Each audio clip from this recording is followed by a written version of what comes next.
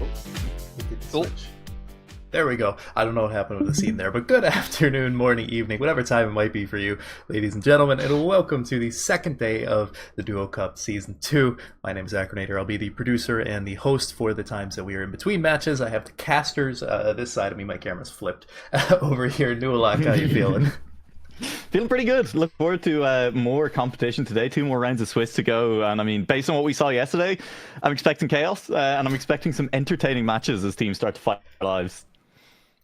Critty, you too tired from shoveling gravel this time around, or you good to go? I didn't shovel gravel this time, so we're good. But I was cutting fences half of the day, so that's my excuse. Had a couple of beers as well. You know, it is midsummer. We do celebrate it here. Didn't jump over the bonfire this time around. It is also a part of it, the progress there. So no injuries. I do have some severe cuts on my hand, but we'll ignore that. No secondary. There's a list of injuries to kick things off. Like, I mean, goddamn, man. That's what the beer is for. Numbs the pain.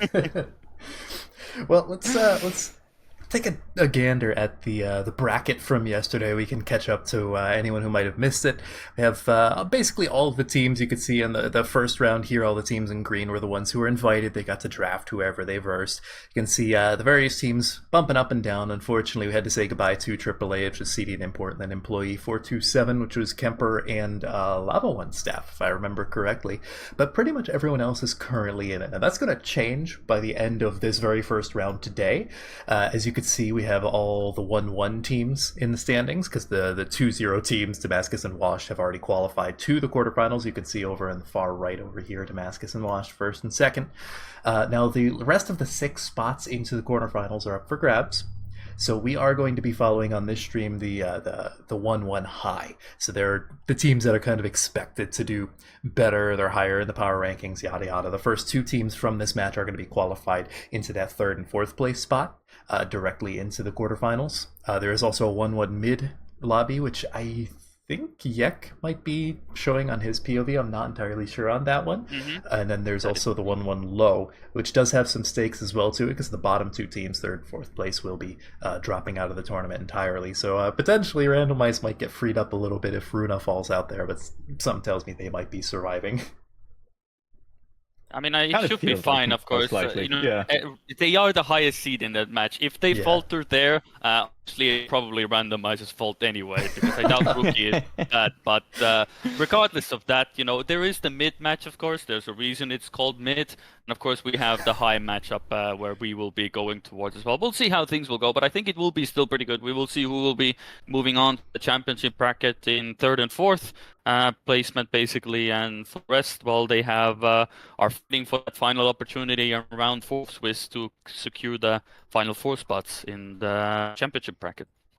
Yeah, actually, while we did talk about this round, only 2 teams are getting onto the quarterfinals. 2 are getting eliminated. Round 4 is going to be pretty brutal because we're going to have 8 teams remaining, and 4 of those are going home. So next round is kind of do or die in that situation. But we'll get there in due time. We got a little bit of ways to kill time here before this round. We gotta figure out what we're doing for round 4 as well. It's really up to these teams. Everything is in their hands, and actually, while we have a little bit of time to kill, should probably say thanks to the sponsor, one of the main contributors to the prize pool, HD Enlightenment. If you'd like to support him, you can see the links on screen. That's to the Kentucky Trackmania Discord and then his Twitch and YouTube. He hosts a weekly event, usually every Saturday at 4 p.m. Eastern Time or 10 p.m. Central European Time. It's open to everyone in the world. There's a $100 prize pool for the top 2 players each week, and then there's also like a large event much later this year in December for $1,000. You can earn points to that if you get into the top 8 for the weekly. So feel free to support him. And again, thanks to HD Enlightenment for contributing to the prize pool. Also, Cosmos from Kentucky Air Fried Gamers. What was their team name again? Kentucky Air Fried something. Kentucky Air Fried Chicken. Okay, I just want the full meme. Okay, good. Yes, Cosmos also also contributed to the prize pool towards the very end of the pre-tournament yesterday. But let's take a look at this round that we're gonna be viewing in just a little bit. We're waiting for the lobbies to open up. We're waiting for the okay for the lobbies to open up. We don't want to hop in there and start the timer because that will screw with some of the players if they're not quite as punctual as Randomize might like. But I mean, we got Yep Team, we got Kachow, we got Really Happy, we got Wall Inspectors. 4 really good teams, all things considered. Nua, Critty, you got any predictions as to who might make it out? I do not have any predictions of who's going to make it out. I will just say that looking further down the bracket, 2 teams out of these 4, they're all very good teams, will not be making it through. Obviously, only 2 qualifying from this. And the round 4 matches, I mean, it shakes up basically everyone gets thrown into different matches. You know, there's teams from the 3.3 match where 2 teams are getting eliminated, would be playing against the 1 match where 2 teams are qualifying. Those round 4 matches, I've just been sitting here looking at them for the last couple of minutes and trying to figure out, is one of these easier? Like, is there one that you want to try and get into based on, you know, the seed and who's coming in from different matches? And no, I don't think there is. I think both of those matches after this are going to be brutal. So all I'm saying is qualify from this match. If you are one of the 4 teams in this match, do not go into that 4th round. That is true as well. I will say I do have 2 worries for 2 of the teams as well, because it comes to the point, of course, it's a DuoCup, and I feel like Really Happy and Wall Inspectors are going to have that. We saw that last time as well, like Really Happy have Noisia. He's probably going to get up top there, but Tankrum, last time he was the longest time getting to that position to get through, and he didn't end up getting it. And Noisia was a day. That's why, you know, it took them a fair bit. Well, or maybe he actually did. Memories and haze, but it took him Tankrum a very long time as well, and the same for Spooter as well, with a bad PC gamer in my eyes. No, we jumped into the match with Really Happy, and Noisia had been the first player to hit finalist and validated it near immediately from what we could tell jumping in, and then Tankram was stuck on finalist basically the entire rest of the match. Yeah, that's why Wall Inspectors and Really Happy are the 2 teams that have my concerns in that regard.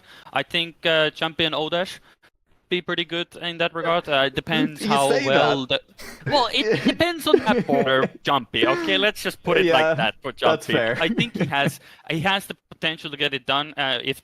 For example, I think if Ramps ends up being in a very awkward position for Jumpy, then that might be a falter for him as well. But if it's Emerald, he should be good.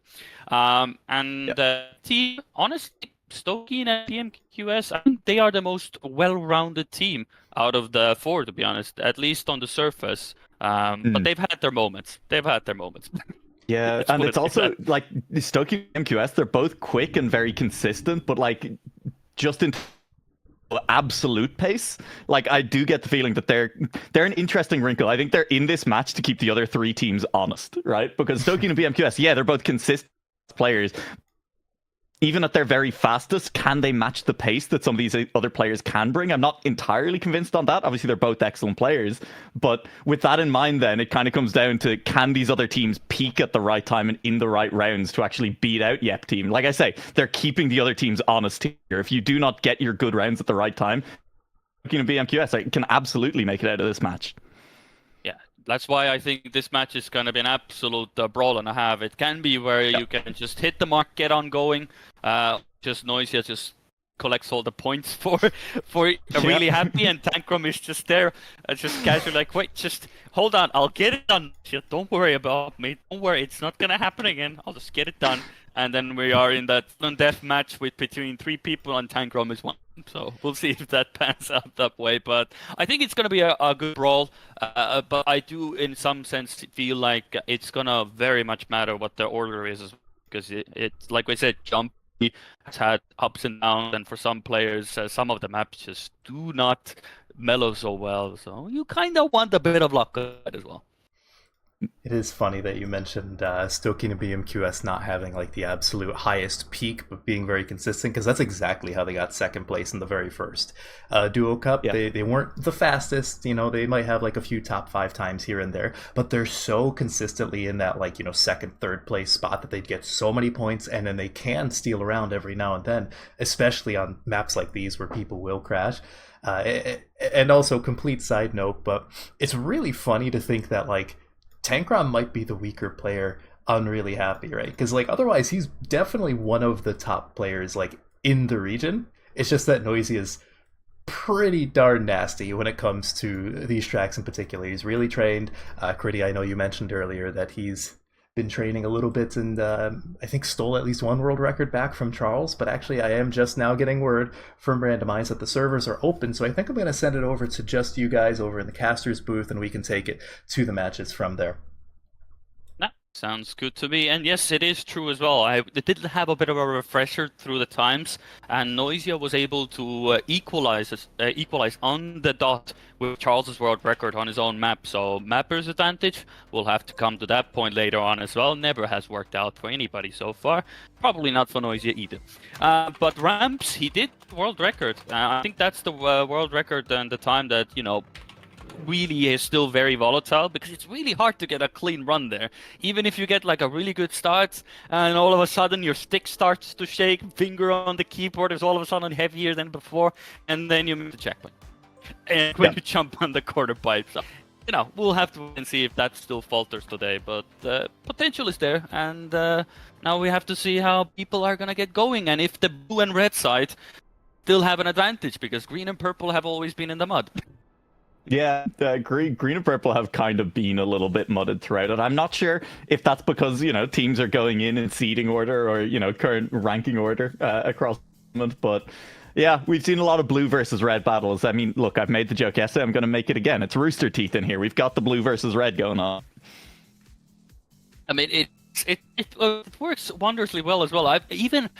Funnily enough, even at Comic-Con, just when it's a reference to a tournament that was now a fair bit ago again, we had sort of like the blue side of the stage and the red side of the stage. And for some reason, the red side always won. And also the champion was on the red side as well. Conspiracy? Might be, but we'll have to. Yeah, we'll wait and see. I'm just looking forward. I don't know how much, you know, if I jump over and look at specifically ramps, how many of these times in the top kind of 10 have been set within the last few hours? Who's been practicing recently? And the answer is, yeah, Noisy has managed to get a new world record, but it doesn't look like anyone else has improved a PB since yesterday. So I'm still expecting ramps to be messy when we get onto that track, which is going to be exciting. I've been really enjoying watching ramps.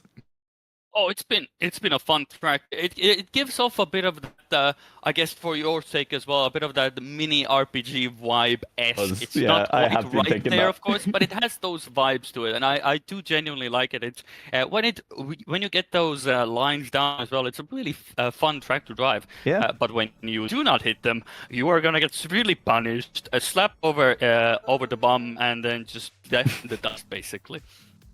Yeah, no, it's super exciting. And I mean, look, like I say, I had 5 minutes yesterday while we were in between matches where I went and played ramp. It's intuitive, right? It's a nice map to drive in that, like, all of the lines are intuitive. It is just hitting them is difficult, and it does come down to setting up a couple of turns early to make sure that you hit those speed checks properly when you actually need to hit speed. And then the risky fin is kind of nonsense and brutal. Was it Rabbi we saw yesterday? Managed to hit the risky fin for the first time in live rounds and 10th to import as we jumped into that match. It's entertaining, and that risky fin is going to cause chaos. Maybe, hopefully, not so much in this match. 3.1, our kind of highest seed match in round 3, but definitely in those other 2 matches going on different streams. I'm not going to say off stream, as there are other people streaming those matches at the moment. I expect that match to still be causing chaos. And in our 4th round, as the teams get mixed up in the last chance to qualify for the playoffs, it's going to be nonsense. Yeah, it's gonna be a blast, and that's why we are here for the chaos, and hopefully Rams will deliver. I'm sure it will. If it's gonna be the first track of the day, then we're gonna most likely see it again, which is gonna be very delightful. But my money, well, actually, I'm trying to figure out what kind of map are we gonna have first. I really want ramps to be first, just for the off chance that we get back to it one more time. And but I hear my producer saying Emerald. I hope he's wrong. And casually think maybe it's just gonna be Jade. I mean, based on the fact, that we're sitting here looking at the fact that it's Emerald in the server, and I know you're in the server as well. Don't worry, it's all just to fool you, bezazzle you, everything in between that. And I have faith and belief we're gonna switch maps. Probably not, but I have faith in my heart. Well, we'll wait and see. Look, we'll get to see the maps anyway as we get through it. Are we allowed to name and shame players that aren't joining teams on the server? Is that viable? Oh, never mind. It's all good. Everyone's in teams. Yeah, no naming and shaming, especially not if the individual involved is an admin who wasn't joining their team. So, obviously we couldn't possibly name at that point. And we'll leave it to Twitch chat to speculate. Looking forward then, we should be jumping into this match very, very shortly. Our first, our first match of round 3, the upper bracket going on.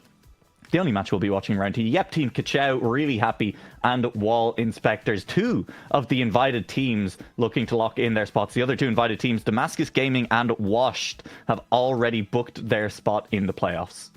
Yeah, it's good to see that, the invitation hasn't gone to, somebody that's just not really showing up for the love. The teams that have been invited have been performing. Now let's see if we can make it a 4 out of 4, or they're going to suffer the fate of the fact that, and I already see some stuff in the chat. So I'm just gonna completely ignore what that says. They can do that. NA at its finest, basically, what is happening in in-game chat is what it is. They can do their thing. Regardless of that, they are really. Yeah, I just saw they are just getting really into it. Yeah, regardless of the shenanigans, you don't have to see. Probably now it's most likely going to be on stream as well, because I know the in-game chat is on as well. So it is on stream. So you can all speculate and enjoy what is happening down there. Oh dear. Yeah. Well, hey, we'll see how things go here. Those PC gamer. I don't know if I can say what he's doing to his team live on air, but well, we're getting ready to jump in. It is going to be Emerald to kick things off here. Warm-up ending in a couple of seconds, and we will be live. As a reminder, maximum points that a team can get per round is 18 points added together for the 2 players from the team after each round. It is 10 points for first place, 8 points for second place, 6 points for third place, and so on then down the leaderboard. 1 point drop off at a time. 5, 4, 3, 2, and 1. And that does mean that, you can get a lot of points very quickly if both of your team are playing. Yep Team, again, were very good at that yesterday. Stokane and BMQS, they were just consistently up and contending and taking advantage of other teams' mistakes. And that does get them towards finalist relatively quickly. Now more so than ever, it's again one of those matches where you're just, first of all, I see Noisia already up in front as well. Tankrum alongside. Noisia was in front, and now Tankrum is the one leading, so ignore what I just completely said. I just went a bit too early on the casual caster curse for myself, immediately trying to see somebody doing great, and then fault immediately. But Tankrum is off to a good start. If anything, at least he's going to save some good points for the team. Jumpy is going to try to get more speed, but not going to be quite enough. 54-6, a casual time to start, and if anything, the best team sort of out of it is... Well, sort of Wall Inspectors, but it's a very even point distribution, not gonna lie. Yeah, I think it's really happy who are going... Really, Tankrum getting first place are going to walk away with the most points from that round. 13 points for them, and it's Wall Inspectors with 11. And it does go to show, I mean, those first places are important, right? And it's nice to see Tankrum getting one early in the day to kick things off. Yeah, and that's a very lovely sight. The ball Jumpy wasn't... in the first places, I'll have to keep an eye on him as well. I've said it many times, Emerald has been his playing ground, and for a very valid reason. He definitely enjoys the flow of the track, loves to push the very fine corners of it, but now Yep Team again towards the front end, but everybody... Well, I say the really happy team is at the back end, not looking so happy at the moment, but the Jumpy has to give away on the line and now finds himself with Noisia at the back, but... Oh, that's also with a little bit of a bump there right before the quarter pipe. Everybody's neck and neck, and everybody's faltering about every corner at this point. 5 survivors remain. Yeah, Stokane has crashed twice on that section of the track in 2 rounds. It'll be close at the finish line. Tankrum does not manage to catch BNQS, but still a strong finish against 2 players from Really Happy. Yeah, well, I did say that Tankrum and Spooter were the ones that I was a bit more worried about, but at least off the gates, looking comfortable. keeping the point flow steady. If anything, it's the other two teams, BMQS, Yep Team and Kachao, who have found themselves more to the bottom. But it is Emerald. It's been literally 2 rounds. What we are saying right now could be irrelevant quite literally when we move on to the next map. So, you know, as usual, it's always a good narrative to follow, but I'm happy that Tankrum and Spooder have been off to good starts. I say that, of course, but Spooder is last at the moment with Jumpy, so one of those rounds. Yeah, looking at BMQS, keep your eyes on them. Driving well right up until that final reactor corner throughout the track in both of the previous rounds, and it has cost them a fair amount of points. They're sitting on 15, but they could definitely put in a strong performance in either of these 2 remaining rounds, jump up the leaderboard a little bit. They will need a bit of pace to get it done in this round because there are 5, 6 cars up at the front here, all looking quick and all looking to take it out. Stokin drops to the back of that pack, overtakes Tankrom, who has dropped behind. It's Noisia leading the way from BMQS. Odash and PC Gamer looking maybe to catch BMQS at the line. It'll be Stokin sniping out bad PC Gamer at the finish line. And there you go. That is a much stronger round from Yep Team, but Noisia regaining form, finishing with a 54-3. Yeah, that's the speed that we are expecting from Noisia as well, and I wouldn't be very much surprised that him gathering those top-end points will put really happy into finalist position relatively early, because yeah, if he gets those 10 points, it's just a nice point boost, and then your teammates just can scoundrel the rest of them, and that's just already double-digit points by just one of the players being first. And at the moment, again, you can see, you know, the Incrum towards the front end, and actually now Kachao finding themselves in a bit more up because they are in between the green as well, and BMQS, and I believe that is bad PC Gamer as well, so it is now really jumping off here as well. But Jumpy, good to see him back at the fray. It has been a bit of a bumpier start to Emerald, but if he can get going, he can get really going. Yeah, it is Kachao, I think, in position to get the best points from this round. Odash with decent speed from the exit could be looking to catch up to this pack in front. There are 4 cars in front. Jampy slowing down around that final corner. It's looking to be another round win for Noisia, and just behind, Bad PC been locked in battle in a lot of these rounds, but it's Bad PC Gamer who comes out on top this time around. Yeah, but it is interesting to see, of course. You have like the fact that you have like Noisia's first and is 7th, you know, the average position isn't high, but when you look at Jumpy and Odash, technically on average, better placement, but that in first place has a major influence, and they get more points even still. Yeah, and always nice to see. I'm not sure how many seen that throughout so far. 4 players in the top 4 from a different team. So, I mean, definitely a very even match so far. Definitely feels like it is going to be about scraping out every position that you can so far today. I mean, but we are moving to ramp. So, as long as everybody delays this match enough, we might get ramps once more time. So, just saying, it could be on the cards. But we do need a bit of a miracle after 5 maps to get to a 7th. In that regard, if we go down the counting, so gonna be the rough one. The ramp second, love to see it. Probably a lot of these players are happy that it's away early. We'll see who's gonna be the happy of the 8, but for the time being, well, it's time for ramps, baby.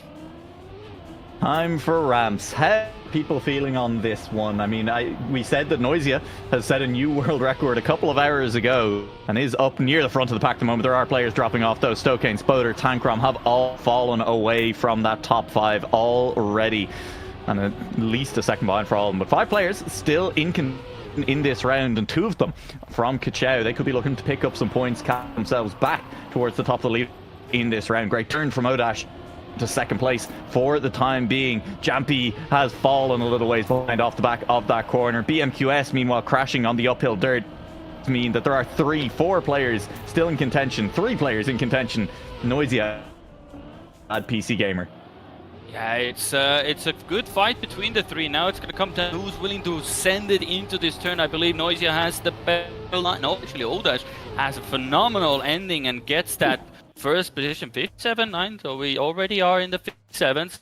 Good points indeed, but everybody in this lobby should be going for a risky finish. No real issue in that regard. If somebody goes to safe finish in this lobby, they will be immediately disqualified, just a heads up already. So I don't make the rules here, but that's just for the lobby for the time being. Absolutely. Well, we'll see. Can Noisia get closer to that world record? It is a 57.3 currently at the moment. You can see it over there on the right side of your screen. And of course, color-coded, showing which players in times as well. So you can see Noisia and Tankrom both very quick on this map and really happy already in the lead in this match. There is potential for them to seriously extend that lead over the coming rounds. This is a good opportunity for them, and as you're right, they are on this track, and Wall Inspectors again are the ones contending for them. I mean, I have my worries, but really happy, and Wall Inspectors definitely putting on the heat. And if they can get some good points on these tracks where maybe Yep Team, Kachao are not quite up there, I mean, that could be very good for them, because we know like the maps of like Orion, Golden Hour, I mean, these players have played to death, so but Jade and Ramps are the ones I think where the points lie, but in this ending everybody's going for it, but bad PC Gamer does deny Tankrom, so it isn't a full ace for the real happy team, so they do have to share that podium position, or at least the top end of the podium with PC Gamer. Yeah, Wall Inspectors, though, they'll be happy enough with a second and a fourth in that round. Kachao and Yep Team falling a little behind once again. They did manage to catch back up after the kind of towards the end of Emerald in round one there on ramps, after really happy and Wall Inspectors got out to a great start. It's really who are maintaining the momentum, up to 76 points already, halfway to, well, nearly halfway to the total points they need. 180 points needed here in the Swiss stage to get into finalist mode. We still have a long way to go there. we are barely getting ever so close to the 100, and not even, let alone to 80. That is one digit off from 180 technically, if you want to be a bit pedantic with that. But really a long way to go in that sense. Let's see again. Tankrom, that PC Gamer towards the front, and Noisia has fallen a bit behind, but I mean, it's not too. If he gets a good ending, he can still get in the mix, and he does find himself, I believe, in. He's still fifth, but good ending, good jump. Ooh, that's so low though. I wouldn't dare to go that low, but really happy, looking to get a nice ending here. Good, be good. He does have more speed, but I don't think he's close enough indeed. So, but it is Tankrom getting the first position. Bad PC Gamer second again, but this jump is in the mix with Noisy as well. Yeah, and I think, is that really happy picking up every round win so far here on ramps? They're definitely at home on the map. They're looking very comfortable on it. 15 points from that round. They are now exactly 1 point over the mark.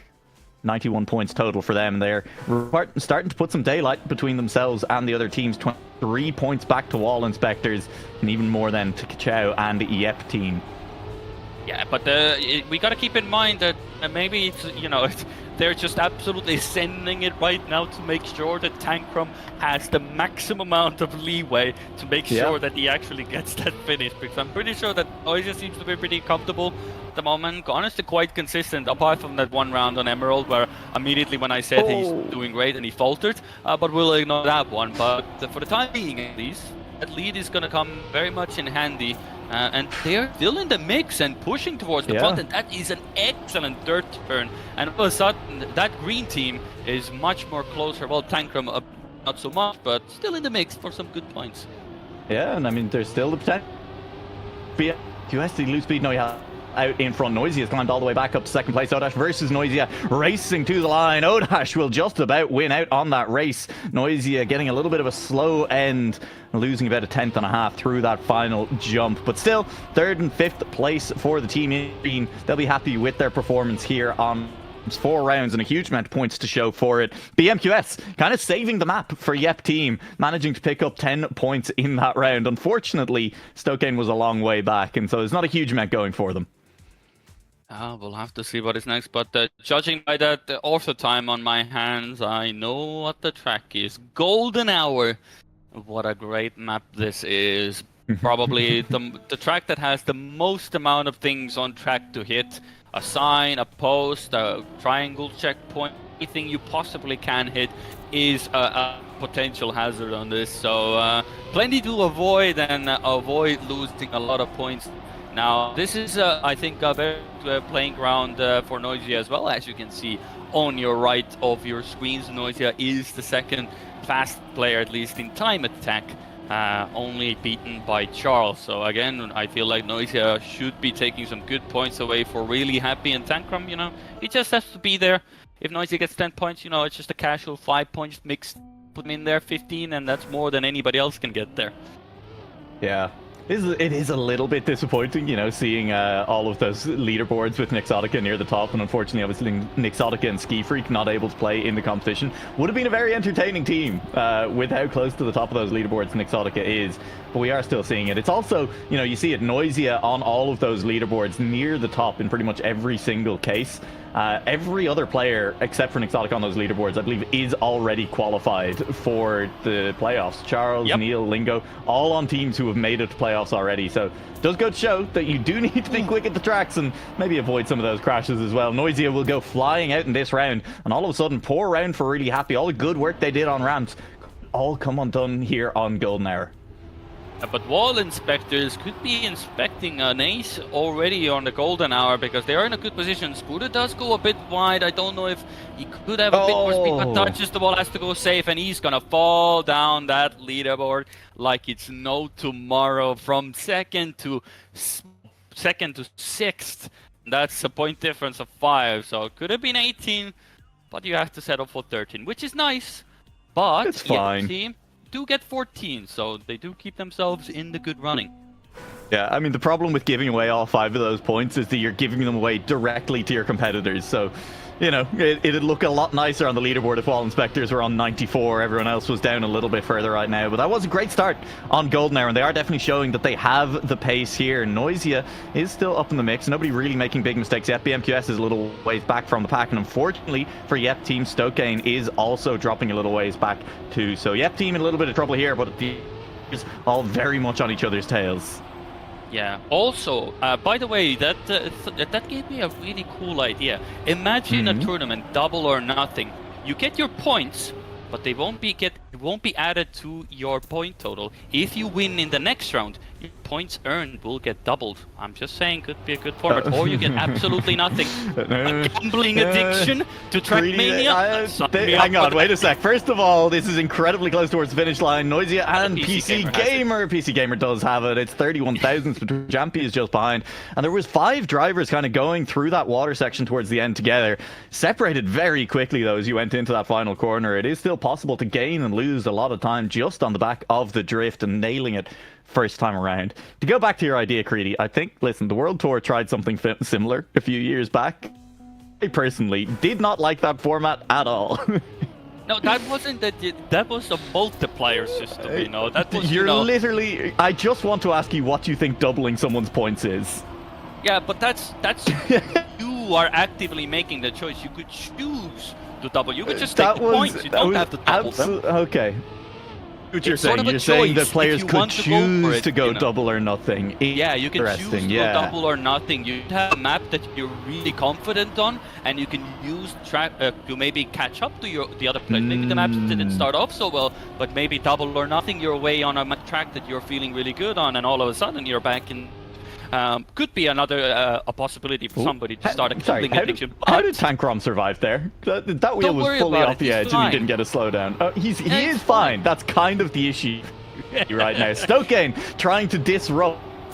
And Tankrom goes earlier on the drift. Look at the speed that Tankrom has carried. That is a well-deserved second place. The times are incredibly close between the two of them. But Tankrom just absolutely nailing that final tech turn, managing to hold on to the ace for Really Happy. I don't even know how that is a tie, because technically Tankrom was ahead. Did he clip it like a little bit to slow him down? It's just not showing enough decimal places, I think. Well, it's just he was to the left most. He was the one that was going fully left. So I have to believe that he might have just had like a microscopic clip to slow him down, because there's no way that should have been equal in any sense of the word. So that's my theory. But that was a very good round to end us off as well. I know I've been trying to blabber on about this double or nothing, but honestly, I think it's a good idea. But let's actually get cooking on this match, because at the moment there's been some good battles up on the front, and Golden Hour has been delivering on the front end. And again, we can see it's a bit of a goose train at the moment. Everybody's just going one by one. Noisia has to somewhat survive, but that's not the place to do so. But Bad PC Gamer, not gonna lie, he's turning up the heat. He's been at the front end on most of these rounds. Yeah, cooking a little bit. Can Jampy snipe out BMQS, I think, is the question. Less speed. BMQS looking maybe to catch Bad PC Gamer was a little too far back. That is a solid round from Yep Team in particular, but Bad PC Gamer setting a very solid run. A 57-1 is a quick time on this map. Yeah, and apparently it's a PB as well. I was wondering, because he's at the top 5, and the top 5 is barely just above 57, so definitely looks to be a pretty solid time per round. It's close. That is fast. Well, he said in game that it's PB, so... Yeah, I'm just trying to look at like inter records. That is 7th fast time on the map. Well, there you go. And to pull it off in rounds, I think it shows that Tankrom definitely is feeling confident, feeling good, and hopefully that continues when we get into finalist mode, because currently Really Happy are definitely pulling their weight. The closest competitor is 21 points away, with that being Wall Inspectors. And honestly, I'm happy to see that my worries, at least so far, have not come into fruition. I'm still worrying, Creedy. I'm kind of still worrying, because getting these finishes with finalist mode when the pressure isn't as fully on is one thing, but, you know, actually getting that round win when necessary, it's a whole different thing. I could almost see us ending up in a position with all 4 teams on finalists together, because the 3 teams behind Really Happy, really close, and we know that Tankrom has had his struggles clearing finalists and actually validating it so far, and we've kind of seen signs of that already starting to creep in, and that only gets worse if you're having your struggles pre-finalist mode. It's going to be interesting. This is going to be a very tight match, and the battle for second place is going to be absolutely brutal, because as a reminder for everyone, the top 2 teams from this match are qualifying directly into the playoffs. The other 2 teams will have to battle it out in a last chance final twist. That would be interesting as well. Also, another idea. I'm having these great tournament ideas at the moment. You do DuoCup, but the teams change with every Swiss round. Because you will get through, you put your position through, but then at the other round, you will get a random teammate from the people that are qualified. Sure, yeah. I mean, it's solo DuoCup is, I think, what you're describing there. Indeed. But yeah, hang on, BMQS versus Noisia to the line was very close. Noisia loses out to BMQS. BMQS with the straighter line, managing to snipe at the line. 2/10 behind. That's a great round for Yep Team. And as we get closer to the 180-point mark, with everyone over 100 points now, big rounds like that start to become relevant. Trying to get to that finalist mode, maybe, hopefully, give yourself a little bit of a buffer by the time you get there. Yeah, but you don't really want to have like teams hogging the points, because if you do the quick math, if let's say like they have 1 and 3 and 2 and 4, that is massive amount of points going to just 2 teams, and we already saw there like I believe Wall Inspectors and Kachao barely got like 6, 7 points, while the other teams got 15 and like that. So that's double basically that. So you really don't want one of the teams that's hogging the front end, and currently are doing exactly that. Jumpy is trying to stay in good lines, trying to keep the fight going, but BQS and Stoking sort of hunting in the back, but all of a sudden everybody's getting in the mix. Noisy and Jumpy are trying to hold the front here, but everybody wants those points, everybody wants to send it, and Korean is the place. If you want to go for it, you can definitely gain a lot of time. Yeah, BMQS, Stoking very quick through the middle of the map. They've caught back up to Noisia. Jampy under threat as well. Tankrom behind them has just clipped the wall and will be dropping away from this front 4. It'll come down to the line again. Noisia looking for a better finish. Can't beat out either of the other 2 cars, and it's Jampy who walks away with full 10. Excellent finish. A classic sideways finish. You're in the lead, but then you jump too far to the left, and that one guy gets just a bit closer to the finish and just takes it all. And that's exactly what John did. Went for the full send, knew he had to, and gets rewarded for it as well. So this time it didn't go into the wall. So he's not part of the wall inspector, so he doesn't have to inspect that wall on the right there. So we'll have to see if maybe PC Gamer and Spooder have to do a closer inspection at a later stage, but for the time being at least we see Tankrum has a bit of a fumble, so he won't be getting a massive amount of points unless Noisia keeps doing what he does best, that's win. Yeah, really happy by the way, are very likely if we've 2 rounds left on Cryon to make it up to finalist mode. They have been hitting those kind of 10-point marks on average, I would say. They are 20 points away from finalists. That does mean that we're going to see teams on finalists as we enter Jade, our final map in the rotation before we rotate back around to Emerald. And that means a couple of spicy finishes. Bad PC Gamer will inspect that wall a little bit too closely this time around. Stoking behind has also clipped a wall on the way through. We have a top 3 that looks familiar. BMQS, Jampy and Noisia looking to chase each other down to the finish line. Jampy starting a little bit higher. BMQS trying to chase, but the gaps are a little bit too big this time around. Noisia continues to be very far left on that finish line. If Jampy had been a little bit closer there might have been room for the snipe. Yeah, he doesn't really want to go for it. I mean, he could like get a 10th or 2 from that. Well, he would definitely get a 10th above that as well. So he's already gotten to bite him a bit in the previous round. But this round, yeah, the gap was just a bit too big for Jumpy to make full advantage of it. But you are correct. They do need to, well, it could be very much possible that Really Happy could be going into finalist mode as we go into the map switch. And judging by the average performance at least, then Noisia just constantly being up in front. The chances of that happening are very high, but as soon as probably we'll say that, in like 5 seconds, all of that gets thrown out the window, and Noisia ends up the nearest wall to join the wall inspectors team, team 2. We had the wall inspectors too, but they're out, so maybe they're looking for new members already. Time to replace Wall Inspectors 2. Wall Inspectors 3.0 plus 1.0. It's an Evangelion reference in the middle of an NCSA tournament. You can't stop me. Noisia and Tankrum do... Odash is up alongside them. Bad PC Gamer just behind them as well. He'll be along... That's a clip and sending further back. Tankrum as well has slid a little way. Odash and BM chase down Noisia, but they're running out. Does look to have enough of a gap. Meanwhile, quick through that final turn, battle with Odash to the 0.002 of a second.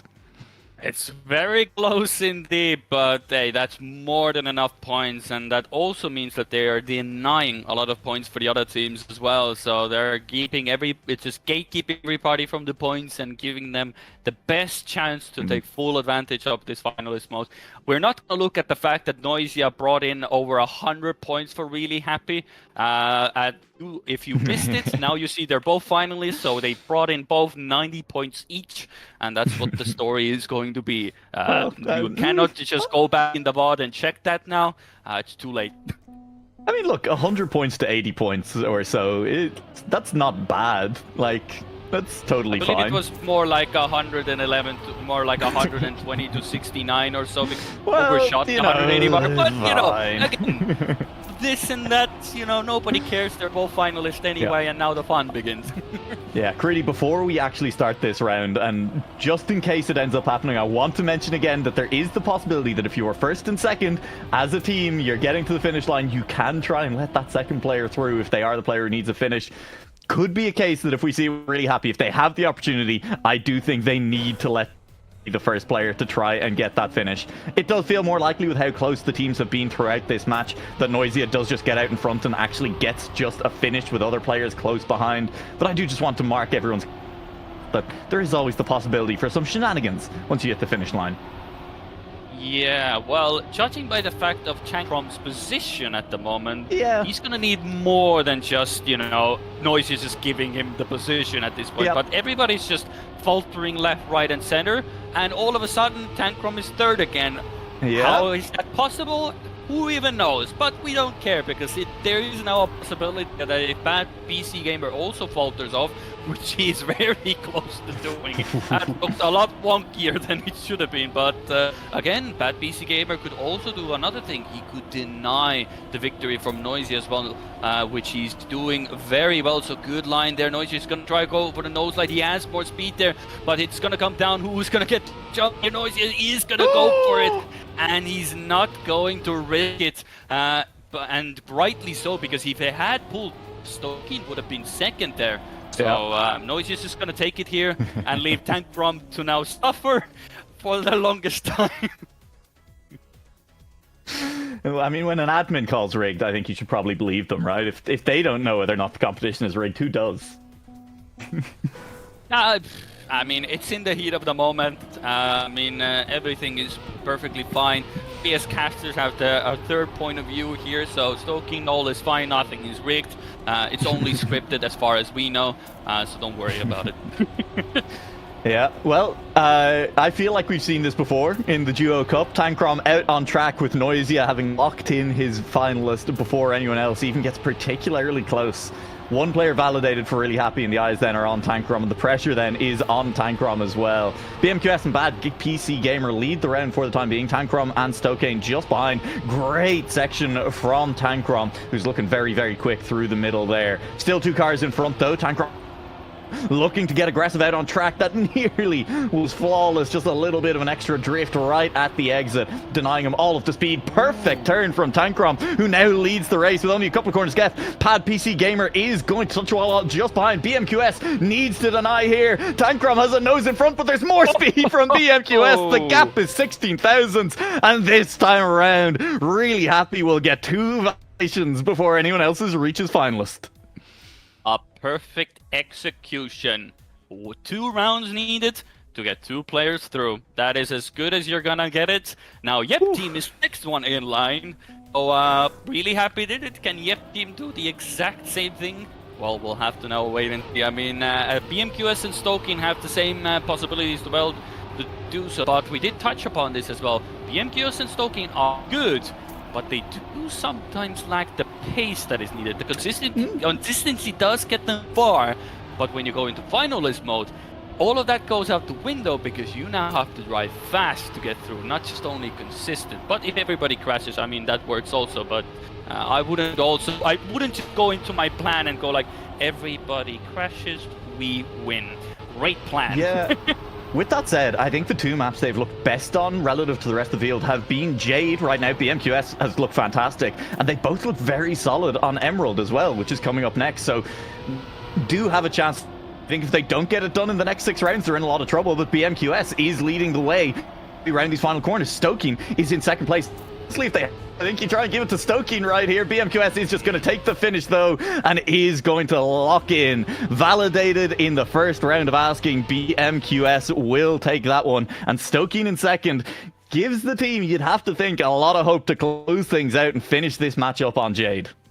Yeah, that is definitely true. I mean, I can understand BMQS going for it. I think if they are in the ball together as well, the gap is just too close, and especially on Jade of all maps, if one of them misses, you're both gonna look like an absolute donkey. One of you gave the other to win, and the other one misses. That would have been a dreadful thing to do. So good choice there. But now again, Stoking is the one. Well, hey, really happy we're able to do it in 2 rounds. It's very much possible then Stoking is able to do so as well. This is the final round of Jade, so if there's any time to do it, it is right now. But Bad PC Gamer has always been at the front, and Odash and Jumpy all of a sudden have realized that, you know what, we don't have much time to qualify for the championship bracket. Might need to get into gear at this point, because they have been constantly getting up in front. Jumpy does give away that, but Odash is now the one to gatekeep Bad PC Gamer and Stoking, and mostly Stoking at the moment, who's trying to catch up. He's right there, but it needs to be an absolute send in these final turns.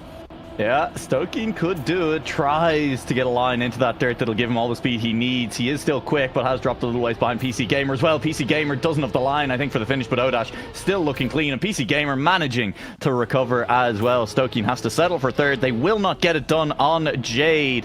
And meanwhile, Kachao and Wall Inspectors creep very, very close to finalist mode themselves. I think after one round on Emerald, pretty much, we are going to see all of the remaining players on finalist.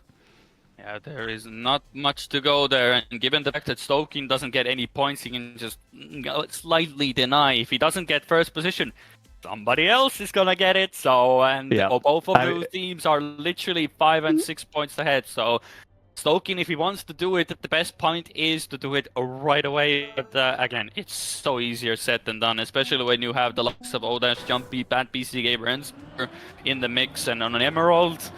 Anything can happen because this is the closest track we have on board. Yeah, Stoking, when we were here the first time around, was near the front of the pack, but it was that reactor turn. Stoking crashed twice in the first 2 rounds on that turn, on the exit from that turn specifically. If he can clean that up, in with a very good chance to close things out here. But of course, everyone else has now had 4 extra maps of warm-up coming back to Emerald. It is a map that all of the players know very well, having played it across North and South American Cups, across the Pan American Trackmania Championship, and now deep into the DuoCup as well. They're all intimately familiar with every turn on this track. Well, there's already one casualty there, so Bad PC Gamer has folded a bit, so all in the eyes. Well, Stoking also touches the 3rd ball, so that might as well be curtains for Stoking chances, unless everybody discombobulates towards the end and Stoking just cruises to the finish with a red carpet, quite literally, because their team is red as well. But it's very unlikely to happen. Now that I've said that, all stars will align, and all of a sudden Stoking will do that. Yeah, he very nearly kept the speed on the way through the middle section there. We'll need crashes in front, though, at this point, heading into the final corner. And there is one crash. PC Gamer denying spots at the moment. 1 turn left to go. They're battling for it. It doesn't matter to them. You finished, boys. You can just both get there. They still compete, and they both get within 300ths of each other. Again, both of their teams end up on finalist after this round. They just needed one of them to deny Stoking, but they still both chose to risk hard. Yeah, but you look at the time, 55.1. That is not a fast round time given what these players can do. So a very shaky start to Emerald. Everybody was just sort of like, just get it done. Just deny Stoking. Just get to the finish.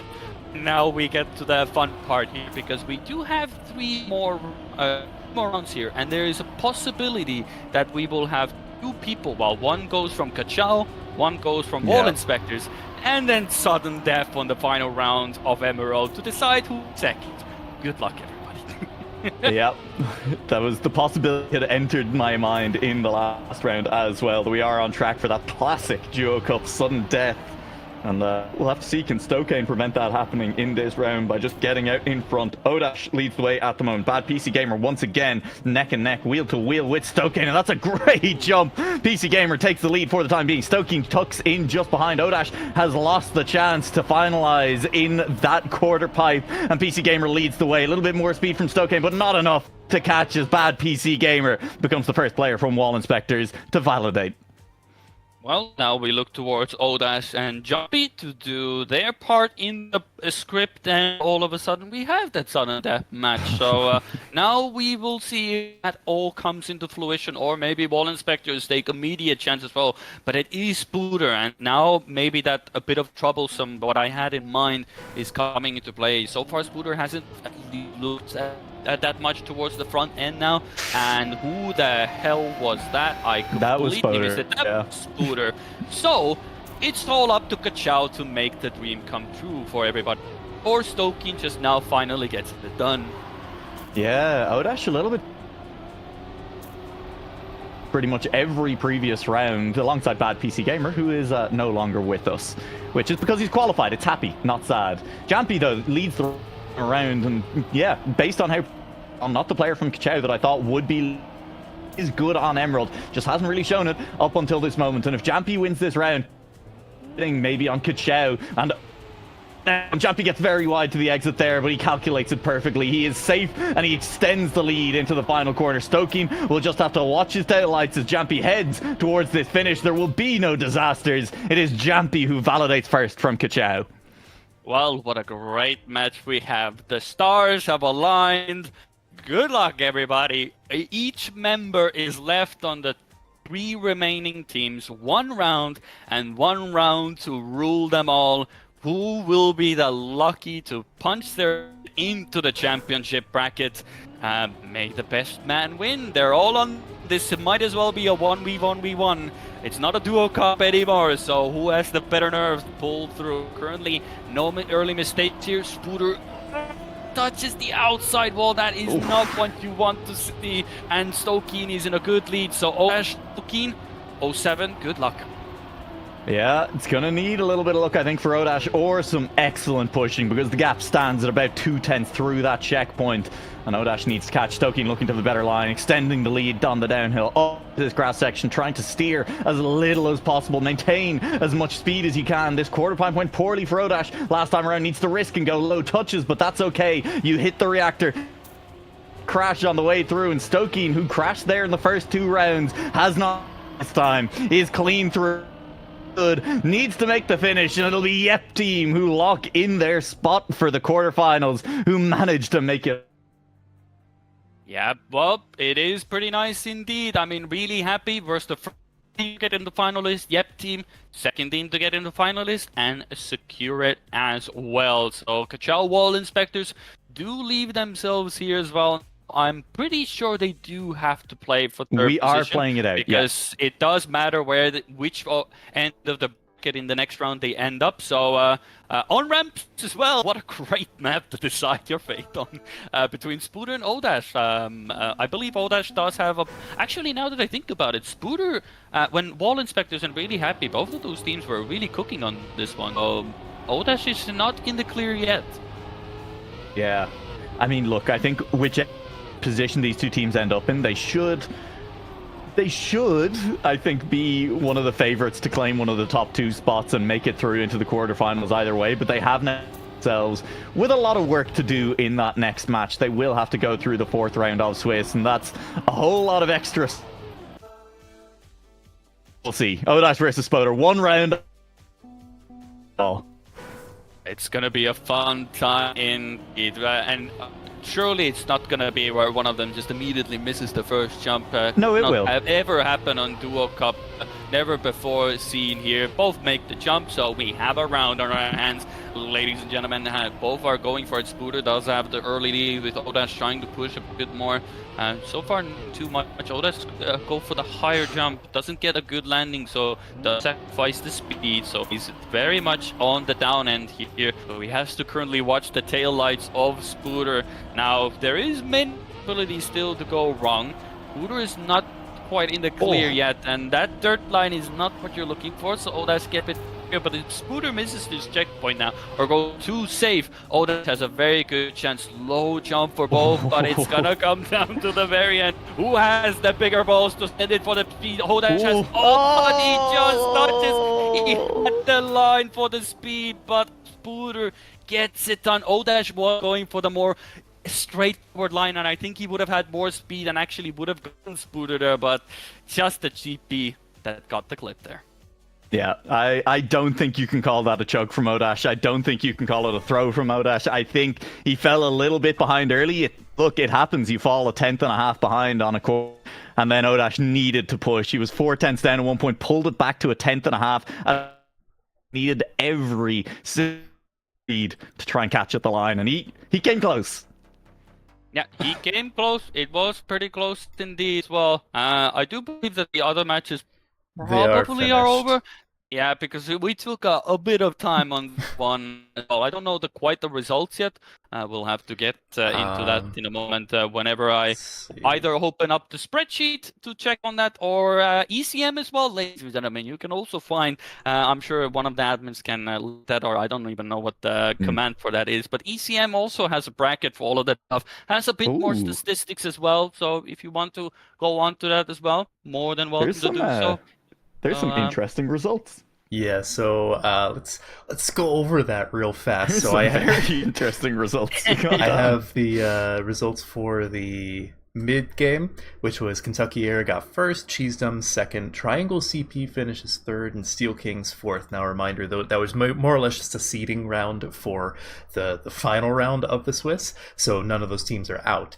But for the other game, let's see, they didn't post It is that in the Arrow to the Discord. knee in first, Herman Fan in second, Runa in third, and Kentucky Lamers in fourth. So it's Runa and Kentucky Lamers knocked out in the third round of Swiss. Randomize. So random Unfortunate. throw in that match. Well, there's that. We have an extra caster.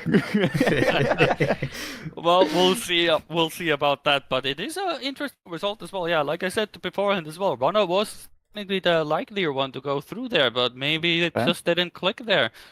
We don't know the full detail what happened, but definitely not an expected result. That's for sure. Yeah, well, I mean that the matches are set for round 4 as well, and I think those look particularly interesting as well, because it means that we're going to end up with who actually match that we just watched. I know I was watching it. I was there. It would be Wall Inspectors and one and Kachow in match 4.2. So that would be yeah. None of these matches Wall are easy. Inspectors. Yeah, Wall Inspectors versus Kentucky Air Fried Chicken versus Triangle CP and Herman Fans, and then it is Kachow versus Cheesedom versus Steel Kings versus Arrow to the knee, and yeah, it's gonna be tough.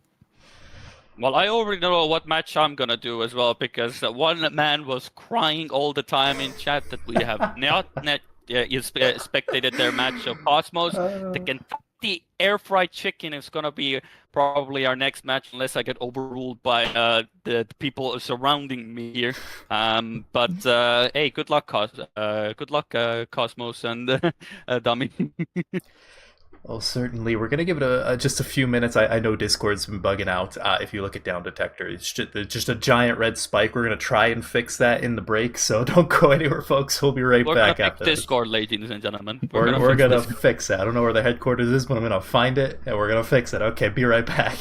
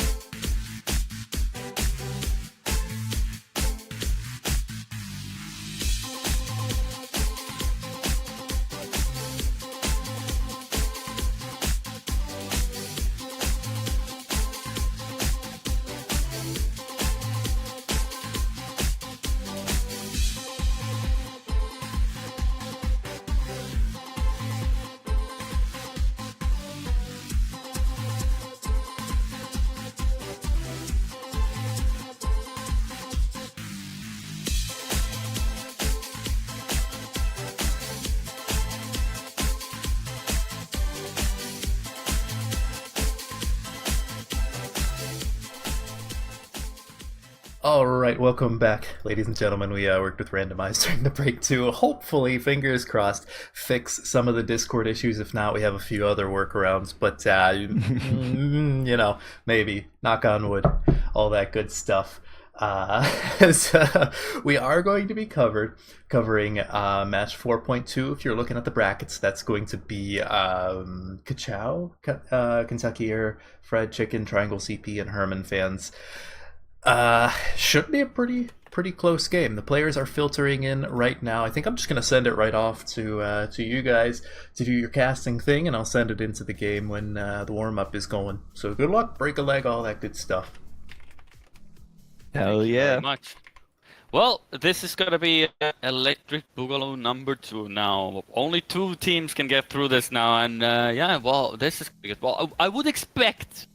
I would be pretty stupid to say that that Kachow is not gonna go through this. They should get through this. They should have the level to get through this. What happens to the rest of the 3? Good luck. Yeah. Interesting, to say the very least here. I mean, like, looking at it, right, I do kind of have to, I think, back our team that came through 3.1. I think I have to say that Kachow probably still likely to make it through. I mean, look, they came in that match, but it was very close between pretty much all the teams. Even Really Happy definitely could have fallen back into second or even third place by the end of that match. There's 3 other very good teams in this match, but I still back Kachow to be one of the 2 teams. Now, the second team to make it through, I want Kentucky Air Fried Chicken, because, their match in 3.2, they came out on top, cheese them and Steel Kings, but, it's DuoCup. We get to the end here.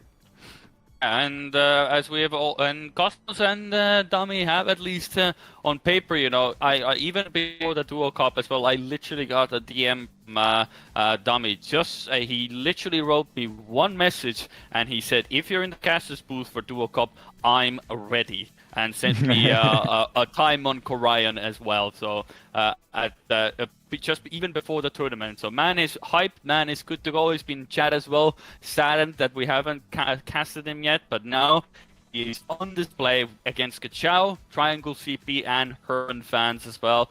So this is going to be an absolute brawl and a half. I think it is going to be one of those cases where Kachow should be having a bit more of a comfortable time getting to that finalist position, but Kentucky Air and Triangle CP, I'm sure I have plenty of possibilities to make us as uncomfortable as possible. And also Herman fans, I mean, Teddy and Arthur time, when they have some of their better maps, they have also proven to be a bit of an annoyance, to say the least. Yeah, no, absolutely. Like I said, I don't want to call second place in this match just yet. I am going to say I think Kachow picked up one of those spots, but I mean, decent chance it's not even actually that first spot. With that said, I mean, Kachow they lost their first round match against Yep team. They won their second round match, and then obviously we saw them come fourth. They have performed well across the rest of the competition. They are looking consistent enough that they should be able to close this one out. Yep, it's going to be a consistent time indeed, and soon we should be starting, actually, not going to lie, because, everybody's ready, and, well, apparently everybody's ready. There's a big red text saying, "Press ready," and then everybody is just saying, what if I don't? What are you going to do about it? What's going to happen then? Or we just wait for 20 seconds. Well, I mean, unclear, the other players saying there is no ready button. So, look, they're all having fun. They're getting inside each other's heads to kick things off here and making sure that everything is just as confusing as possible for each other. Because if your opponents are confused, how could they possibly drive well? Greedy, we're going to be kicking things off on Emerald again. It's always randomized conveniently. For Emerald, clearly just wants to be the first track. No matter what the tournament is, for some ungodly reason, randomly, quote marks, randomly, it is Emerald every single time. So we'll see what the next track is going to be. Surely it's not going to be exactly the same order, so randomly. But we'll see. It just could be a wild coincidence. we'll have to wait and see how things will go. But Emerald is a good track to start. I think it's a good warm-up track as well. But you have to keep in mind that you have to come back to this track, and you might have to secure that second position to make sure you get into championship bracket. So you just at the back of your head, it's a good warm-up track to start, and off we go. Round 1, 2 off bracket on the line. Which of these teams can stamp their ticket? Who will be exiting the competition having gotten as close without making it into those playoffs? It's going to be a tough battle the entire way through, and I think that shows as we go through these first few corners, and there are no mistakes from anyone just yet. That looks like a little bit of a slide back. It's dropping away, but even that, not the biggest mistake in the world. The pack just starting to get a little bit of separation. Yeah, it's just a hint of separation at the moment, but genuinely everybody is in the mix, that is for sure as well. But it is Cabinet that is having a bit of a struggle there as well, but everybody else, Nats also, the Triangle CP is getting faulted by everything apart from a Triangle CP, and the rest of the field is going to go full and to the end. There's literally not much to really temper at them, apart from the fact that Jumpy is first, Odash is first, Dummy and Cosmos are pushing the front end as well, but it is Jumpy to take the lead. So Kachao and Kentucky Air are the ones to take the helm here, and almost everybody's color-coded apart from the fact that Dummy and Cosmos weren't able to beat Jumpy. Yeah, I mean, needed to be a little bit faster there, and we would have had the full order from the teams. But nope, we don't quite get it this time around. It is still Kachao picking up 15 points, taking an early lead in the match, but it's only by a single point. Kentucky Air Fried Chicken also out to a decent start here on Emerald, and Odash will touch a wall early on this time around, drop away from the pack, and a second mistake is going to leave him even further behind, and Jampy all with a pretty rough start to it. So Kachao, winners of the first round, off to a horrific time in round 2.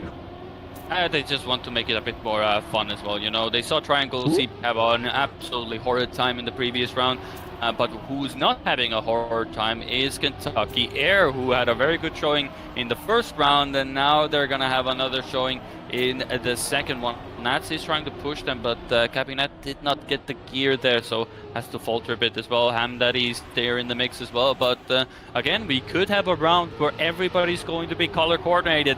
It's gonna happen. It's gonna be the first time I think that is ever gonna happen in my eyes, and I believe it is. Red, green, purple, and blue on the board in the respective order. What a great team sport. Yeah, Alter Time very nearly missed the risky fin there and ruined our perfect order on this one. Kentucky Air Fried Chicken, though, they're going to be delighted with how things have turned out in that round, taking 18 points away, the ace for them, and they are now sitting pretty clear. CP and Herman fans, 14 points after 2 rounds. You'd be hoping for a lot more, but there's plenty of match left to be played still. Kentucky Air Fried Chicken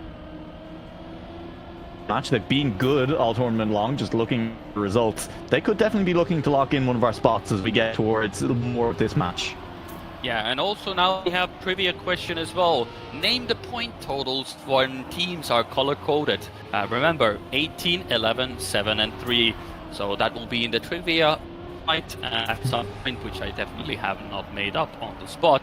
But what is happening again is the fact that now all of a sudden Kachao wants to get a bit of a piece of the ace. No color coordination this time, apart from the top end. Oh. And Jumpy goes into oblivion. Seen someone fall that hard into that hole. Cosmos pushing towards the line, trying to catch Nats. Could jump right, but Nats has a better line. To second place, a 10th in it. Kentucky Air Fried Chicken still looking good as they pick up 3rd and 4th place in that round. Odash and Jampy, it's always rough. The 1st and 8th place for it feels like it should be a little bit more, but they will still be happy enough. I mean, picking up the 1st place by itself is so massive. Yeah, and honestly, I'm very much pleased with the fact that, you know, when you look at the point totals, we just discussed it last time, you know, it is 72 points is the maximum you can get off on every track so far. We are still 4 rounds per map, so Kentucky Air, if they get 1st and 2nd again, that could be 61 points out of 72, which would be a very good total to start off on your first track. Judging Dummy is at the moment a bit of a stretch to ask for an ace at the moment, but, you know, you only get those points as long as you get across the finish line. That is what matters. He's trying to get back the front end, but honestly, it looks at the moment that Nats and Gabinet is just going to fall off. So much for that idea. So was looking to be a nice ace, but it's not going to be. And if anything, all the time is also falling off as well. And Nats is the one giving all of his gears to Hillis as well. And Cosmos and Jumpy are going to be 1 and 2 and 3. And a mixed bag of the results, that's for sure. Yeah, 4 players, 4 different teams represented in that top 4. And it is going to be relatively even points, I think, for pretty much every team. 13, 13, 13, 12, and 2 teams on 7. Yeah, relatively even round across the board. No one really pulling away from that one. Kentucky Air still in the lead, still feeling okay after Emerald across the competition. Emerald definitely a hard map to separate a lot of these teams on. Things will get different as we head to Korian, as we head deeper into the map pack. Korian second, definitely interesting here. Yeah, I will say, I mean, it's wait, what was the second map? No, the last time it was ramp, so it is random. Yeah. We have confirmed it is random, but it's randomly always Emerald first. Yeah. That's everything that we've concluded what the random aspect of this tournament means. Regardless of that, I mean, Korian definitely, I will say Korian has sort of softened up for me as well. I mean, it is the longest track in the pool. It can produce some of the more difficult moments as well, and you can easily just bleed time here. But the more I've seen of it, the more it has grown on me with every tournament that I've seen it. A 4th tournament that I've now seen it being played. So definitely it has produced some wild moments. Champions have been crowned on this track. Tears have been shed on this track, and plenty of light bulbs and everything else has been hit on this track. So we'll see how things go in this one, as Gabinet is the one to falter early on, and the rest of the field are fighting their way up in the front, and nothing much to separate them all, apart from Dummy is just going at its own pace, just into the sunset. Bro, someone call in a wellness check on these Discord servers. Are struggling. Yeah, don't worry about it. Don't worry about it. We are, you all up. Everybody's hearing the struggles that are probably happening to the sounds and everything. Don't worry about it. We are trying to commentate through that as well. So it's very interesting to sort of judge when somebody's gonna stop their talk when it's complete silence at some point. So it's interesting. It's a unique one, but we'll make it work because Dummy is in first position. Jumpy Odash is trying to go for it as well, but it seems that is gonna be the cut of the mustard. No changes in the end. Yeah, Dummy will pick up a round win. Cosmos a long way down the order means they only take 13 points. And in fact, Kachow picking up 14 with a 2nd and 3rd place. Feeling good about how that round started off for them. They are a little way off the pace. I mean, it's 4/10 from Dummy back to Odash. But we know there's plenty of time left in this track. They definitely can improve on that pace. As Kentucky Air Fried Chicken get a new score.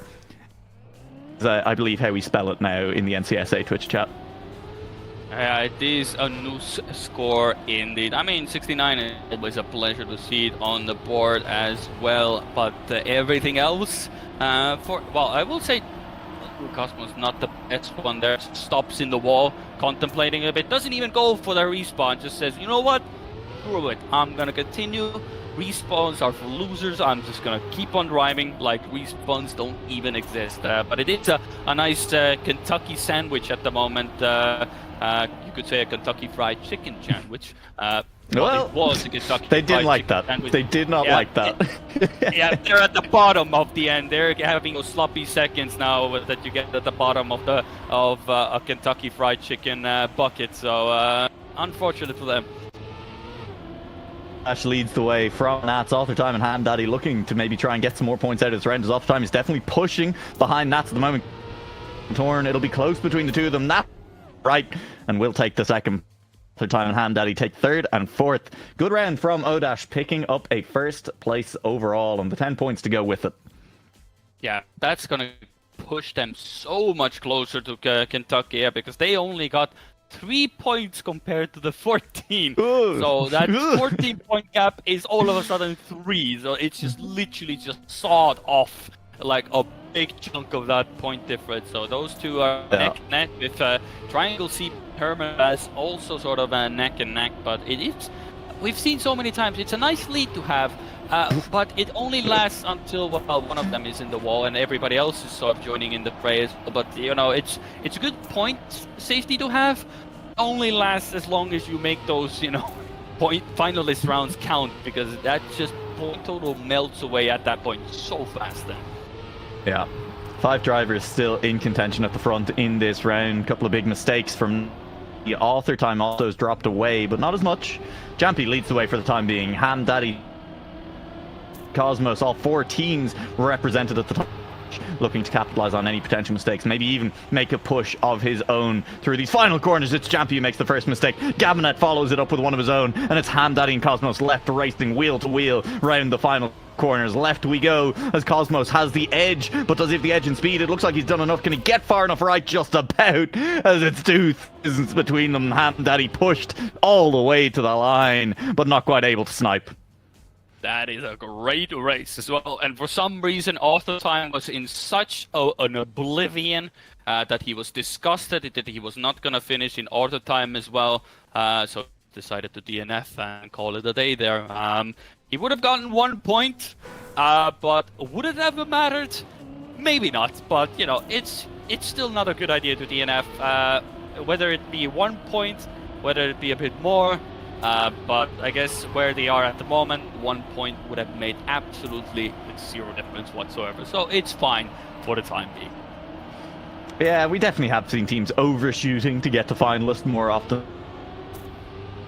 Point often not the difference maker, but I guess we'll see. Keep it in the back of your mind for later on in the match. As Gabinet falls away, Odash finds a pole to slam his face into, and Jampy just sits up. Dummy, who is having a much better round this time around. Jampy touches the wall. Both members of Kachao in the mud for being, and they are potentially looking at another 3-point pickup. They've had a couple of rounds like that already in this match, and despite that, sitting high up, there goes Gabinet falling down the order. Dummy out to a massive lead at this point. Can look to play a little bit safe at the finish line, but just behind Cosmos, it is a battle. Nats final corner. Nats will find the snipe around that final corner, managing to pick up second place into 98. Yeah, I mean, Cosmos went very much to the left there, like really was hesitant to go for that inside, had to release just to barely make it into the finish as well, so Nats got 3-second position there, but it's all part of the plan. It's a beautiful 100 points on the board as we go on to the next map as well, so everything perfectly calculated, and our next map is ramps as well, so it is time to go very much jumpy across the boards and hit every single transition imaginable. I'm to read Kentucky Airbenders, because as has been pointed out, every time we jump on board with Cosmos, I think that's the only explanation to what's in front. Blown off course. Well, I mean, it is Kentucky Air, so they have to get some of that air from somewhere, so clearly... Yeah, exactly. Kentucky Airbenders. Yeah, it works wonders. Either that or they're a budget airline, and based on a couple of the rounds we saw from in the last round, on the last map, I think that could also be fair. Definitely some dodgy flights going on. Yeah, but what would you say? It would be like, the K would be Kentucky, but what would be the Y be then? Well, I mean, KY is like the abbreviation for Kentucky. Yeah, but maybe we can make it more interesting. You know, Kentucky what airlines? You know? So it's Kentucky Yucky Airlines. Kentucky Yucky Airlines. For people who want to escape Kentucky, Kentucky Yucky Airlines. Well, there's another one of those list reasons for Nuo beef with Kentucky, whenever visits Kentucky. I would have gone for, you know, maybe something different. I was trying to think of something. Maybe there is another good rhyme. Kentucky Yucky definitely is one of those rhymes and a half. But Kentucky Yucky is, well, sort of a mix. Cosmos is struggling to keep it going. Tommy is struggling to keep it going. Only Ham Daddy and Jumpy are really the ones that have sort of survived unscathed until this point. Well, I say that and immediately get proven wrong, because Ham Daddy is the only one that has survived until this point and survives the ending as well. Yeah, looking good for Ham Daddy, picking up a lot of points. Unfortunately for him, his teammate is nowhere to be seen. Author Time has in fact crashed and DNF'd on the final. Make it to the end. I don't know if that's true, but would have needed a double restart honestly might be right. I don't think he had enough time to make it through the slow fin, which would have been necessary at the end. Interesting to kick things off on ramps. Yeah, Jumpy almost barely didn't make it as well. Like, had barely a few tenths before the timer ran out for him as well. So auto time, even if he had tried, he wouldn't have made it. So that one justified DNF. You know, you're too far away. Fair enough. We see already some dummy again having a great time with Kentucky Air. So not proving to be the map, and auto time is not having a great time on ramps, and that is putting it mildly at the moment. This is proving to be a tough task for him, but for the rest of the field, it's looking quite nice. We have 6 people who have survived, which is so far been more than the average of the 2 other rounds that we've seen. Well, from the previous round at least that we've seen. Yeah, I would say more than the average round in general on ramp. Jumpy is so far ends up in decent position, coming down out of that quarter pipe out. Net just behind, could come down to the finish line. Jumpy crashes on that final checkpoint. Ham Daddy in third, and Nats ends up with a 4th place. Cosmos coming in, and a few other cars still on track. Jampy going for the safe fin will ultimately settle into last. 11 points then only for Chow, as that will tighten the leaderboard back. I think as Herman fans picking up 10 points, 11 points for the teams. Very even round. Yeah, you set up like an absolute story and a half where it's gonna close up everything, and it really didn't change much of the leaderboard. So, you're absolutely close, right. Yeah, absolutely close. You know, we love a narrative and a half, but in that one, it was a nice way to keep the narrative going. For this round, maybe it will separate the best from the rest, because Jumpy and Odash have been towards the front end, and if they want to, get the Kentucky Air from the front as well, it's going to be an interesting one. But it will actually, we have some falters as well, Dummy and Cosmos. It's mud.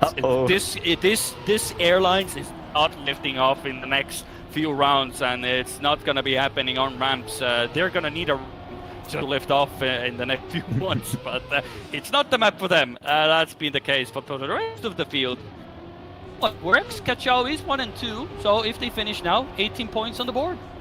Yeah, feeling good. Get them up to 120. A couple of players behind them are going for that safe fin. They will lock in that ace. Finn, author time in 4th, Cosmos 5th, and 3 cars still out on track. Ham Daddy very nearly crashed the finish line, but did just about beat out a dummy who was going for the...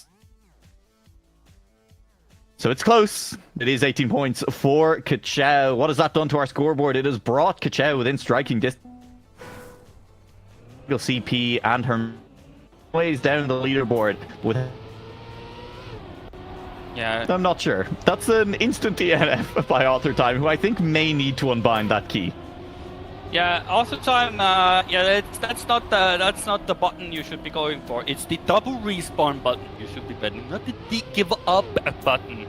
You should not be giving up quite yet. You know, somehow Urban fans do have 88 points. Regardless of that, of course, author time would be last in every aspect. We see some absolute devastation on the field as well. This is gonna be interesting as well. I'm sure even it's hard to follow the race as same much as Nua has a hard time following what I'm saying at the moment equally. So it's gonna be an interesting time as well. But so far, everybody is doing a well job of going for the time being. Nats holds up into the front, and Triangle CP will be getting 2nd and 3rd if Cabinet makes the jump, which he does, and that is 14 points for them. Otash comes in as well, ruins the 1st position, but 15 and 14 respectively, and Triangle CP really need those points, because if Kentucky Air are going to be struggling, they are the next target on the board. Yeah. Hey, that's the rare sub 3 points for team in DuoCup. 2 total points for Herman fans from that round. Feels pretty bad, you'd have to imagine. Rough map for a couple of the teams, particularly Kentucky Air. You're not sure you want to get where you're going. Fly with us, it's definitely safe. I don't know. We'll come up with more slogans as we go. But they have dropped into 2nd place behind Kachao, who retake the lead for the first time since we started off this Angle CP, not that far away. Herman fans looking for a good map here on Golden Air, which is another map that can definitely shake up the order a little bit. It is one of the other maps the players struggle with a little bit. Yeah, I will say that I would have more confidence in Jumpy and Olash to run some good rounds here, but it's a track that we've seen so many times. At this point, there shouldn't really that much of an excuse that you shouldn't be at least getting through it somewhat consistently, but you know, this track is just wants you to just hit every imaginable thing that is on the road. We've said it many times before, and it's proven to still happen even after 4 tournaments. So best of luck to the players. They're gonna need it, and if anything, Triangle CP, if they want to keep their points total going, and they definitely should be going for the top end, because if Cosmos and Dummy are gonna struggle, Triangle CP could well truly take advantage of that as well. Yeah. Moment, Triangle CP are just behind. Author Time with an awkward line into that plastic is still just behind them. Dummy is regained from a rough start, but they are sitting just behind this top 4 for the time being. Cabinet would drop behind Nats with a slow exit off that plastic in the middle of the track. Jampy getting very close to the outside wall there, carrying a little bit of speed, but Nats has into second place now as we enter the water. Any slide outs to be had from our top 3? Is just behind Nats. The battle is fierce between Cosmos and Author Time. Nats, though, looking to try and catch Jampy on this finish. Goes early on his drift. Jampy touches the wall, and that'll be Nat. Place in the round. Jampy spirals down the leaderboard, and it ultimately a 5th and 6th place for Kachao. Their lead short-lived in the match. Yeah, it is a great race, but probably that safe finish of all things is the most punishing. You go right, everybody goes left, and you just look around your shoulder. And, second, third, fourth, fifth, and yeah, those are all my points just immediately melted down as everybody just casually goes into the risky finish while you're just stuck there going through the slow-mo, hoping that maybe somebody else gives you an extra point or two. But for the time being, what we're seeing is, again, Cabinet and Cosmos falling to the back end, Hamdaddy also a bit more so. The rest of the field is fighting for the top end here, looking good as well. If Nats at least can keep getting those first position, he keeps Triangle CP in good contention, and Nats at the moment at least is coming alive on this track, fully pushing this as well. So this is a very good sign for Triangle CP. Only if Cabinet could be up there with Nats, that would be so great for them. Yeah, it's definitely time to start talking about how we think finalist mode will go for these teams, and I think you're a little bit worried for with Gap in some of these rounds. Teams on points. Nats looking to pick up another round time. Author Time has crashed on out at that final corner. Odash, Hamdaddy, Cosmos, Dummy all overtake Author Time with one clip on that inside wall, proving incredibly punishing. But it still keeps everything going, and even after that, if you look at the point totals, it is Triangle CP who gets the most amount. Everybody else gets 9, apart from of Triangle CP getting 12. You know, this is full F. Everybody crashes. Everybody gets equal amount of points, apart from one team. Yeah, Kachao and Kentucky are now tied for the last 2 rounds, 142 and 151, as they match each other on point in that last round. Longer yet. Right now it is Kachao with the upper hand in this round. Odash and Jampy ahead of both Dummy and Cosmos, but maybe no surprises, it is Nats contesting for first place again, although Odash of the track and is carrying a lot of speed into the next section. Yeah, and now Author Time got a full front that checkpoint as well. I mean, her fans are definitely getting up close and personal with those checkpoints, but it is all Jampy having to concede positions as well. Nat is struggling to keep himself going through the water section as well. Has gone from the second position all the way down to 4th here, but it is Odash Dummy fighting for that first position. Dummy has the most amount of speed, overtakes in the end. Cosmos will be 3rd. Nats makes the falter, has to respawn as well, and Author Time hits the block there as well. All shenanigans on the board, and in the end it is Kentucky Air getting the most amount of points and overtaking the lead now again and separating them from Kachao, and everybody else is kind of left shaking their head because it could have been a lot more than it ended up being.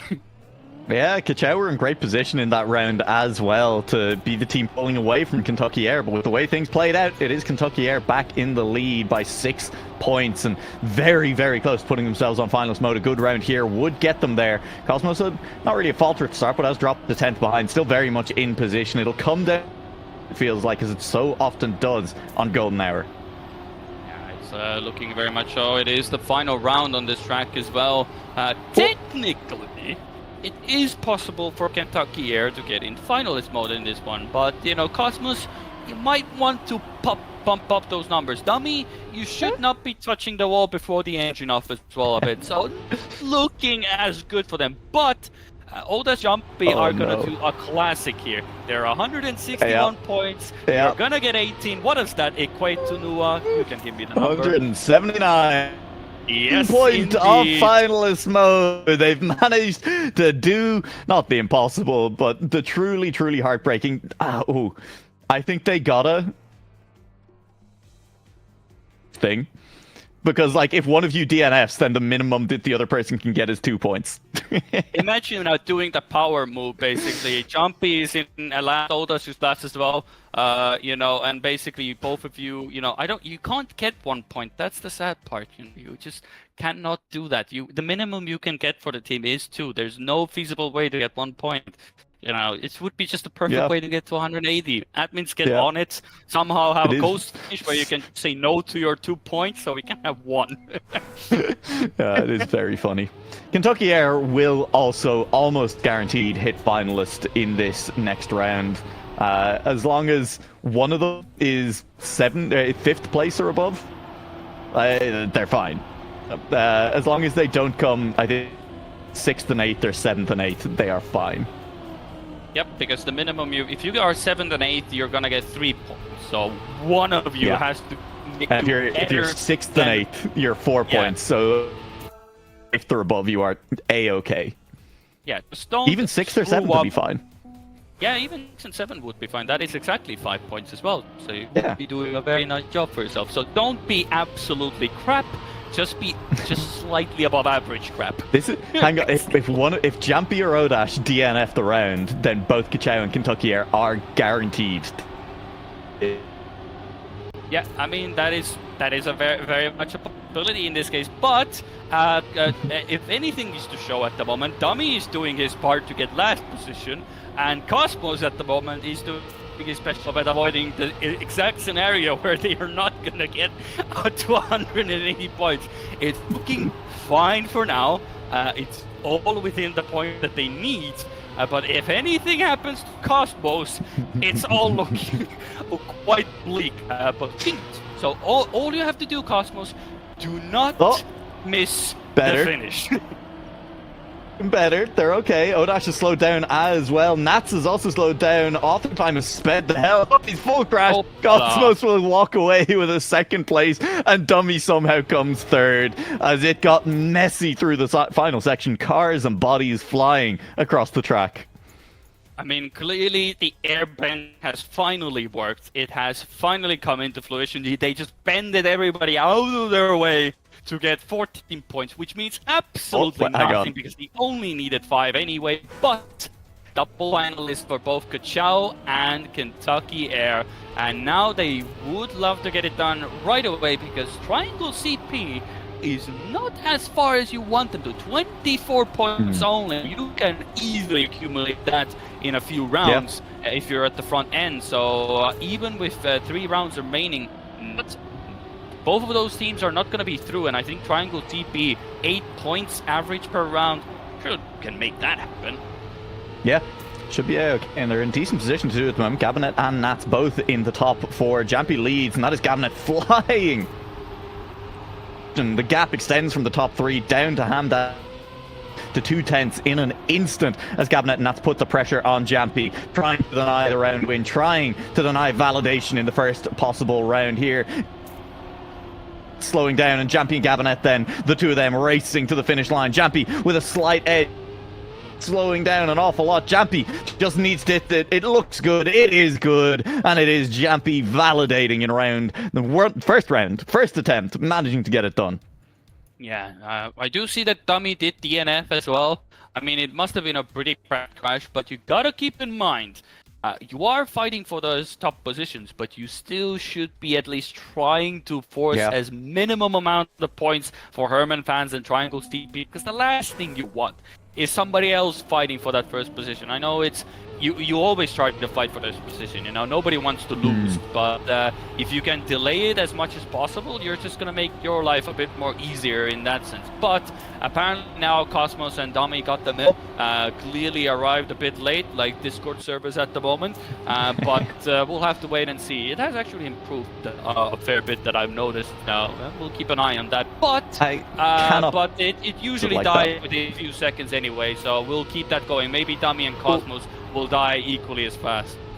Interesting line from Cosmos there, went very early. I'm not entirely sure how intentional that was. Goodbye, Nats will not be picking up a lot of points in this round. Triangle checkpoint absolutely destroying him on that occasion as Dummy continues to lead the round. Couple of corners left to go. Odash just behind would love to be able to push on through, but it's Odash dropping back. Cosmos through, catching a little bit of air with the back wheel, but still quick through the dirt. Dummy has such a big lead that it's up to him. Can only throw it himself.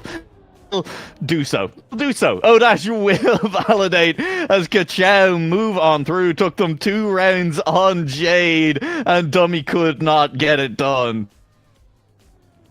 Yeah, well, it seems that somebody forgot their ticket at the airport. Kentucky Air clearly has to get that customer service on the board because one of their players missed out on the flight to the championship bracket, or at least make it halfway through. The Kachow are through. So that is done. But now the problem is that, ironically, Triangle CP have done a Kachow and are on 179 points. I didn't even I just now as well. So, yeah, it's a bit rough. Cosmos is already out, and Dummy is now the one going for it again. So, good luck. Maybe it will work this time, you know. Who knows? Yeah. Or Nats and Author Time are going to get more points because Hamdaddy, with more players going out, Author Time and the Hamdaddy are just playing the long game at this point. Well, they're going to play a lot of the long game now. Yeah, it's going to be a long round game for Hamdaddy on this occasion. Dummy leads the round from Nats. I mean, look, if Nats can't deny Dummy, then, well, I don't know, crash out. What's the point? Dummy just needs to not miss the finish this time around. Triangle CP. Well, if Final C has touched the wall, Nats has speed. Thrown it away. Author Time is trying to chase down Nats, but it will not matter. Nats picks it up, and it will be Author Time taking second place for Herman in 8 points as everybody else has decided not to finish the round. I guess Gabinet gets across the line, picking up another 5 points, another 5 unnecessary points for Triangle CP, but does knock Hamdaddy 1 point further down the leaderboard and delays Herman fans a little bit longer. Yeah, but now it's up between Kentucky Air and Triangle CP, but it won't be on this track. We are going through the next one. Our tried and tested Emerald is back in business, baby, and it is now a time and truly tested. It is very much a possibility that if Herman fans want to, they can delay it so we go into the next track. Ooh. And the next track was Orion, if my memory serves me right, so everything's possible. I'm going to need to see the replay. Now, Creedy, I'm going to need to see the replay of Dummy not hitting the finish last time around, because I think it may have been, it was a deliberate DNF to not finish because they were trying to let Cosmos through. He didn't think that Odash was going to snipe, is at least the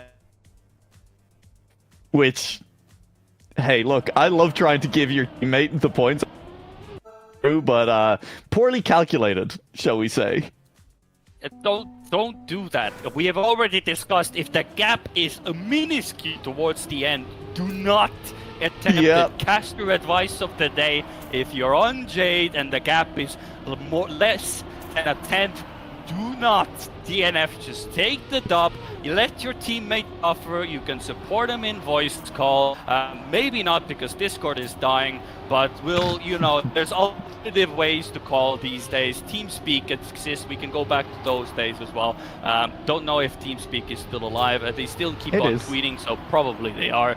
But until then, we'll have to see how things will go, because I believe Nats actually did a fair good showing on this track. Now, Dummy is trying to contest that sentiment. He's on a good run as well, because Nats now has to fully send his end. It's very hard to gain time unless you have a better bump in the end, but Dummy is gonna now undo his mistake, gets that done. His teammate is nowhere to be DNFable, and now he's gonna go through.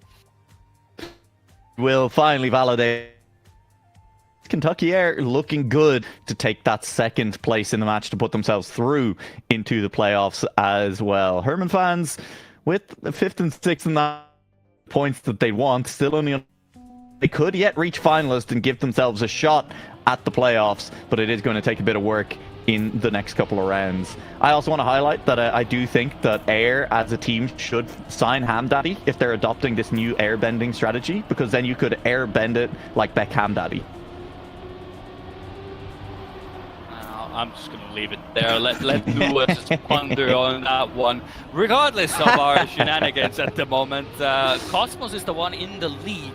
And that is a very good position to be in as well, because Time is trying to contest that, but I believe Cosmos has such a better line coming into this section, so Time is going to bleed a bit of time there, but not as much as I thought. He was able to keep the gear, has the better jump, and they're neck and neck. But oh my god, Time goes for the full line there, and it benefits immensely. That is not the line Time, and Cosmos is now there to join his teammates in the championship bracket. Ka-chow, Kentucky Air, make it happen. It is all flights aboard. Let's fly into the championship bracket, because Triangle CP and Herman fans, they gave us a good show, but they are out of the tournament.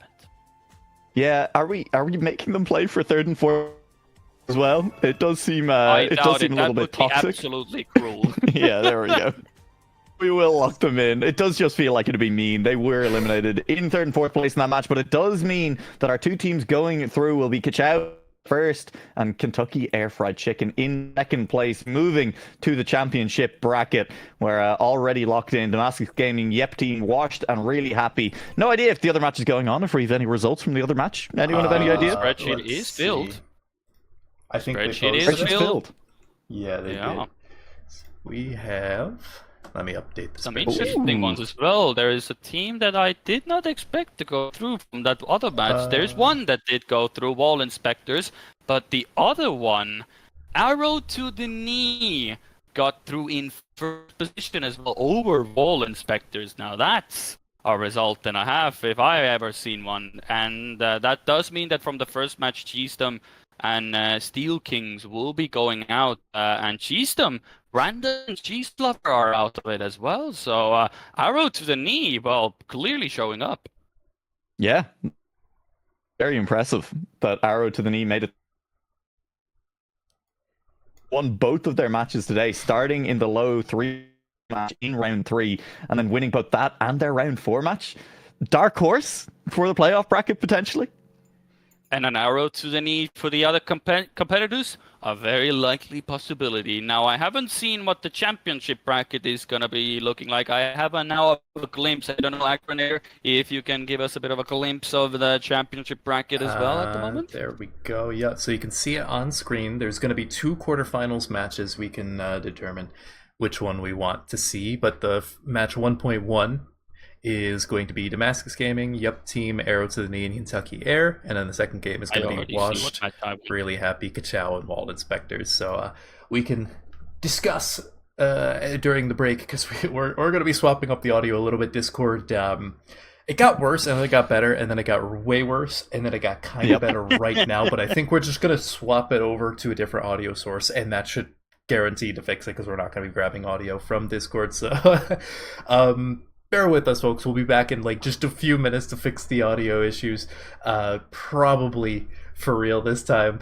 So we'll be back after this short break.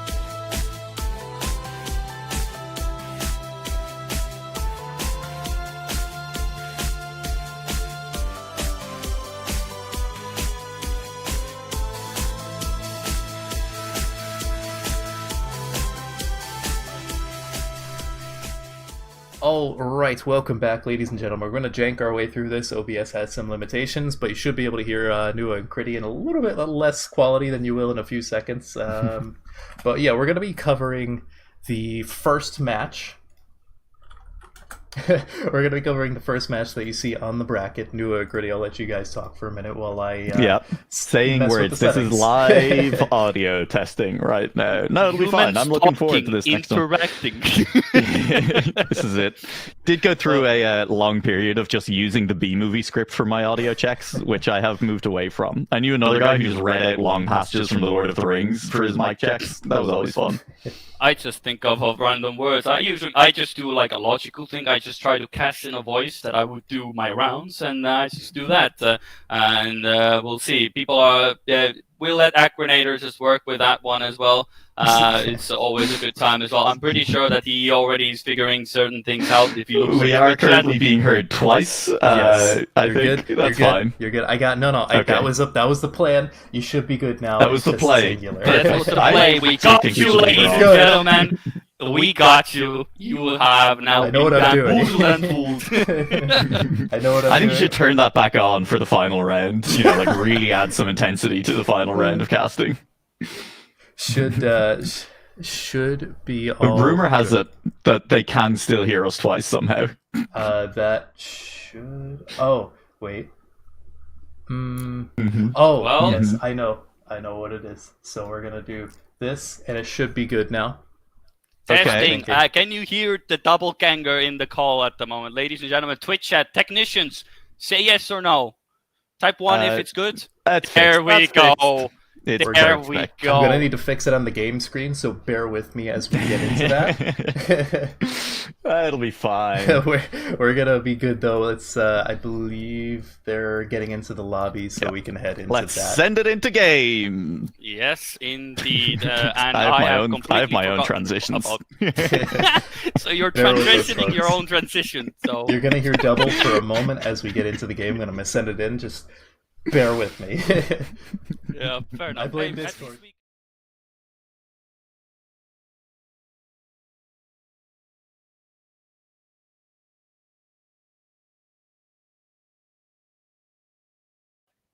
So we should be getting underway with the championship bracket sooner rather than later. Here we are going to be following the first match of the quarterfinals. Damascus Gaming Yep Team Wall Inspectors and Kentucky Air Fried Chicken. The other quarterfinal is Washed, Really Happy Kachow and Arrow to the Knee. I do believe that Randomize is planning to stream that one. If anyone feels like watching Washed, Really Happy Kachow and Arrow to the Knee, that is the match to go and watch over on Randomize's stream. But I'm looking forward to the match that we have lined up. Yeah, it's going to be a good one regardless as well. I was looking at the second one as well, and clearly as a host organizer as well, Randomize will get that match as well. But I was looking at that one, and that one does look a bit spicy. But equally as so, I mean, I'm looking forward to what Arrow to the Knee can pull off in this one. They got first position in their previous match, and clearly they are now even ramping up more so than in the previous one. So I'm actually excited to see what they can falter. Hopefully they're not going to collapse and falter immediately in the championship bracket. It is a single limb, so yeah, no more second chances now. There are some minor. We do currently have Arrow to the Knee in this lobby. The spreadsheet does say that they're meant to be the other one, but there is some minor discussion going on as to which match each team is meant to be in. So we'll figure it out, and we'll manage to actually get players into the correct matches. I do think that there was just minor confusion. Admins did not believe that Arrow to the Knee could possibly get first in that last match, and so have put them into the other match as the second place team. But it'll be sorted, and everyone will be put into the correct places, and we will get started with this quarterfinals. Yeah, clearly it shows Arrow to the Knee are going to win this now. Nobody believed that. Even the admins were like, yeah, there's no chance. This team is just going to go into this match. And all of a sudden, Arrow to the Knee is there, and it's all confusion there. But we'll get through it. And also, yeah, like I said, it just makes me more excited to the fact, because if Knee and Archer are able to now pull their weight even more so than they did on day one, that just shows that they have improved, they've gotten better. And it's going to make, well, Damascus Gaming, should be getting a good one. But Yep Team and Kentucky Air now should be looking at Arrow to the Knee a bit more, with a bit more caution, if anything, and maybe needs to push a bit more, and maybe that will lead to more mistakes. Yeah. Should be exciting. So, we're getting closer to game time here. I'm looking forward to seeing the playoffs start, as it should be a pretty interesting one all around. I mean, still hard to call. We haven't really seen much of Damascus Gaming on stream, but obviously I think a team that probably you're expecting to make it through from this match. Other than that, I don't know, Creedy, who are you looking at from our match to maybe be the second team to make it to a semi-final? Well, I mean, you can't go wrong with Yep Team. I mean, they are, consistently working as well. They have worked well. They have gotten far. The consistency works well. And I feel that maybe Kentucky Air is where, they were more so, full send it. Either last, both of them together, or to the front and both of them together. There wasn't really an in between for them. An arrow to the knee. Well, I guess we will see what they can bring. I mean, I really doubt that Damascus Gaming are gonna falter here and gonna become second. If they happen, honestly, they might as well just quit the tournament if they're gonna lose to these teams. Just saying, it's Charles and Neil. They have to win this. There's just no ifs and buts in between there. Yeah, they really should, I think, win this match. Definitely one of the stronger teams. We'll wait and see, though. Hey, anything is possible. DuoCup, I mean, once it gets into finalist mode, once the pressure starts to pour on, it gets spicy. It gets tough. It gets very, very close between a lot of these teams. Closer than maybe you'd ever expect it to be. You end up with teams like Arrow to the Knee ending up in a championship bracket, making it all the way through Sunday as well, having won both of their matches so far today. I do still think you have to look at them as maybe a bit of a dark horse to qualify through this match. But who knows? Once we actually get onto track, once we start playing rounds, who's actually going to come out on top? I believe we are going to be kicking things off on ramps, which means chaos to kick things off. And also we will be rotating back around to ramps at a crucial time during the match. The map where we usually start to see teams actually make it to finalists, maybe even validate that finalist mode, is going to be ramps in this case, which is exciting. Also, fun fact, do you know what teams got through in that previous round? What colors they had? Greedy, that was like 10 minutes ago. You can't possibly expect me to remember. That's very unfair. It was blue and red for your contention as well. Sure, so the blue and red theory is going strong. It is, of course, reserved probably for the higher seeds, so it would make sense. But it is convenient that nobody's been able to really break that mold. I think there's something fishy going on as well. And unironically, the Canadians are on the red team every single time. Coincidence? I think not. But regardless of everything that is happening on the server, I will say that Ramps being first, Cosmos and Dummy did not have a great time. Let's be honest. They just did not have a great time on this track. Yeah, and, that's fair. Hopefully it is better now. I'm just going to say I hope it is a bit better now. Dummy has confirmed in Twitch chat that purple is Cosmos' favorite color, and it's their first time getting to play the purple team, so there could be a buff there. Who knows? Maybe they become Ramps gods when they're soothed by the color on their screen. Well, if you're trying to find positives in everything in life, that's one way to go about it. Whether they will come into fruition, well, you can now make it count. Either way, good focus for everybody involved. We have one final warm-up before we start the championship bracket for the DuoCup. It is now single elimination, no second chances. If you falter here, you are out, and you're not going to be given any more leeway than that. At least, you can look at the fact that half the teams are now gone. You're in the top half as well. You have beaten half of the other players as well, and some upsets as well, I will say so. So some of the teams have gotten through that maybe we didn't expect. Arrow to the Knee being one of them, and now we'll see where we shall go. Yeah, when everything is shaken out with teams in the correct places, it is Damascus Gaming, Yep Team, Arrow to the Knee, and Kentucky Air in this first quarter-final match. We kick things off on ramps, and there will be an early mistake. It is, who was it? Knee and Archer dropping behind. Knee not too far behind, but Archer is going to be multiple seconds down from the rest of the field. And Knee having a bit of a rough time through the middle of the track as well. Going to get a decent landing, has a chance to catch up to Neil, who's moving a little bit slow into that engine off.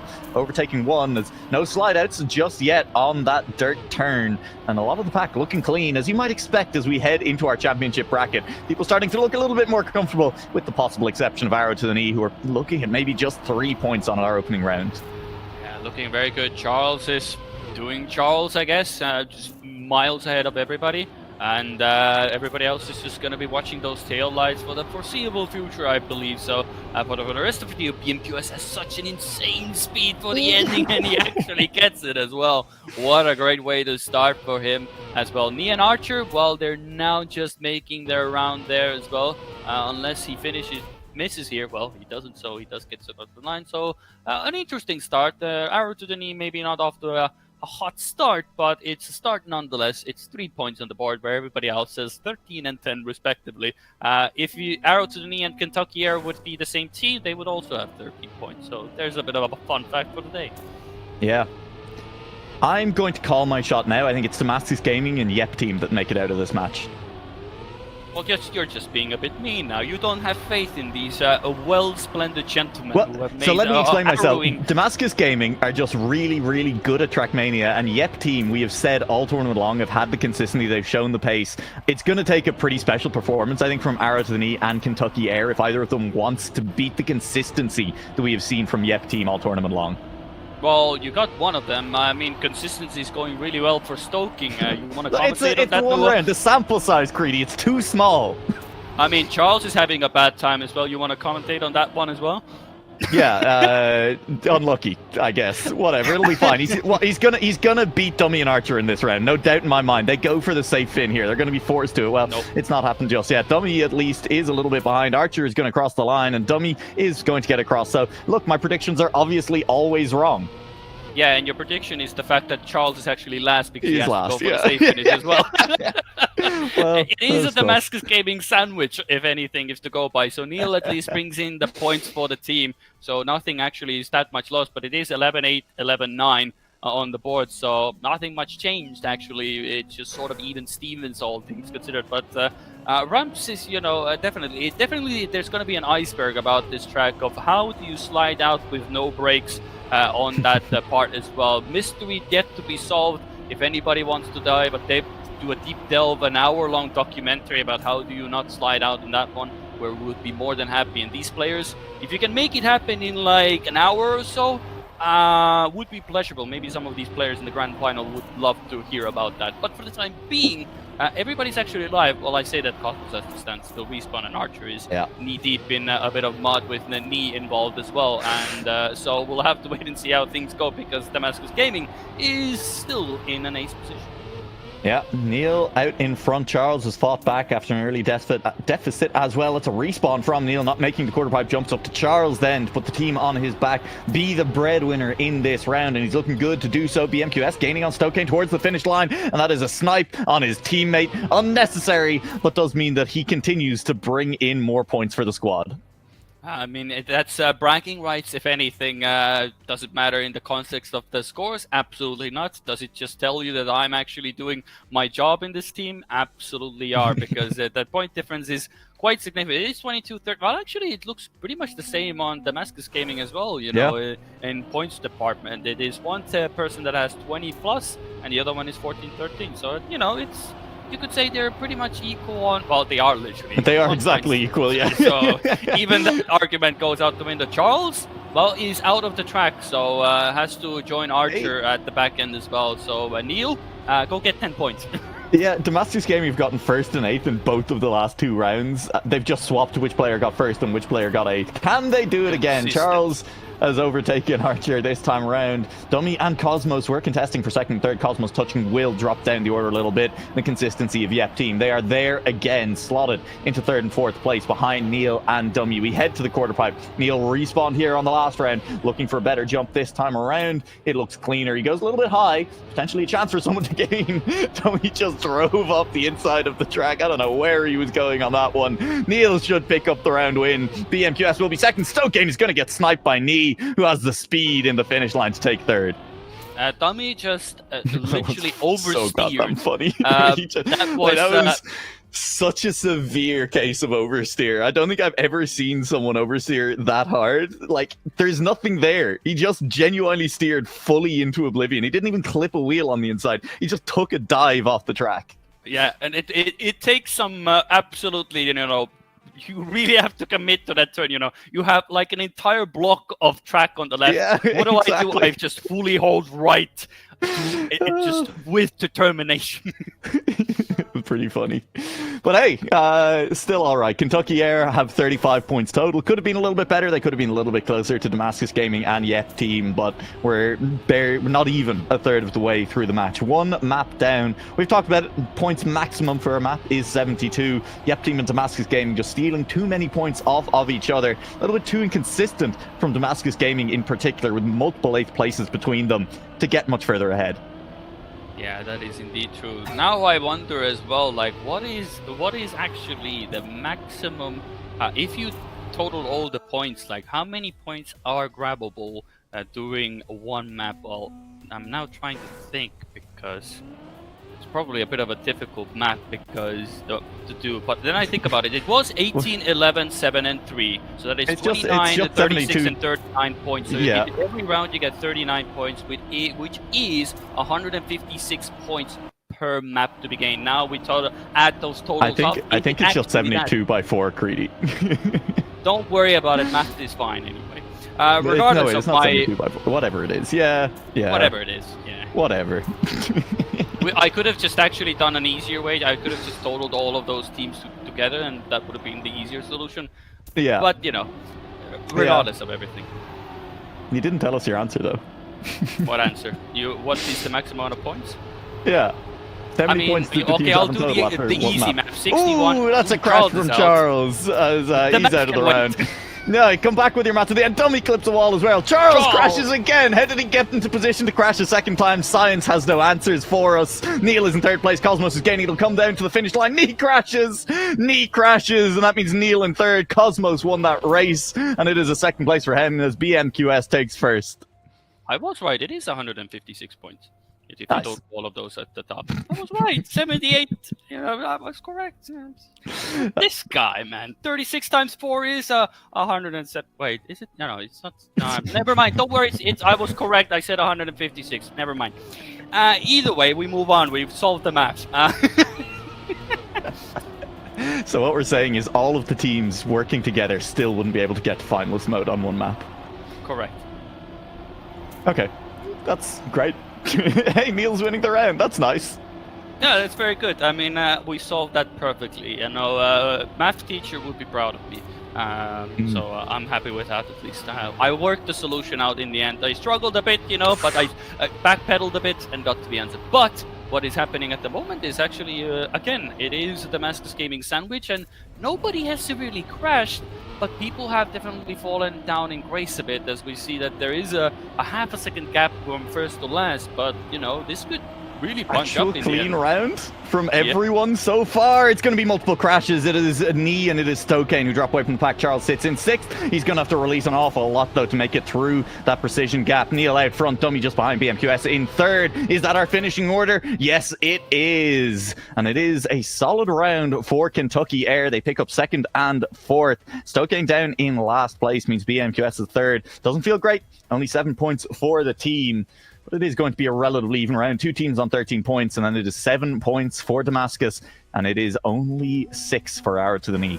It's a double 69. Hell yeah, that's double NOS in the chat, ladies and gentlemen. So I don't even know how do you pronounce that word. It is a NOS. It's nice NOS. Noose. But I think that like in the current algorithm-driven world we live in, that might get us demonetized or push down the algorithm. So let's not say that. Well, I don't know. It isn't. As far as I know, Twitch doesn't have AI to double check that fact. We'll worry about that if it ever comes a problem. But for the time being, we are seeing the fact that now Charles and Neil are actually sharing the top end positions, with BMQS trying to uphold that. So far, almost in every single round, we've seen one of the Damascus members being in 1st, and the other one fallen down in grace. That was quick from Dummy through that middle section, cutting it as tight as he possibly can without clipping a wheel on the way through. Moves himself up into 3rd place and is attempting to hunt down BMQS toward the line, but I think the gap is just a little bit too big at this point. Still, should be good points again for Kentucky Air. It's okay points for Damascus Gaming. Charles picking up 1st is, once again, always a big pickup. 13 points for them, and I think they are the big winners in this round. Yeah, it is Kentucky with 11. Yep team will get 10, and Arrow to the Knee are the ones that only get 5 points. I mean, if they have definitely taken a bit of a backstage this match. Everybody else is sort of fighting for those top two. Arrow to the Knee, they are waiting. You know, they're playing the long game, but that long game is gonna get severely long if they're gonna fall ever so more behind, because this is map number 2. And they're already 32 points behind the next best team. Yeah, it's looking rough for them. They have won both their matches today, but this is, it has to be said, different caliber of competition right now as we've hit the playoffs, as multiple invited teams take center stage in the same match. The competition is fierce. Neil and Charles, for once, both of them on a good run at the same time. This could be their chance to pick up 18 to really move ahead up the competition, but Neil has lost a little bit of speed and Charles has touched a wall, and Dummy and BMQS move through into first place. After all, that lack of speed for Neil is still punishing. They have fallen away down the order. It is purple and red at the front. It is Dummy and Cosmos sandwiching BMQS and Stokane, but Neil is still just about in the mix, managing to move up into fourth place as Cosmos clips on the way through. Is there a bit of finishing magic to come from Neil? Doesn't look like it. Stokane and BMQS take second and third. Dummy runs away from the field, takes first. Yeah, this is looking, now that we have mentioned this as well, Damascus Gaming, they've been waiting for a bit to get into their match, but you know that the cylinders are not fully firing yet, because I believe that they are almost getting overtaken by Kentucky Air at this point. So that's a bit of a struggle town for them at the moment. But we are moving on to Jade, an equalizer in many regards. Basically a test of will of how good you are at risky finishes, if anything. There is something to be said about Damascus Gaming sitting comfortably in second place, only 4 points behind the lead, and they don't look like they're playing well. Right? Like, that's very scary, because it's Charles and Neil, and they could turn it on, it feels like, at any point and just start to run away with the match. That is definitely true. But at the moment, it has been more like, Charles, you want to be first? Okay. You want to be first? Okay. Charles, you want to be first again? Sure. Do we now crash both in the round? Sure, let's do that as well. That's been sort of the story for them at the moment. But yeah, you are. I'm probably what it is going to happen once they get into the groove. There's a reason why Charles and Neil are very often at the top 5 positions in all of these records. Charles, of course, holding the world record on this track as well, which, well, Charles is actually, well, Charles, wait, it was a tie before. Charles has improved that time before that. He saw that he had a tie with Noisy and said, you know what, ain't having it, I now have a 0-3-2 on the board. I can correct that. That was 47 minutes ago that happened. Was that in a Charles match then? Or did he do some practice before the match? I think it had to be in the match. Unless he pracked and managed to pull it off. But 47 minutes ago, they were playing matches at that. No, they weren't. They qualified before today, right? So this is their first match today.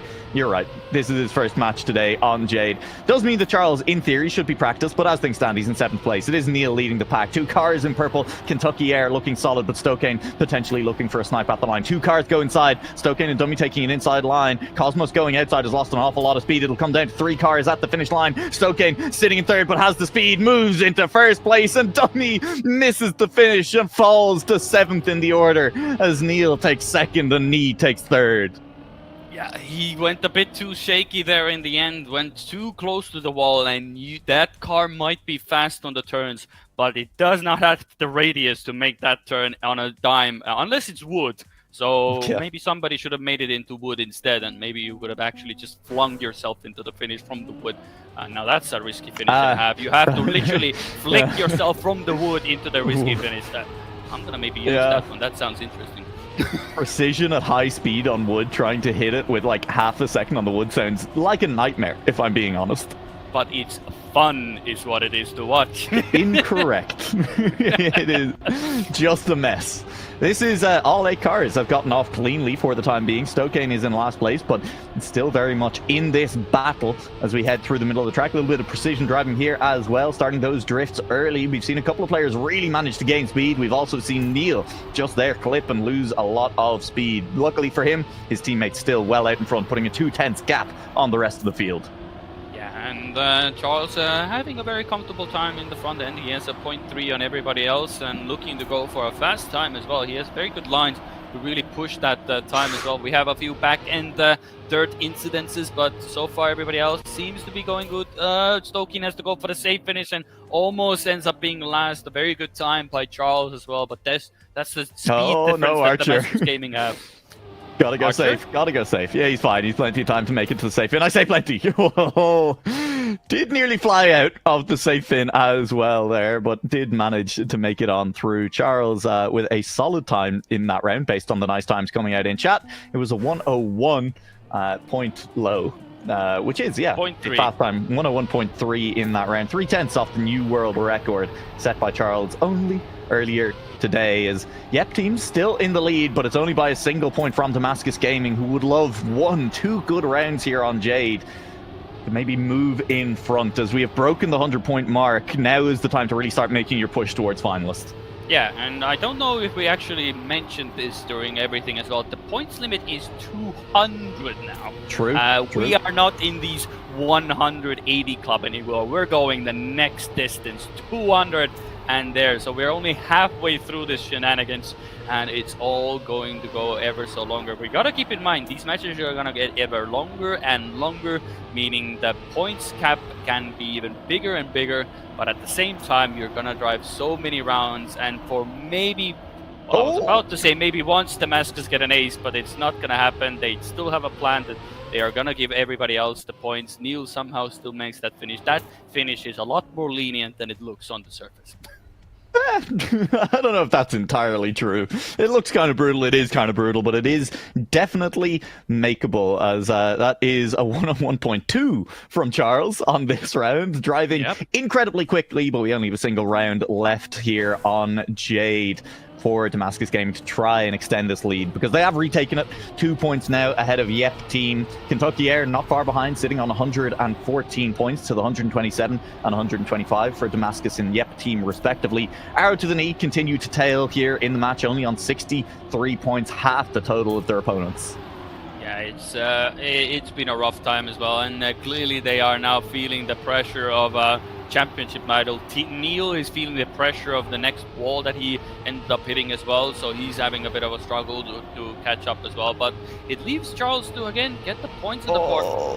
That is not what you want to see, because if these positions stand, both, I believe, Yep Team and even Kentucky Air could overtake Damascus if this concludes as it stands at the...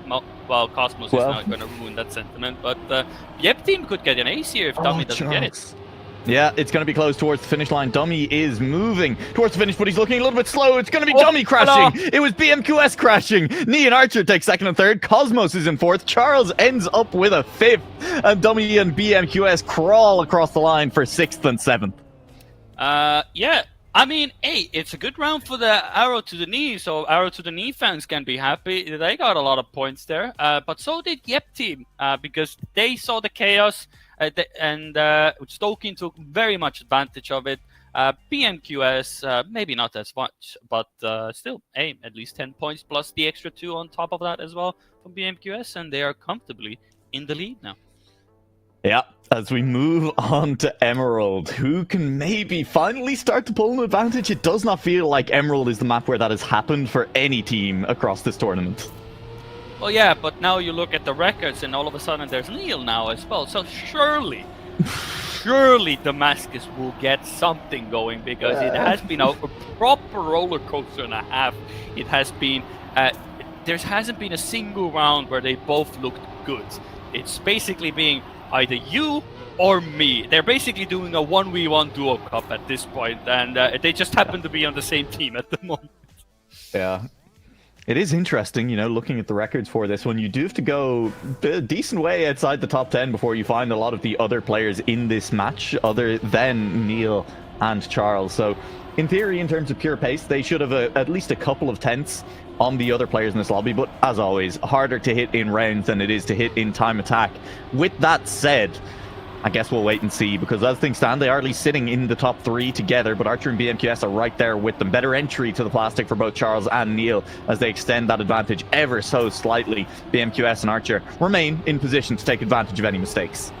Yeah, and now we're seeing why Damascus, well, as you clearly saw through the times, whereas the pace, you can see that is very much viewable on track at the moment as well. Everybody's trying to catch up, but auf Wiedersehen everybody, because Damascus Gaming have finally found the track where they can take advantage of the fact that they are indeed fast, and that is 18 points on the board, 0.3, 0.4, and everybody else is almost half a second behind them. And also welcome everybody for joining us. Glacial Events, thank you for waiting us as well. Hopefully you have arrived just in time for the championship brackets and the start of Damascus Gaming dominating this match. Yeah, they did both just drive faster than anyone else in the lobby's PBs. So yeah, maybe things will go real well for them on Emerald. That is fast from both Neil and Charles. They were hand in hand across the finish line there, and they pick up the full 18 points for an ace and regain the lead of the match, overtaking Yep Team on the scoreboard. Kentucky Air still lurking, still not going to be hitting finalist mode long after Yep Team and Damascus Gaming together. But it is going to be close. Now only 50 points away, a quarter from these teams hitting finalist mode. Yeah, it's not much to go, and still, even with that ace, Damascus Gaming just barely get ahead of Yep Team, because Yep Team still had a good round for themselves as well, so still nothing to scoff at, but for some reason it's still very blue with a hint of red in between there. And also Knee, all of a sudden, is just finding himself in no man's land. Charles is finding himself in the next visible hole, and Neil has to now get the first position to secure some decent points. But actually, Knee actually denies a few from Yep Team as well, so not as many points as Yep Team could have gotten from that round, but 13 is better than the 12 of Damascus, so okay, they get 1 point closer. They get 1 point closer, a single point separating the two teams as we edge closer to finalist mode. For anyone new joining us, the format is DuoCup. That does mean that both of the players for the team contribute together to the team's overall point tallies, but once they hit finalist mode, the points limit is 200 before they hit finalist mode. Both players need individually to validate their finalist mode. They both need to win a round for the team to lock in their final finishing position. Yeah, and I just realized we don't even have any together emotes in the chat as well. Yeah, where is Cat sitting together comfortably around the campfire, you know? Yeah, where is, like, I don't know, Ovo together or something like Beepo together or something like that, Life together or something Charles, like that. Oh, dummy! Where are you going, brothers? It's falling into pieces. They're not together anymore. Disband the team. It's Struggle Town now, if anything, Struggle Gaming. But Charles and Neil are still trying to push towards the front end, but that is not looking good for Neil. And Yep Team are looking to get their ace of their own with the struggles of Damascus Gaming, and that is rightly what is going to happen as well. 0.6, 0.7, not the fastest, but if Charles and Neil are going to crash, more than happy to take it. Yeah, the kind of consistency issues continue for Damascus Gaming. We've talked about Yep Team and how they've been keeping other teams honest all day long, and it's kind of happening here again. I mean, they're now ahead of Damascus Gaming by 13 points. If Damascus Gaming continue to have rough rounds, even if it's just one of them falling off, Yep Team are always there, always scoring good points, even when they're not getting the aces. They do now lead. They're getting very close to finalist mode, 23 points, and ace is 18. Only a couple of rounds away from finalist. It is 21 points still to go for Yep Team, so yeah, they won't be able to get it from this ace, but that would put them very much closer as well. And it is the final round on Emerald, so we won't leave this track with any finalist mode, so you can only gather some points on the board here. Currently, Neil and Charles are at the front as well. BMQS still keen as well. Dummy is trying to make his best impression of gathering points, while Yep Team and Damascus are totally dominating Emerald. Which they should, given the pace difference as well. But Dummy is actually in second position, really contesting BMQS and Charles, and I believe he has the better line and speed as well. Maybe equal for BMQS and Charles as well. What a round. What a finish. That is 15 thousandths between second and fourth, with BMQS and Charles tying at the finish line. On count back to the last checkpoint, BMQS does take second place. And so Stokeen and BMQS leave themselves only 9 points away from finalist. As we move to our fifth and final map in the pack, we head to Golden Hour, where we will have two teams hitting finalist. Looks to be Yep Team and Damascus Gaming, but with a couple of good rounds, Kentucky Air could start to close the gap. I think they're not hitting finalist until the next map, though. That is definitely true too. But hey, now odds are, can Damascus Gaming and get into finalist mode? They need first and second. Do you think they can pull it off? I honestly don't think so. I do not think that they've gotten what, one ace all match long. There's just been one of them at least. Exactly. Yeah. But there weren't any previous to that. They've not been pulling off the aces. They've been driving well, but again, that's what we said is so scary about this team. Even in a match where I think objectively, to their standard, the two players are not driving as well as they can, they are still only just behind the lead. They are still in great position to be one of the two teams that gets a top two, that makes it through into the semi-final. And they haven't even needed to pull out their best driving. That is indeed true. It has severely helped them in the fact that the first position helps you so much, and currently it has to help them a bit more because Charles is a bit of a fumble to begin with. So Neil is in first position at the moment, and yeah, that first position at least has truly held them in the match throughout the day. Because the 10 points already puts you at double digits, and your teammate will then pick up whatever the rest you're gonna get. Neil. Well, he's definitely going to make it a bit more complicated because all of a sudden Charles sees, wait, you were first. Why are you in front of me all of a sudden? Yeah, Charles is looking a little bit slow through the water. He survives. Dummy just behind them has full crashed, but up at the front it is going to be close between Knee and Stokane to this finish line. Knee, great speed. BMQS has crashed out. That should be a round win for Knee as BMQS drops rapidly down the order. Neil takes third. Charles takes fifth. And Arrow to the Knee pick up good points to kick off our first round on Golden Hour. Kentucky Air, 3 points. They need more than that if they want to challenge these top two teams at the moment.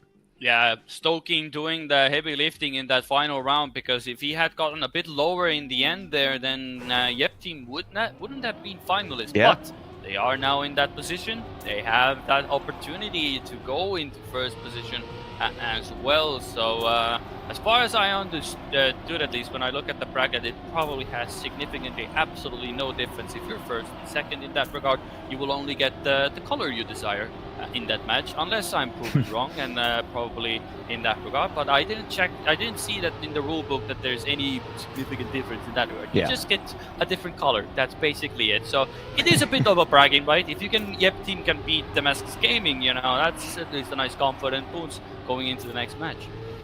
Yeah, and well, tied up front here, Neil and Charles are both right behind BMQS. Either of them has the potential to snipe through the final few turns to take away the first place and deny BMQS from validating, but BMQS looks good. It'll come down to the final drift. One tech turn to go. Good speed from Neil. He's a little bit wider than BMQS with a tighter line.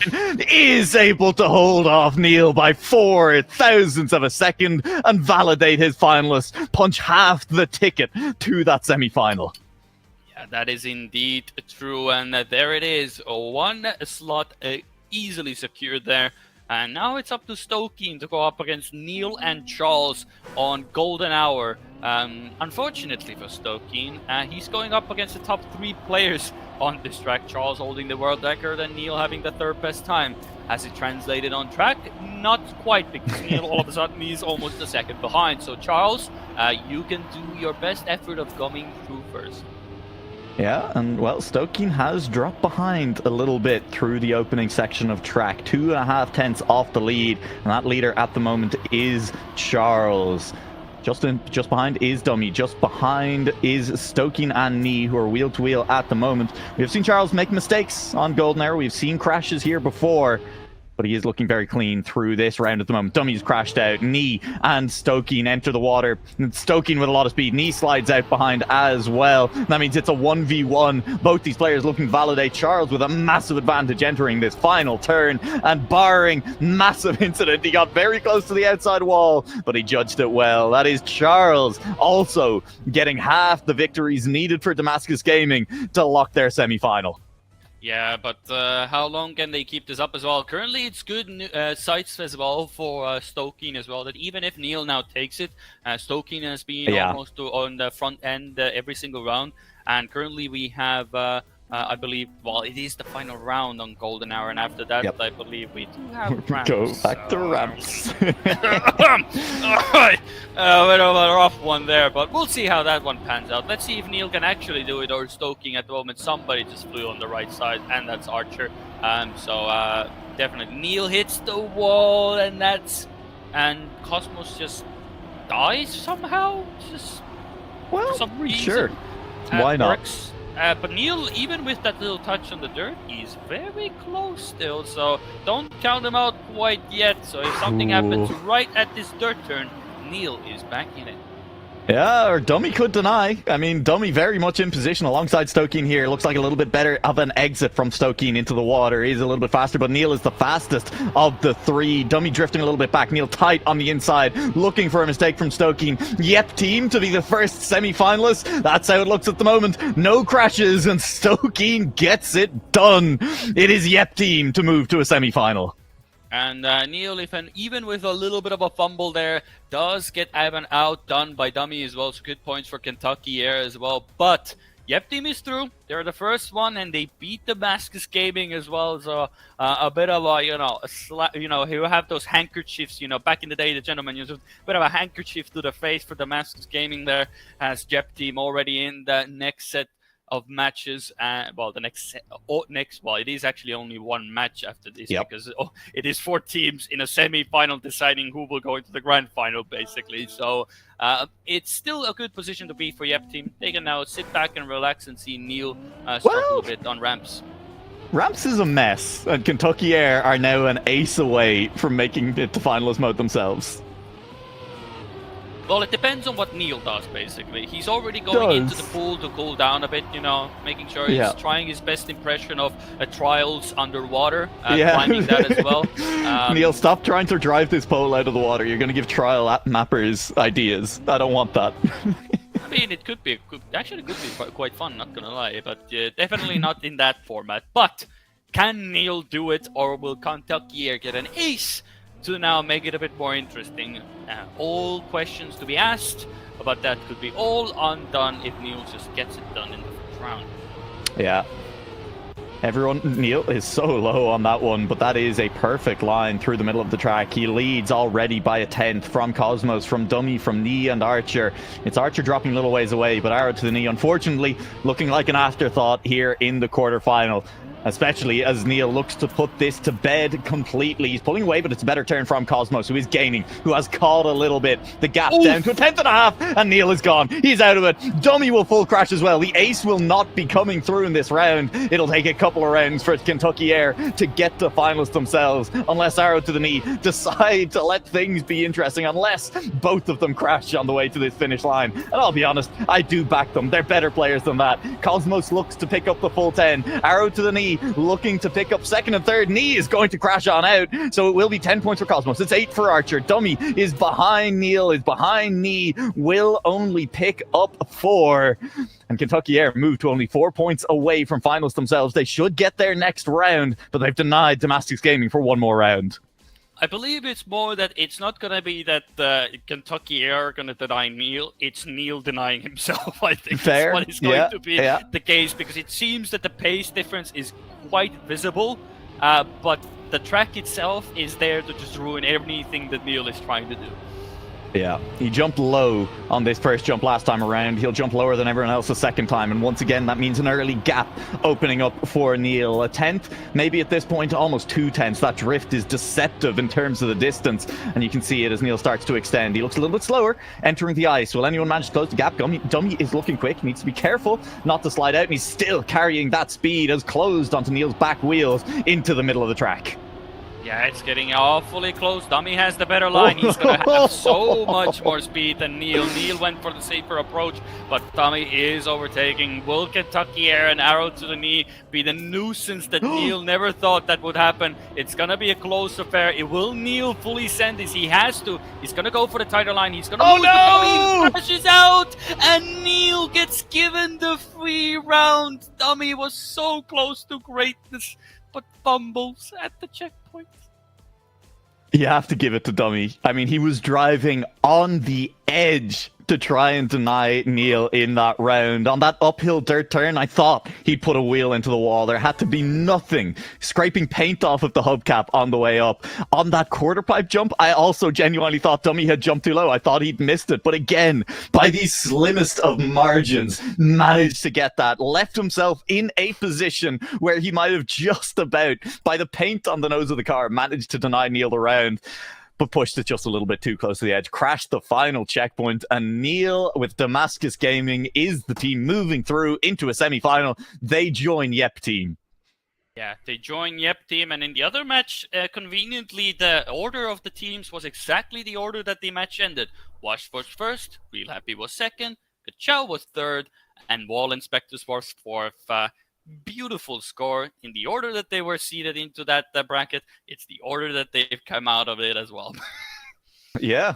Interestingly, that does mean Kachao, the first team to be invited to the tournament, the first team eliminated from the tournament as well. Jampi and Odash, we'll say it, some minor consistency issues along the way, but ultimately they got as close as you could get to making the semi-final without actually making it. Third place in their quarterfinals is still a fantastic performance. Yeah, currently Kachao and Wall Inspectors, both of those teams were invited, and they went out together as well. So handshakes aside, we leave together. So only half the teams remained, Washed and Damascus Gaming, and Yep Team, and really happy. Well, they must be really happy to be in the next match. It is the team of Noisia and Tankrum. So it shows that Noisia is up and firing, and Tankrum equally as so is proving to be a nuisance as well. So good matches and good teams going through as well, and an absolute barn burner and a half to decide in the semi-final who will get into the grand final of all things as well. Oh, it's going to be dramatic. It's going to be very dramatic indeed. So stick with us, folks. I think we're going to take a short break to allow everyone to get the lobbies set up and whatnot. There's only one match to watch this time. This is the only mainstream randomized. Thank you very much for the Raiders on your end of things. We're going to go to a short break. Don't go anywhere. We'll be right back.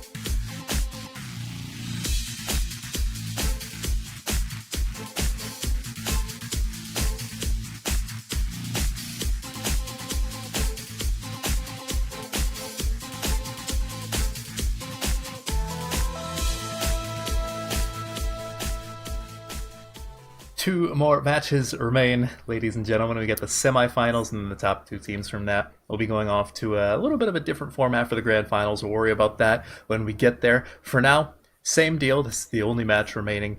We got 200 points as the point limit. It looks like they're pretty much immediately getting the players in the lobby. Yep, sure enough. So I'm just going to hand it right off to you guys. New and Gritty, take it away.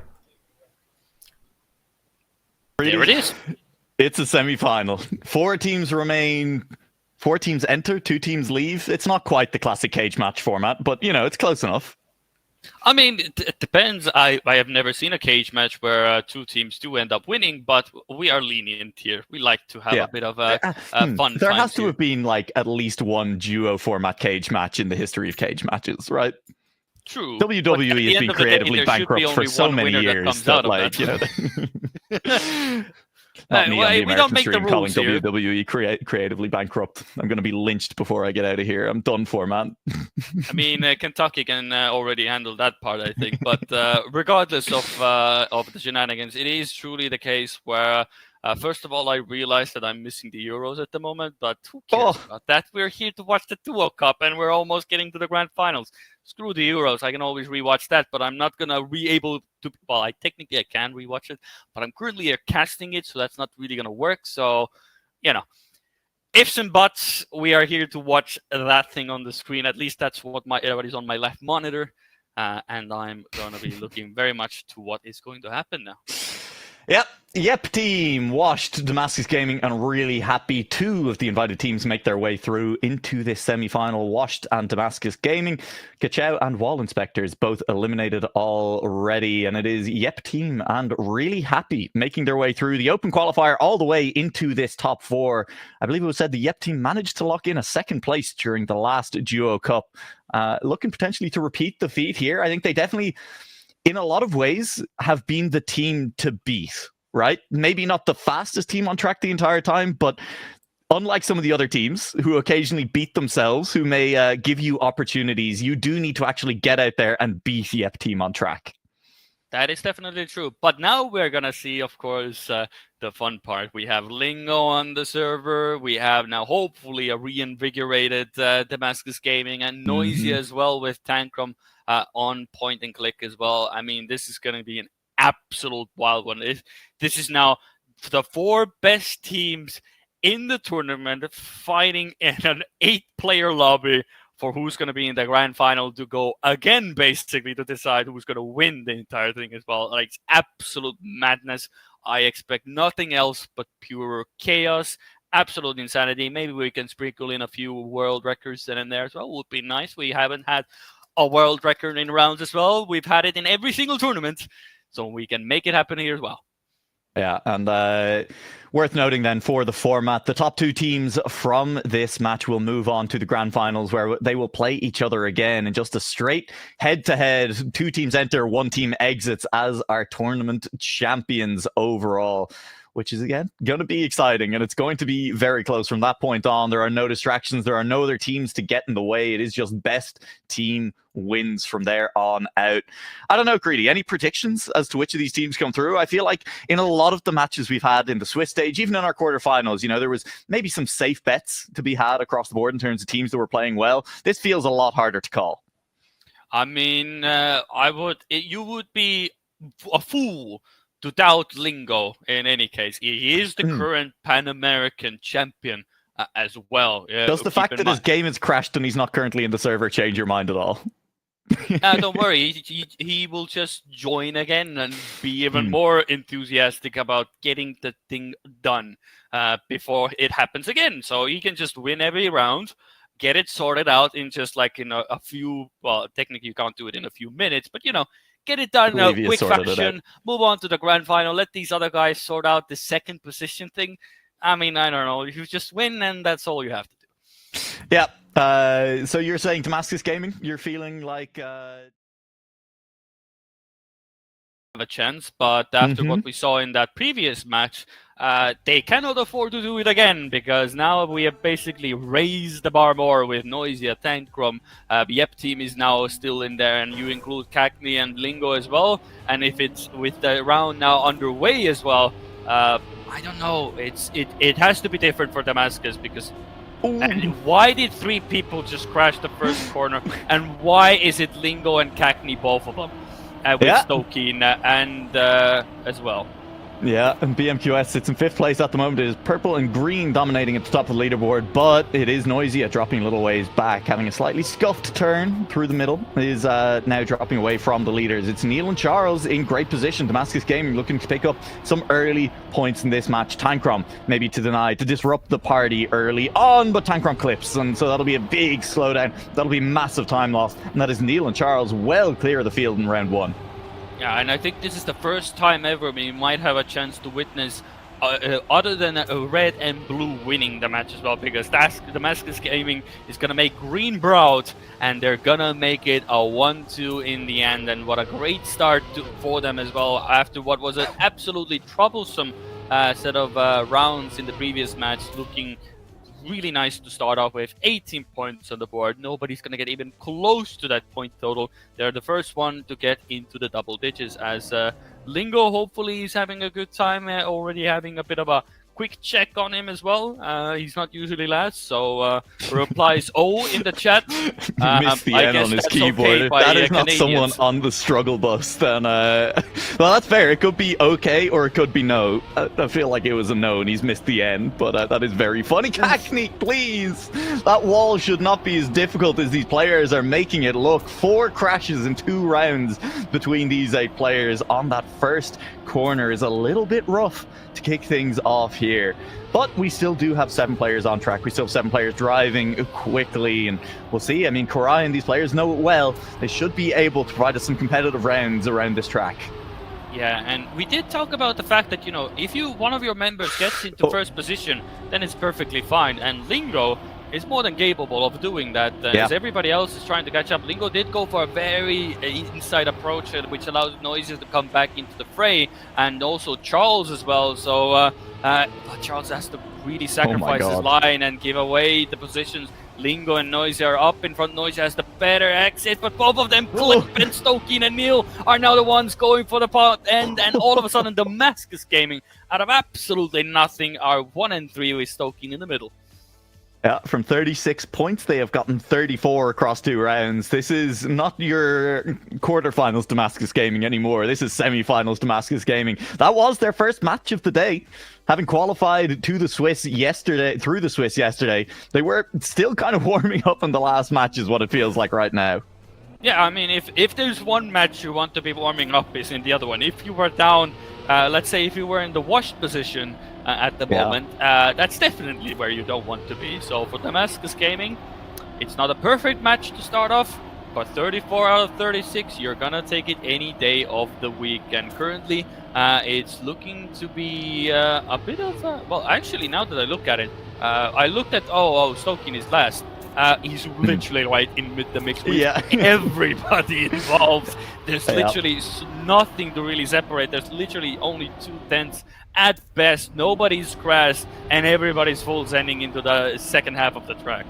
Yeah, with that said, though, I mean, you can still see familiar names at the top of the leaderboard. Charles and Neil are sitting near the front. Lingo is up there. Cackney just behind them with a clean round this time around. And there's still only 4 tenths separating the entire field. It'll come down to navigating this reactor section on the final corner. Is anyone going to clip? It doesn't look like it. It looks like all 8 players going for a clean finish. And between Lingo and Charles, it's Charles who comes out on top with a Lingo 18 thousandths behind. What a great round. Almost everybody finished with a 102 in that round. Almost everybody. Just BMQS and Cackney, I believe, just missed out on that. What a great round. Also something that I noticed while I was watching the round. I don't know if it will actually, sort of fix itself, but not only is Team washed, the color of red has washed away from Lingo. He's gray now.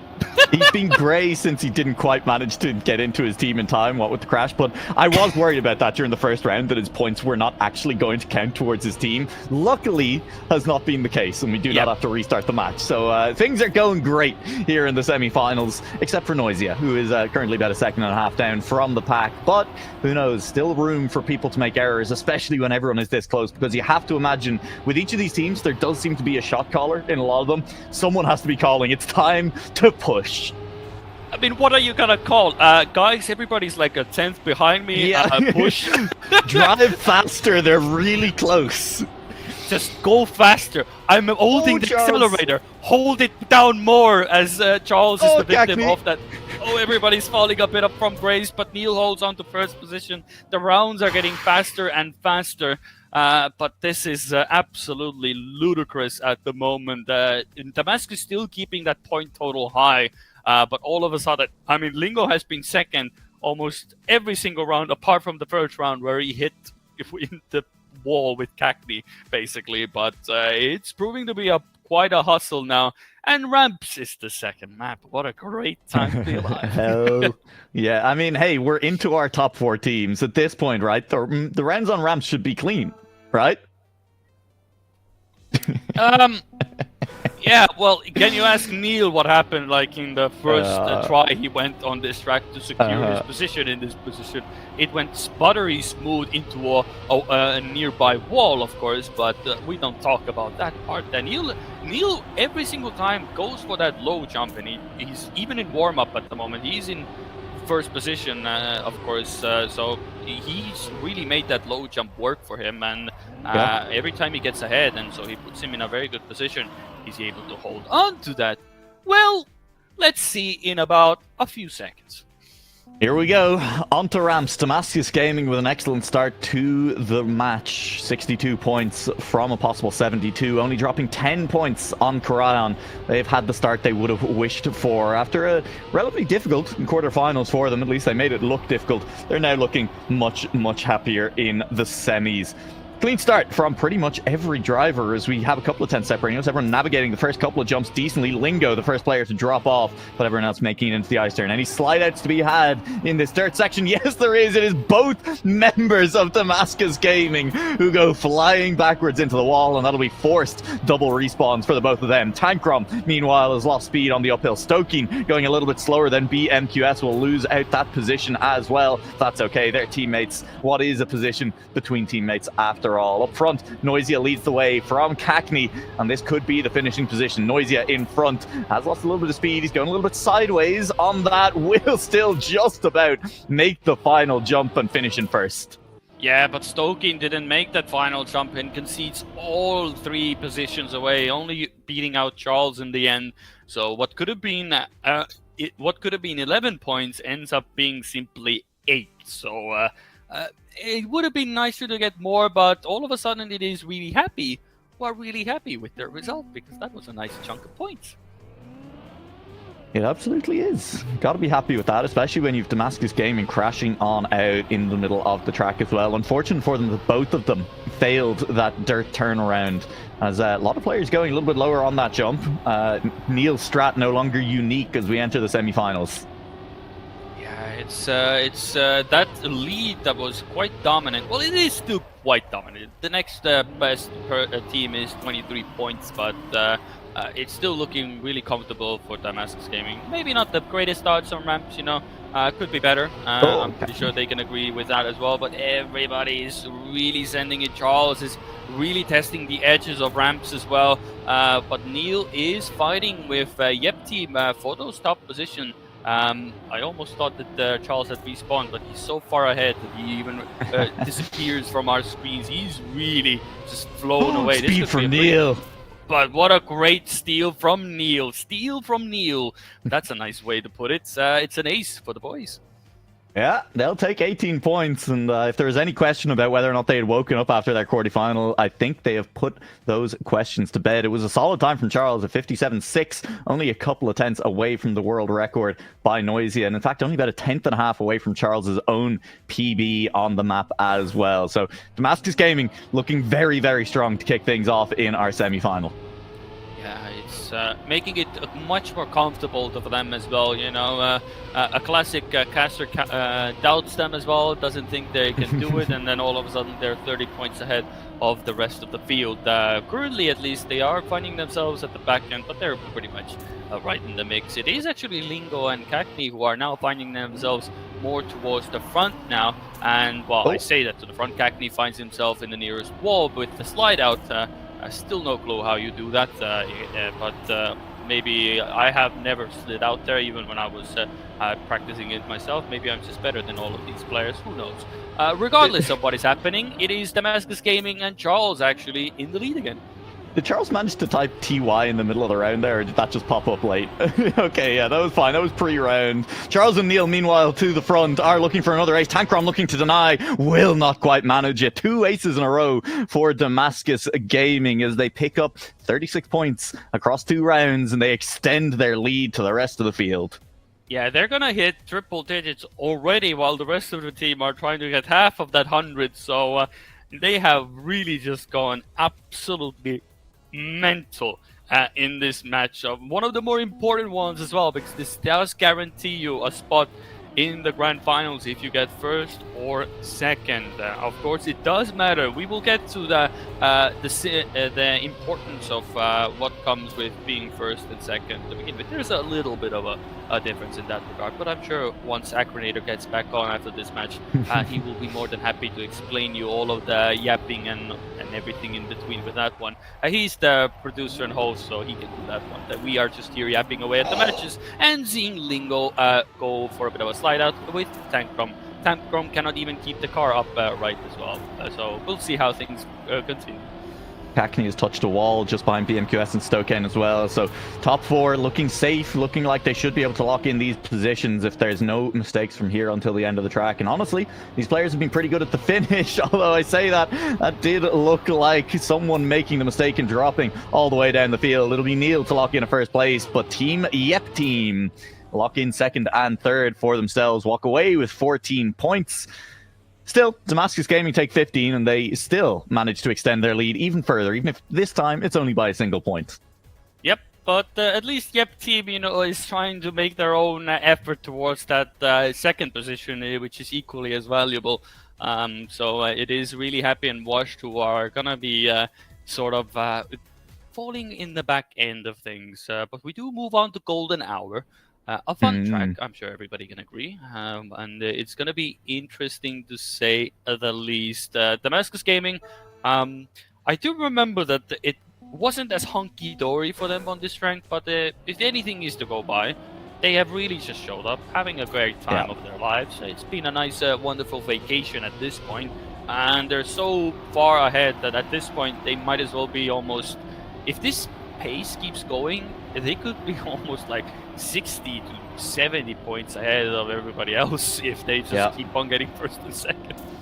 And they are in a comfortable position. As you said, Golden Hour wasn't great for them during their last match, but they are in a position where I think they can try and send it for 1, maybe 2 rounds. And if things still aren't going well, if they don't manage to get kind of top 3, top 4 with just absolutely sending it, they can settle. Just play a little bit safer. Take 3rd, 4th, 5th, 6th in the rounds. Keep decent points. Don't risk dropping into 7th and 8th and getting very few points, and walk away with a big lead still after the map.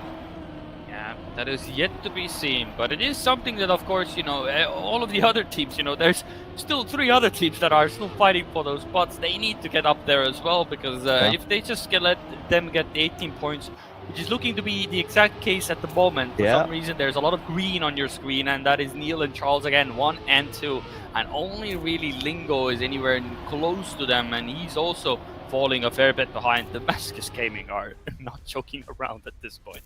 I mean, this is exactly what I said. They can afford to just fully send it for a couple of rounds because they've got the confidence, they've got the lead, and if it works out, they get aces, they extend that lead. If it doesn't, they can settle back and play it safe with the lead they have. They do not need to play it safe. They are looking for an ace. They are looking for a clean 1-2. There's a 56.9 as well. That is 200ths off of world record by Neil in that round. It is, I believe, a PB as well for Neil in that round. Incredible. Damascus Gaming are playing the match strategically very well, and they are also driving out of their minds. What do you mean strategy? They're just driving fast. That's not a strategy. If we can't admit that there is strategy in choosing which rounds to absolutely send it in Trackmania, I think we have to say there's no strategy ever. And I prefer to believe that there is some strategy in choosing your moments. Well, I would prefer that my moment is that I win every single round and I just close it out immediately. That would be my definition of a great plan. Doesn't work out that well, But what is working out, it is definitely working out for Damascus. I cannot fault you for that. They are definitely choosing the moment. We're feeling good. Just go at it. Screw it. We have such a great lead that we can touch a wall. And Charles, you can still go on and get first position. Yeah, Charles is sitting just behind Lingo, just behind Tankrom as well. And I say just behind, he is practically inside them. He is overtaking Tankrom into this final corner. One drift to go. Charles goes more inside. He'll end up wider with a little bit more speed, but he will not catch Lingo. And Tankrom, in fact, is the player to nail that finish and overtake Charles as well. Lingo collecting the full 10. Unfortunately for him, Cackney down in 8th means only 11 points for the team on that round. But first places, the 10 points are huge. Yeah, and we move on to Chapter 2 for Damascus Gaming. Not first and second anymore. It's the downfall of the team now, ladies and gentlemen. It's all downhill from here. Well, no, they are like 60 points away from anyone else. I mean, it's a small step for mankind. It's a giant leap for the rest of the teams to catch up at this point. But yeah, it is truthfully good to see that they're doing well. But I am now trying to think, like, who's the other team to go through this? Everybody else is just really not having it right now, to be honest. There's some people up in front. Lingo having some good moments. Cackney is trying his best impression of making sure that Lingo gets top points, and he's going to be last. Sometimes you see BMQS and Stokeen up in front. Nobody else has found real consistency, to be honest. Yeah, Cackney touched the wall in that uphill dirt, and so he will be dropping away. No good points in this round for Cackney. Neil is a little bit slower than the cars behind. They're a little bit further to the inside on that dirt. That does mean Neil just holds onto his lead, but only barely. He goes very wide on the entry to that turn. He'll carry so much speed as well. Lingo and Noisia. Lingo just gets a nose in front and takes second. Yeah. And as you can see, we all can enjoy a bit of, at least on my screen, I get to see a bit of the GPS as well. Thank you, Manox, for that one. Very great GPS placement. Couldn't have put it anywhere better. But it's always...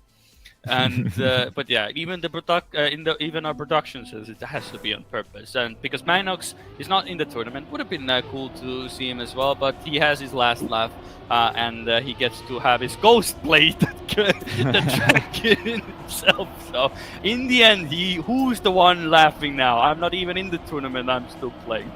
Oh, Neil's in a wall. Lingo's in a wall much earlier. Neil, only a couple of tenths down. Not the worst touches outside dirt. If you can keep a bit of speed, Noisia, that's a much worse crash, dropping away from the field. 5 players then in contention at the top of this round, and it's Tankrom carrying a lot of speed through that section. Nearly dropped the wheel into the hole. He's forced to go very wide on the outside of that dirt. He might get good speed out of it, but it's not going to be enough. The gap extends to that top 4, and it is Charles and Cackney leading from Stokeen. And BMQS, there's Cackney with a slide out, and he's going to drop a lot of positions very quickly.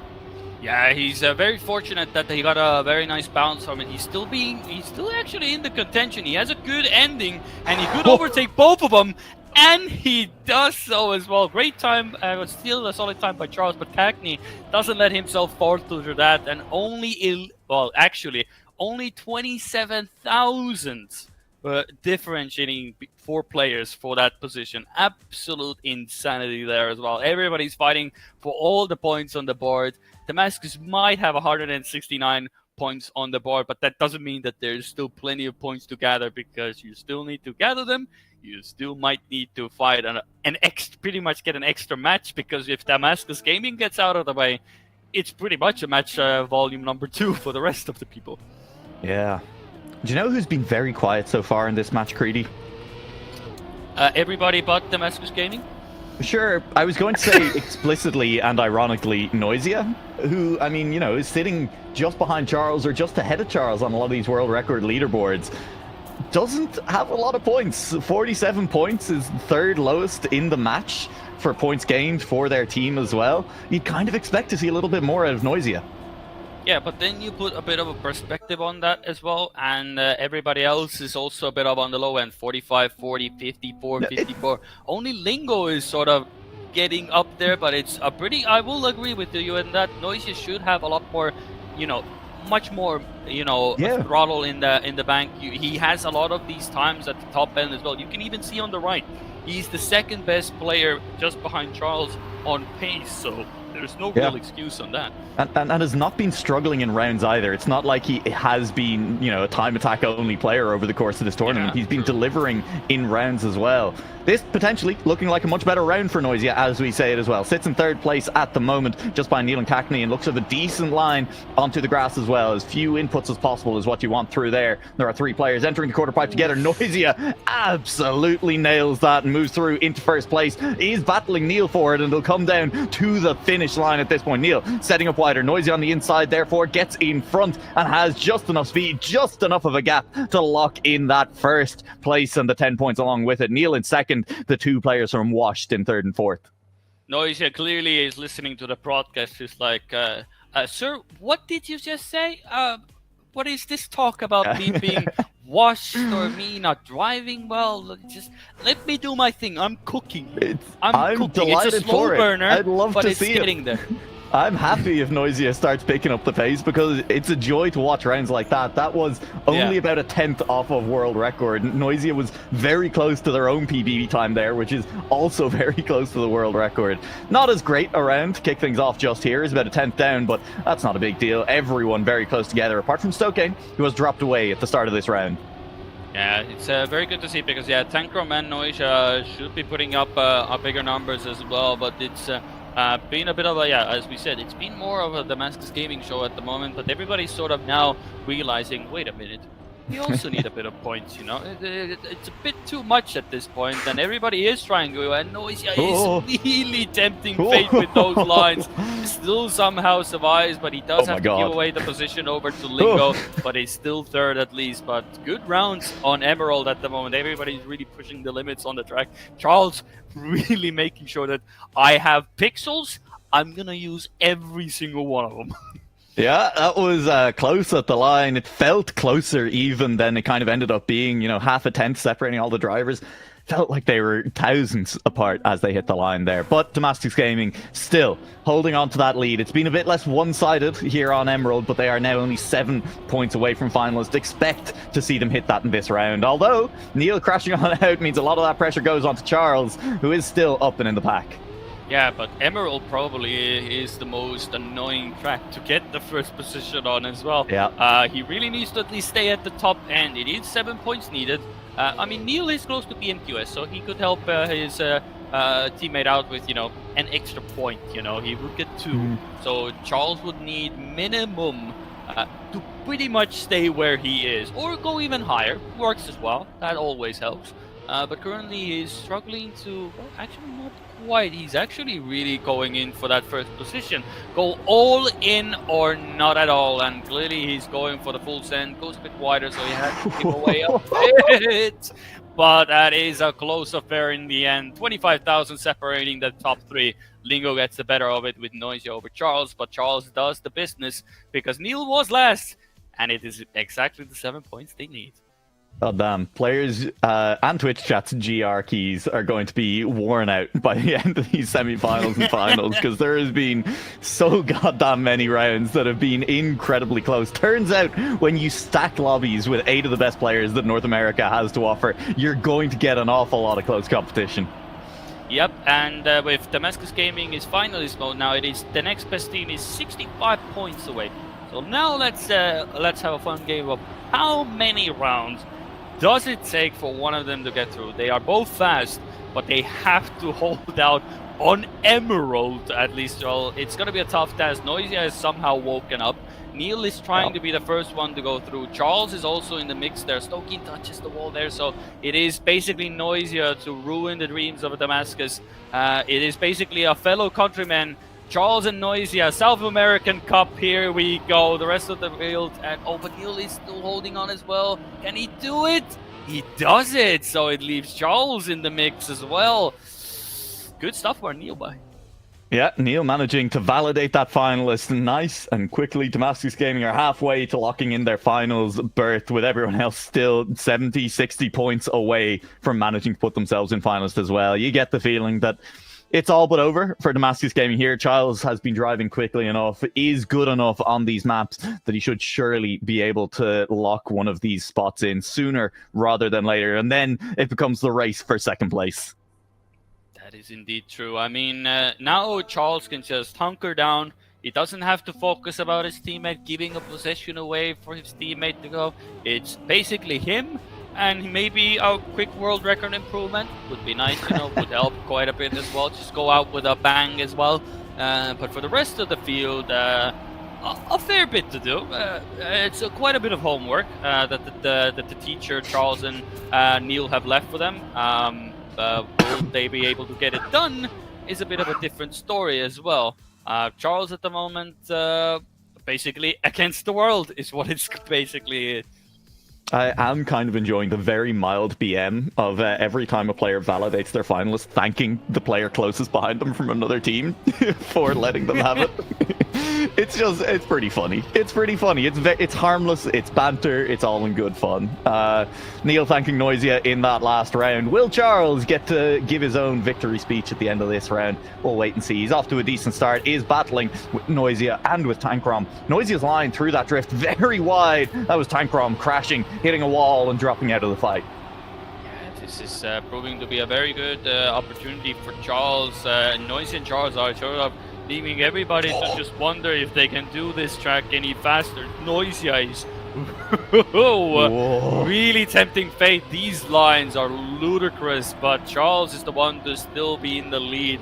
Can Damascus Gaming in this sort of field do it in 2 rounds? It's looking to be good. Charles is still alive. BMQS is trying, but Damascus Gaming absolutely dominating this field. Charles dominating this match. This is an insane time as well in the round. Cagney also with an insane time, but Charles and Neil, absolute demolishment. Yeah, that is very, very impressive from Damascus Gaming. They get out of here before anyone else really even gets close to finalist mode. Did look mildly like Charles had lost speed at the end there. I was nervous for him going for that risky fin, but he did manage to make it through. They have gone. Damascus Gaming now sit. They wait, and they're going to be waiting a while to see which team joins them in finals. This is all part of the big master plan. They're going to let Neil and Charles wait for so long they will forget all the maps, and by the time we get to the grand final, whoever gets through out of these 6 players, it's basically a second match at this point. Damascus Gaming are gone. It's now anybody's game to go, and honestly, all of a sudden, well, I was about to say that Lingo and Cagney have sort of woken up. Lingo has woken up dazed and confused in the wall, but we'll see how that unfolds. But if anything, there's one thing that will be very much happy that Damascus Gaming is gone. That is Yep Team. Their consistency will reward them now with Damascus Gaming gone, and you can see who's leading the front end. It is Yep Team 1 and 2, and they are exactly going to take that on the board as well. 18 points. Oh, it must feel so great to get 1 and 2 finally. I mean, the Yep Team have definitely, I think, been kind of consistently in those 3rd, 4th, 5th positions. And all of a sudden, with 2 players gone, 3rd, 4th, 5th, now that's 1st, 2nd, 3rd, right? And that's, with 1st and 2nd giving 10 and 8 points, that's a massive jump in the points that you're earning per round with being consistently near the front. And so, yeah, Yep Team could definitely start to spike a little bit here if that consistency keeps going for them. You do have to say that is a crash immediately from one of the players from Yep Team, and at the same time, washed and really happy. Both teams have players capable of putting in fantastic times round on round.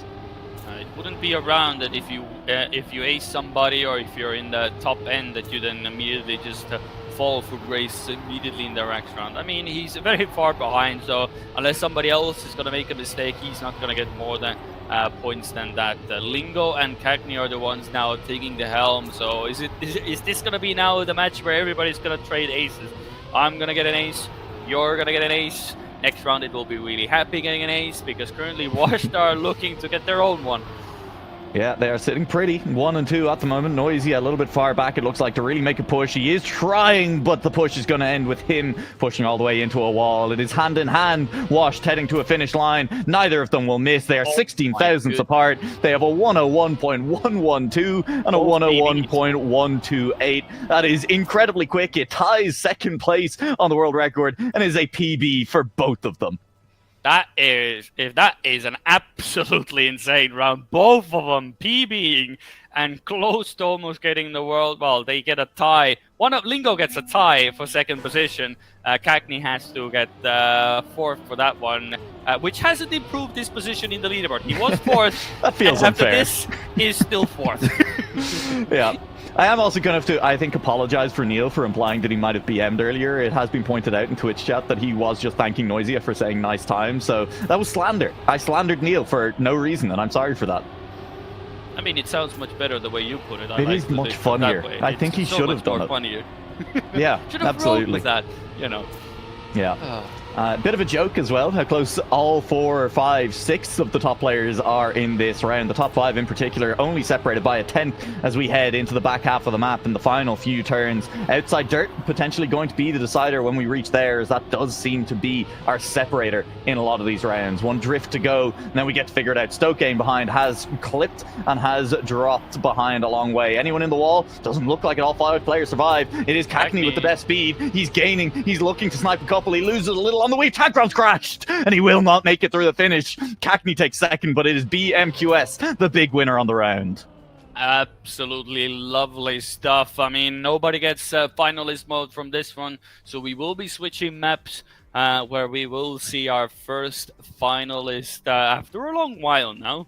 That validator has been there for a fair bit now, so we can now progressively move on to somebody else getting that possibility, and it looks at least from the score points as we move on to Korean that unless both of them DNF, Wash should be finalist mode in the next round. They should be. Yep team and really happy though, only a couple of rounds away from their own finalist mode, so Wash, they're not in a safe position by any means. Yeah, it's they will get a free pass finalist mode, but if they want to make it a bit more easier for themselves, they would like to be 1 and 2. Just go over budget with the points, not let anybody else get more points than them, and then have an extra shot at finalist mode, basically, because Yep team are 23 points, really happy are 29, so if you can avoid the points for them, that works wonders.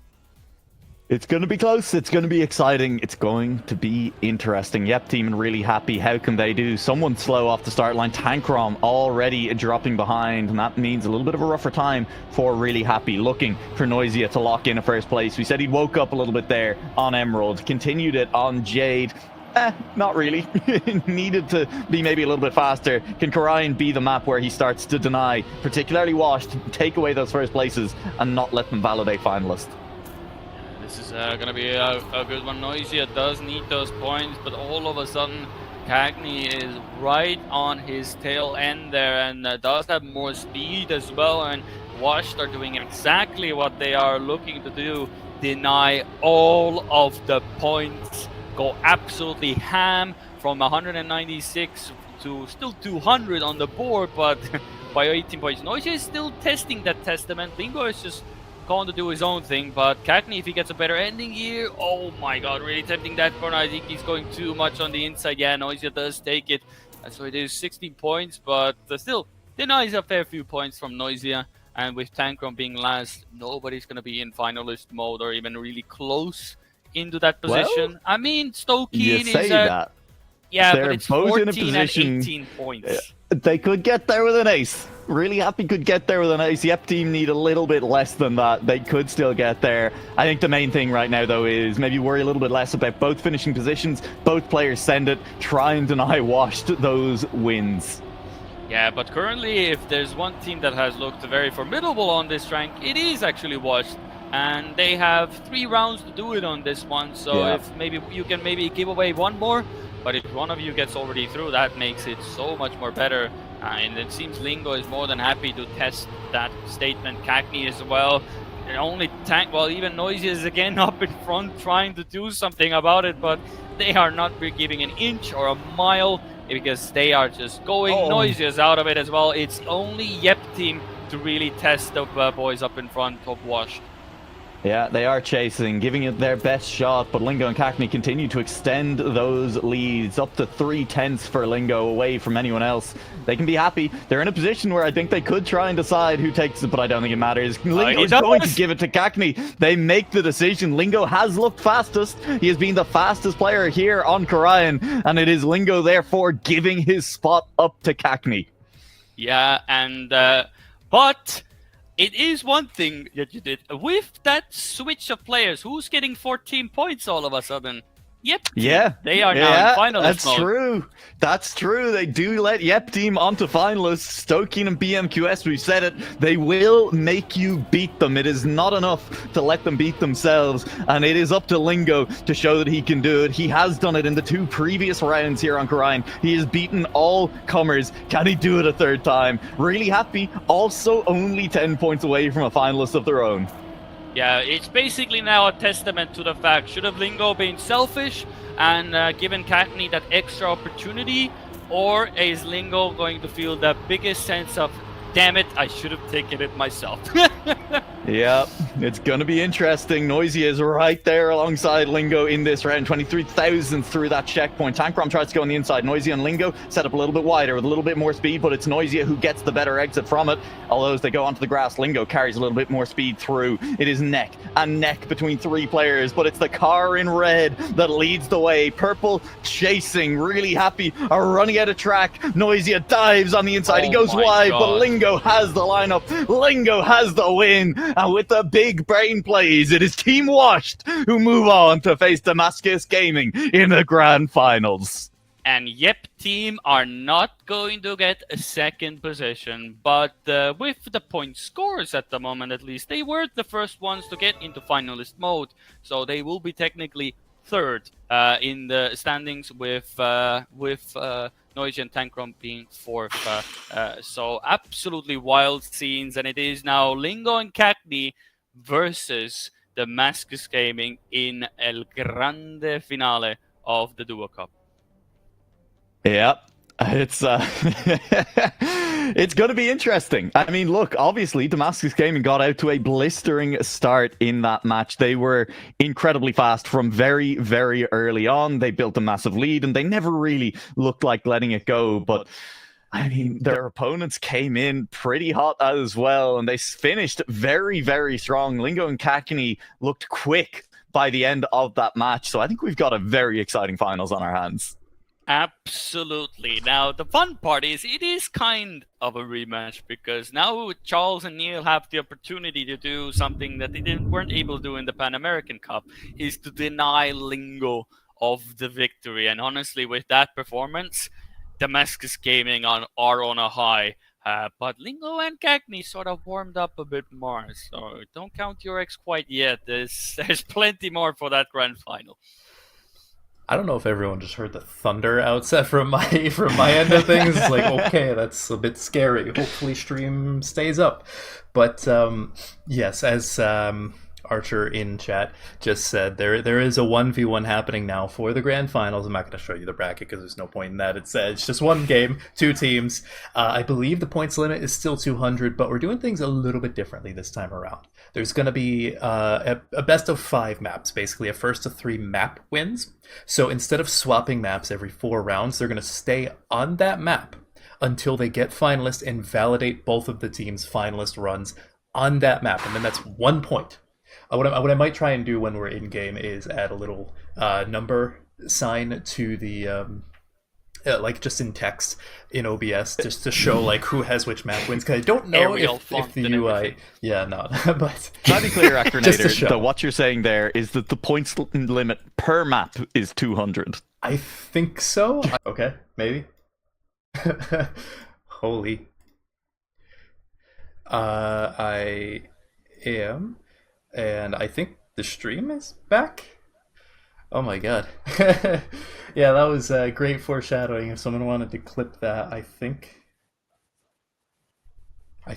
we're still... Yeah, I mean, I can see you on stream. Oh, my camera's back. Oh, Greedy did go to the bathroom while that was happening, so... Woo! We are live on stream, by the way. Stream can hear us talking and can see us. Everything is back. Okay, yeah, I think it is.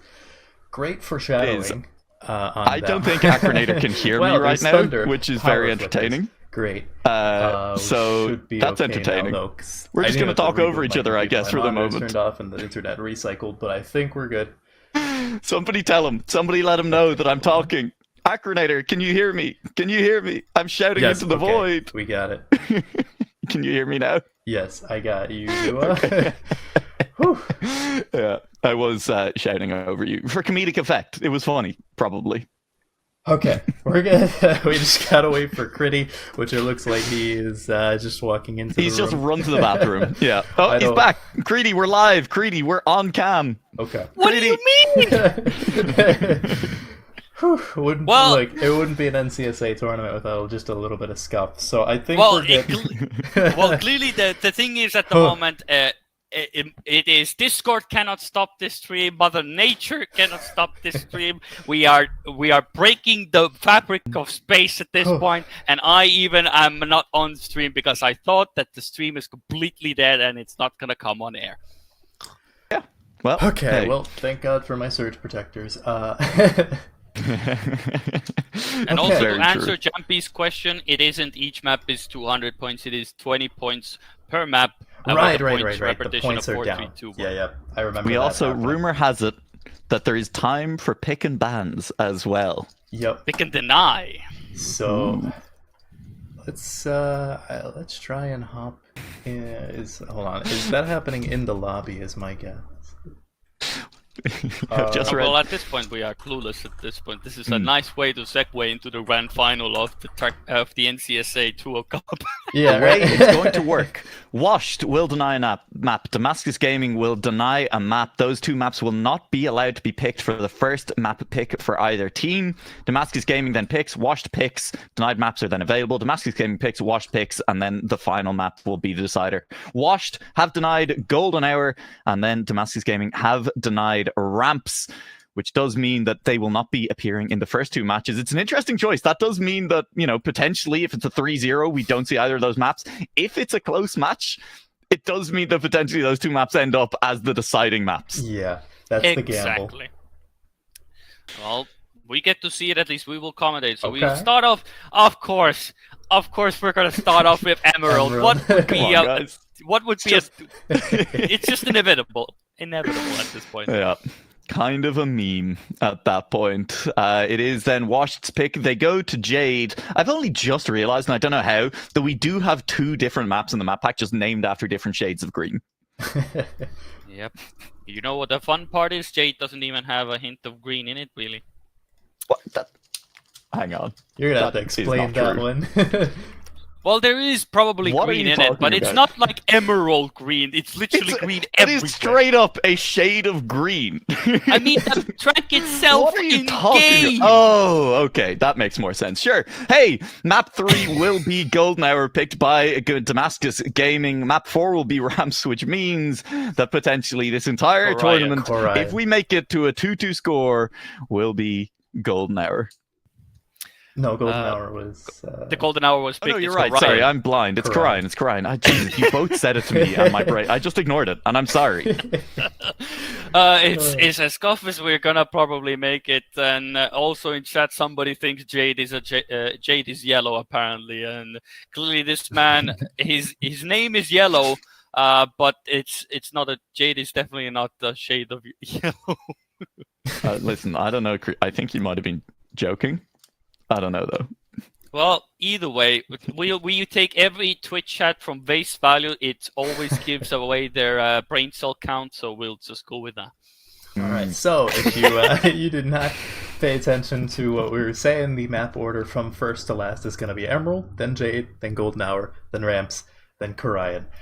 The points limit is 20 with a points repetition of 4, 3, 2, 1. So we're going to get to finalists rather fast. Especially if these teams are getting, first and second every single time. But for the most part, it should be rather close. We have no opportunity to be like, oh, my map came up at the wrong time, therefore I lost. Skill issue if you lose at this point. Yeah, Pretty much. pick and skill issue. Absolutely. Yep, it's basically now down to who won the pick and ban phase as well. It's usually been Big, who has won every single pick and ban phase to this point. They are not in this tournament, so we'll see who actually won it in the end. I mean, when I look at this order at the moment, I mean, Emerald to start off as well. You would be a betting man. There's a reason why they picked it first, and honestly, Damascus Gaming were pretty dominant there as well. So Jade, I would put Lingo and Cagney really pulled their weight there as well. I think this could very easily go into map 5, or maybe some of you think otherwise. At this point, it wouldn't be an NCSA tournament if it wasn't decided on a Mephisto map, but that's just me. I also think I don't want to say that either team won the pick ban, but we did see just there how fast Lingo and Cagney are on Korian. So if we get into a map 5 situation, they're warmed up heading into Korian, that could go really well for them. No, definitely true. I mean, and also Jade as well, they both PB there right at the very end as well. So what a perfect time to go into that as well. So it's going to be a wild ride. And even with Damascus Gaming having a very dominant performance, this is now basically map by map. There's no just you collect points and then you do it. It's you have to collect the points and immediately do it just to get ahead by 1 map point. Yep, definitely. And actually, one quick thing we haven't really talked about thus far, but there is, in fact, prize money to the top 4 spots. So, while... or the teams. I forget their names. It's been a long day.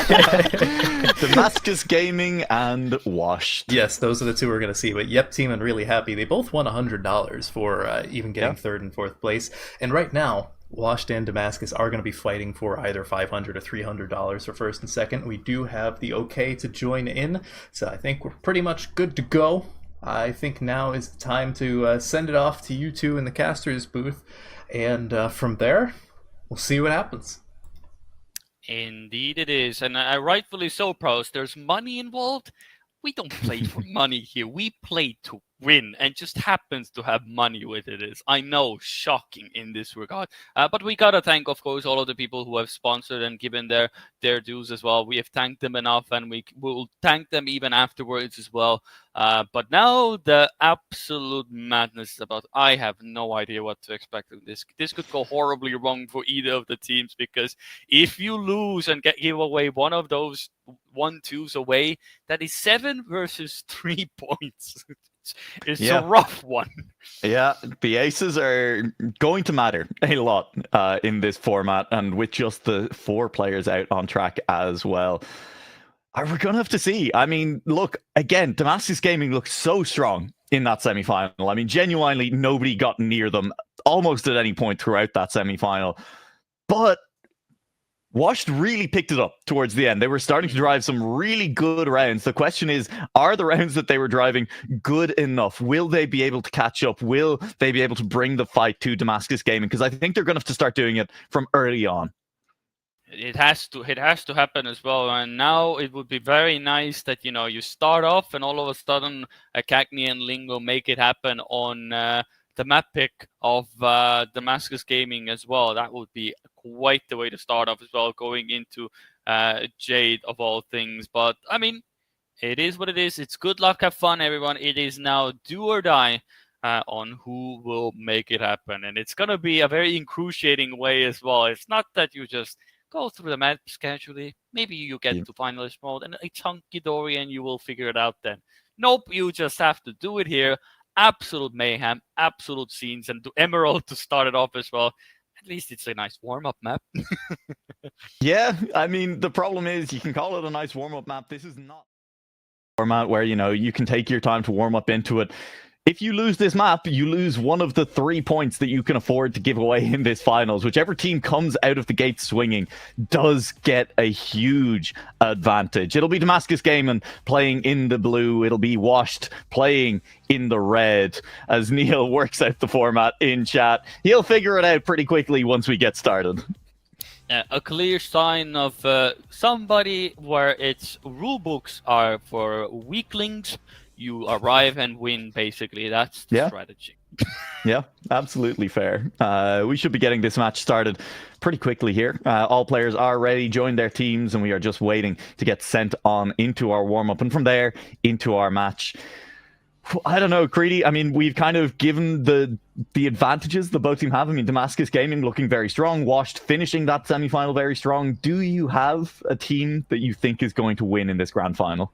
I think all of this boils down to how Cagney will do, because if there's a shot if there's any time to pull some strategy off, it is this one. Because Lingo and Cagney are very much already a user of that as well. In the Korean match, Lingo gave it away to Cagney and to make sure he's through. This could be one of those cases. If you're both finalists on a track, I think this is where that strategy might come into play even more. So just get that one guy out of the track that he's just happens to be in close to first position, and you'll just have your faith in your teammate. This is where that strategy will come into play, I think, even more than once.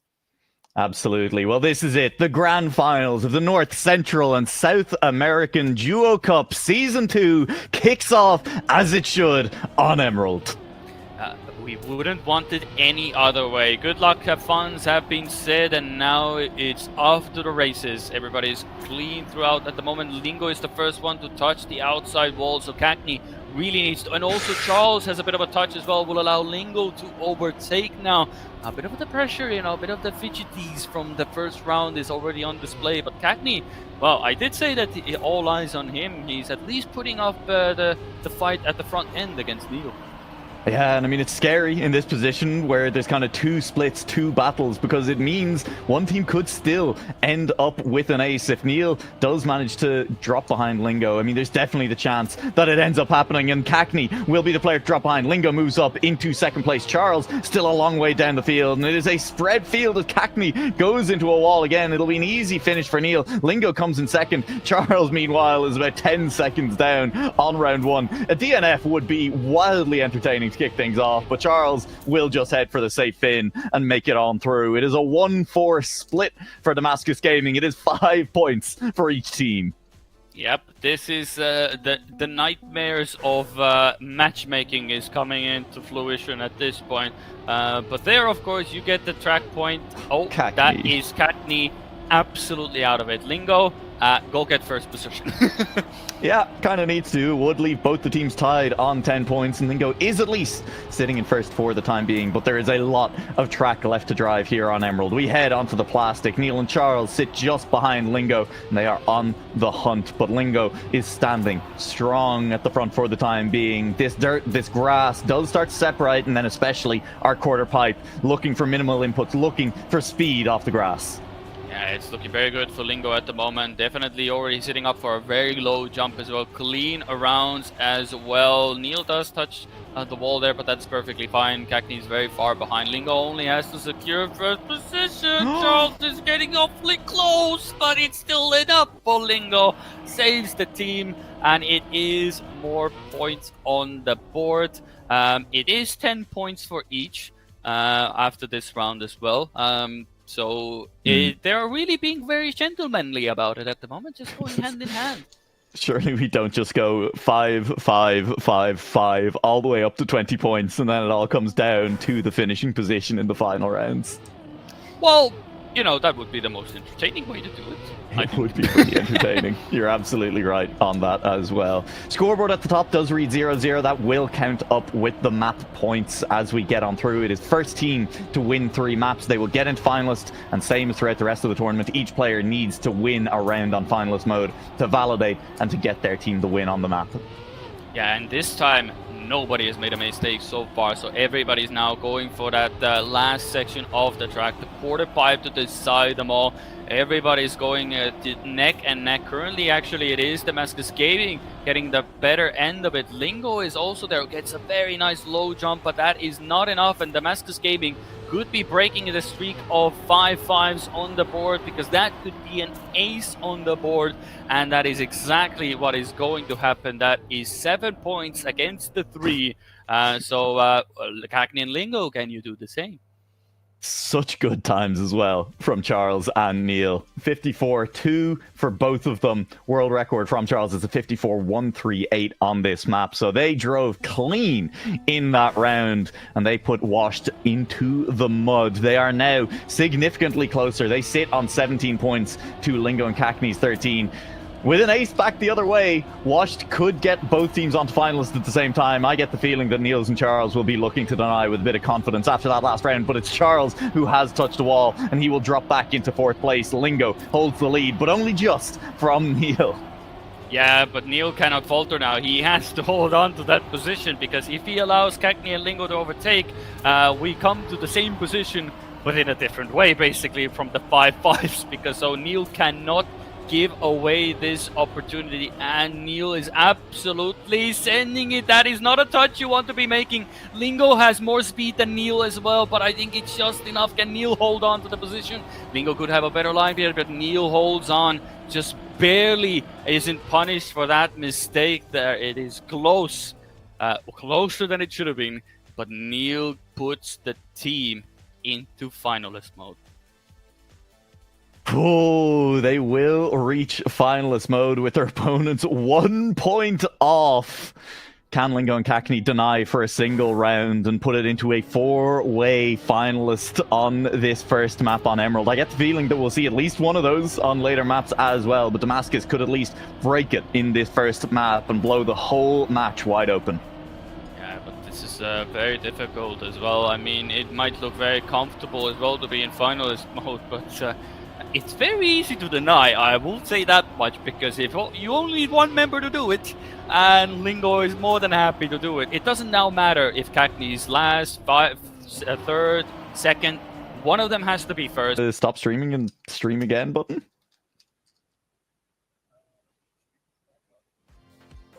Yep, hello. Hopefully everyone can hear us. You haven't missed an awful lot. Neil did end up picking up first place in the last round. Did lock in and validate that finalist mode.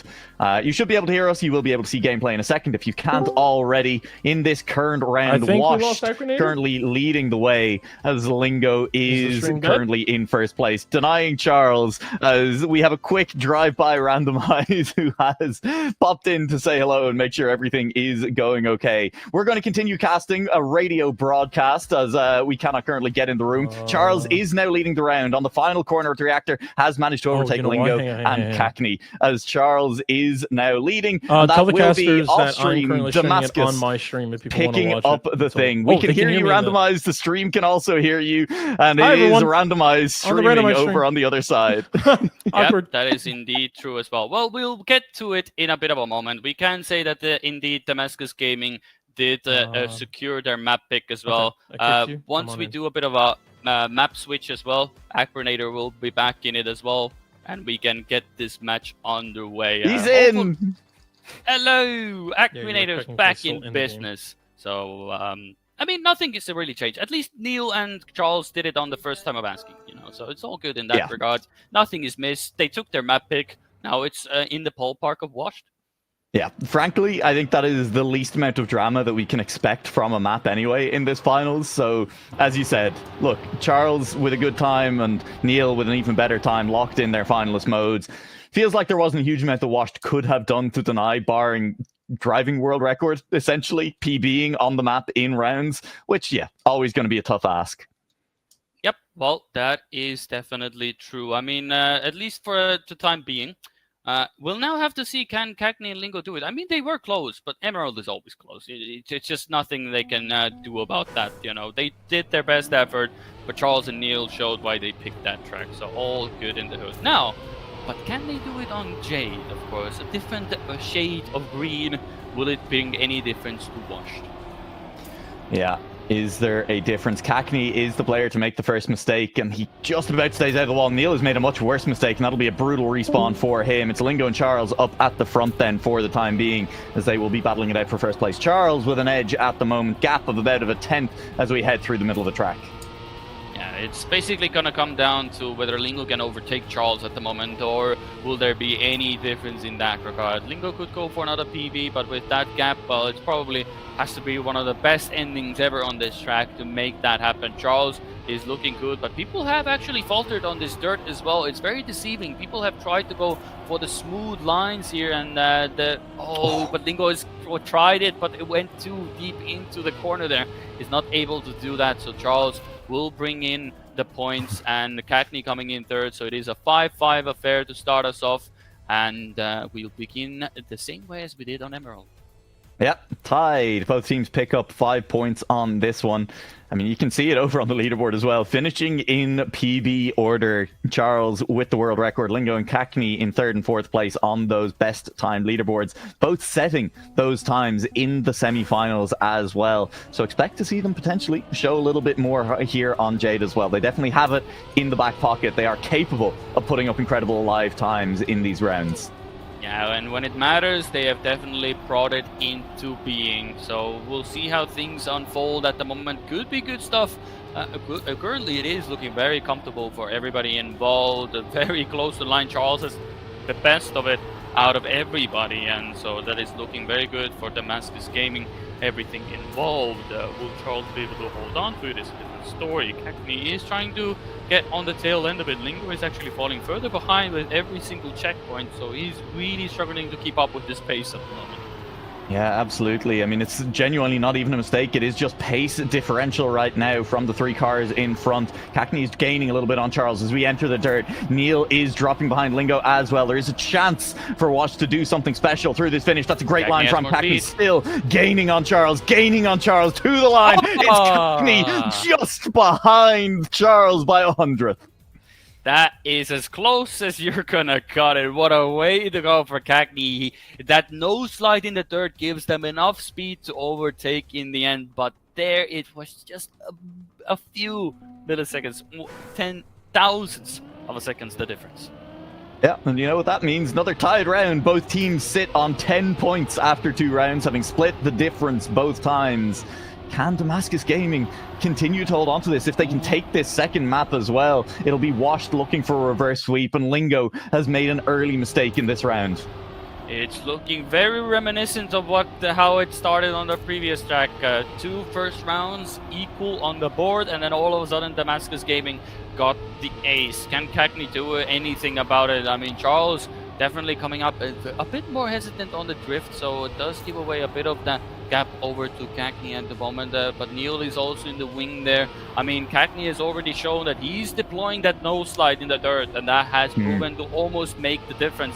He needs to make it happen right now. Charles really attempting fate over those gaps there. Very good line at the moment. Cackney, there it is. That flick is coming in. He has more speed, the better line. Can he actually do it this time? And he does it for Washed. What a great ending. And that's where the difference is. Charles and Neil are not doing it, and that is the detriment for them. But it did look like Charles was attempting to go for the no slide a bit as well, straightening out at about the same time as Cackney. Just the execution, a hair off. Lost what? Less than a 10th through that final section to Cackney. The issue being Cackney was less than a 10th behind Charles. Yep, exactly. Neil, buddy, no. Oh no, that is a horrible way to start, leaving Charles to be in an awful position. This is the worst time for it to happen, right on the verge of finalist mode as well. And Charles, well, he's not looking as comfortable in this round as he has looked in the other ones. And if he doesn't get first position here, he's not going to be finalist mode. So he has to now go for the absolute send. Anything else, if he doesn't get first position, it doesn't matter. They're not going to be in finalist mode, and he's falling further and further behind. Yeah, and we've seen Cackney flawless on this end section a couple of times already on the map. That was dangerous. He got close to the wall. He's flirting with clipping a wheel on every single one of these turns, and it doesn't matter. Charles has still gained, has still caught up to him. Cackney, no sliding, and he's got so much more speed. Charles simply could not match him on this occasion, and Cackney, with that pace, another win. Hang on, Lingo's not finished. He will now get across the line, and Neil is, well, 13 seconds adrift. It's going to be finalist for Washed. It is a 1.01.068 as Cackney has gone 300th behind the world record in that round as well. And that is indeed that no slide, not Neo slide, baby. That no slide goes crazy. And fun fact, I think if Cackney's drift was any better, that was on pace for sub 101 as well. But that drift was where he lost that speed to Charles as well. That's where Charles was able to catch up to him. So that's where the 101 sub thing went. I think that's the difference, but still an insane time in rounds, and what a time to do it. And of course, when you PB, where do you find yourself? In the mud. So Lingo, you have to get it done now, or you're gonna face the fact that all of you are gonna be in finalist mode. Absolutely. Lingo is kind of gaining on Charles a little bit here. Charles with a slightly better drift, Oh! but he's hit a pole. He looked for too much speed on the exit. It's now down to Neil, who has decided it's his time to make a push, but Lingo is so clean on that landing and on that transition. He gets close to the wall, and Neil, trying to match the pace that Lingo was putting up, has put himself into a wall instead. The gap is huge. It's a 1.5 seconds. The call has to be almost go for the safe fin at this point, but Neil will risky fin anyway, and he'll make it through. And honestly, I think that's the finishing order you're happy with if you are washed. Lingo through, Cackney setting near world record times. You gotta feel good about Wash tying up the overall score. Strategy-wise, everybody crashing apart from Lingo, perfect. And now Cackney can just go absolutely ham and make sure that he will wash over Damascus Gaming in this round. So we'll have to wait and see. He has basically one opportunity to spare if really everything goes wrong. But yeah, the best way to do it is right here, right now. You get that mistake out of your system in that previous round. Charles is out of it. It is Neil, but also having a bit of a fumble. He gets a nose slide as well. And it is the one round where he has to throw it away. Hey, sometimes no slides are good when they're on dirt and they get you a lot of exit speed. No slides when you're meant to be drifting, significantly worse. And this is free, honestly, for Damascus Gaming. Neil is in the lead, and that does mean it could come down to a 1v1 between Cackney and Charles on the map. Currently first and second on the overall time leaderboards for this map to battle it out in a single round. Yep, that is definitely true. I mean, it's still not over. I mean, Cackney is also DNF. Neil goes safe finish. You are weaker than Lingo. Let it be known. Correct. Lingo correct went decision. for the risky, No, I am not letting it. Safe. Look, that is the correct decision. Cackney had already DNF. Encourage them to go into the safe finish. Shameful. Shame on them. Shame. No shame, only intelligent driving. If you want hype, how about this for a final round on Jade? Charles versus Cackney, a straight 1v1. Are Washed going to have to pull off the reverse sweep? Will Damascus Gaming find themselves locked at 1-1 with their opponents? Yeah, but Charles gets a bit of airtime from that position. That is not looking good, and that is the worst possible time to have it. If Lingo is in the call, well, still, Lingo should say the one word and one thing only. Go risky, or we don't deserve to win this fight. No, just win the round. This is finals. It's hype, but there's also $500 on the line for the winning team. Cackney has a huge lead, but if he misses that finish, Charles is only a second behind. I think he still has to go risky. You will lose that second if you go safe, so you're all getting your wish. I hope you're happy, Twitch chat. We're going to see Cackney go for one more time. He's going slow through that section. Charles is gaining a little bit. Cackney needs the speed to hit this, needs to not miss the finish. He's completely safe. That's how you safe a risky fin. Washed will tie the matchup at 1-1. Neil loses respect points is what it is. He should be put down a few pegs in NCSA power rankings just for that safe finish. I'm just saying, just not somebody true. get on that. It's simply not true. It is true. He lost the match. Just saying. It's just a power game. It's a mind game. We went for the risky. You went for a safe finish. We're going to now win. Creedy, you know what this means? It means we're on to Golden Hour, and it means we're guaranteed to see ramps in this grand final. Exactly. That's all what we want in the end. Yep. It's going to be dramatic. Any fails on the end of Golden Hour, clips in the middle of the map, I think the most likely to be decisive, as we've definitely seen plenty of those throughout the tournament. And of course, the water section, still failable. You got to remember that, even if we do not see it regularly failed by players at this level. Yeah, but Golden Hour is a very shaky map for a lot of players. Even if you are some of the fastest players on the server, this track is just not relentless. Hopefully it's not going to be the case what we saw in warm-up. But we'll have to wait and see. But for the time being, the only thing separating Washed and Damascus from the lead is one wall touch, and it is Charles to make the first fumble. Yeah, Charles behind right now. Neil then trying to hold off 2 cars in red, but they are cruising their way past. At least for now, it's a little bit of a rough exit there from Cackney. A little bit of airtime meant he lost speed on the exit from the dirt, but it was not a huge amount, and he is right back in it. Plenty of chance to catch up on these plastic sections with ideal lines, as Lingo is showing, managing to hold on to Neil's coattails and keeping pace. Yeah, and nobody making a mistake here. Everybody has sort of equal speed. Neil holds on to his lead for the time being, but I believe Cackney has the better line when it comes to this portion. Much better setup for this third turn. He will have the most amount of speed, but not the best exit here. Neil could be holding on for Damascus Gaming. A very nice drifter. A bit over the edge. I wouldn't go that far, but that is good enough for Damascus Gaming. Charles can get an extra warm-up round while Neil holds the team together for the time being. 5-5 on the board. Will we get another map where we get 2 sort of draws, I guess, to put it like that, and then we'll decide the fate? Absolutely. Well, yeah, I don't know why we were excited for that first round. It's tradition already in this grand final that we do start our first round off with a 1-4 split and a 2-3 split as well. Goes without saying. That's how it works. Maths. This time around, can one of the teams differentiate themselves a little bit earlier? Is there a win in the cards for one of them? Well, that is yet to be seen. Currently, everybody's in the mix. Lingo is the one that, I say that, but Cackney is in a light, flagpole, to be honest. And Lingo has to have an absolutely worldy of an ending, because Damascus Gaming could be ruining what we've been having a good time. A gentlemanly agreement.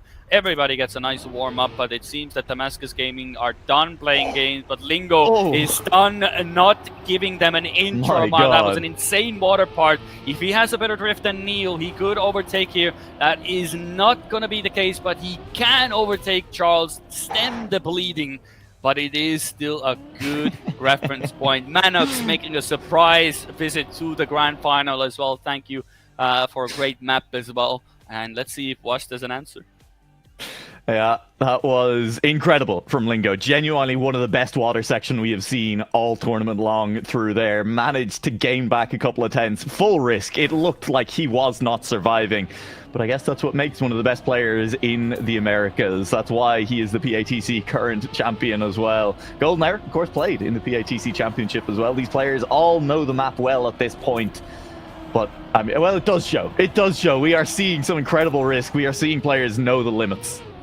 Yeah, but every mistake is equally as punishing. Lingo all of a sudden decided, I'm just going to outpace every one of you. You are beneath me, and good luck catching up to me. It is actually Cackney who has to now fully save this Wash team at the moment, quite literally in every sense of the word. And he's not going to be doing it. You can drop a wheel a little bit off the inside of that platform. It's less punishing than it looks. You cannot go that far to the right. This is easy from here on out for Charles and Neil, barring an incident at the finish line, but they've been good at it so far. They'll be good at it again. That is a clean 1-2. Damascus Gaming move from 11 points up to 18. They are very, very close to finalists.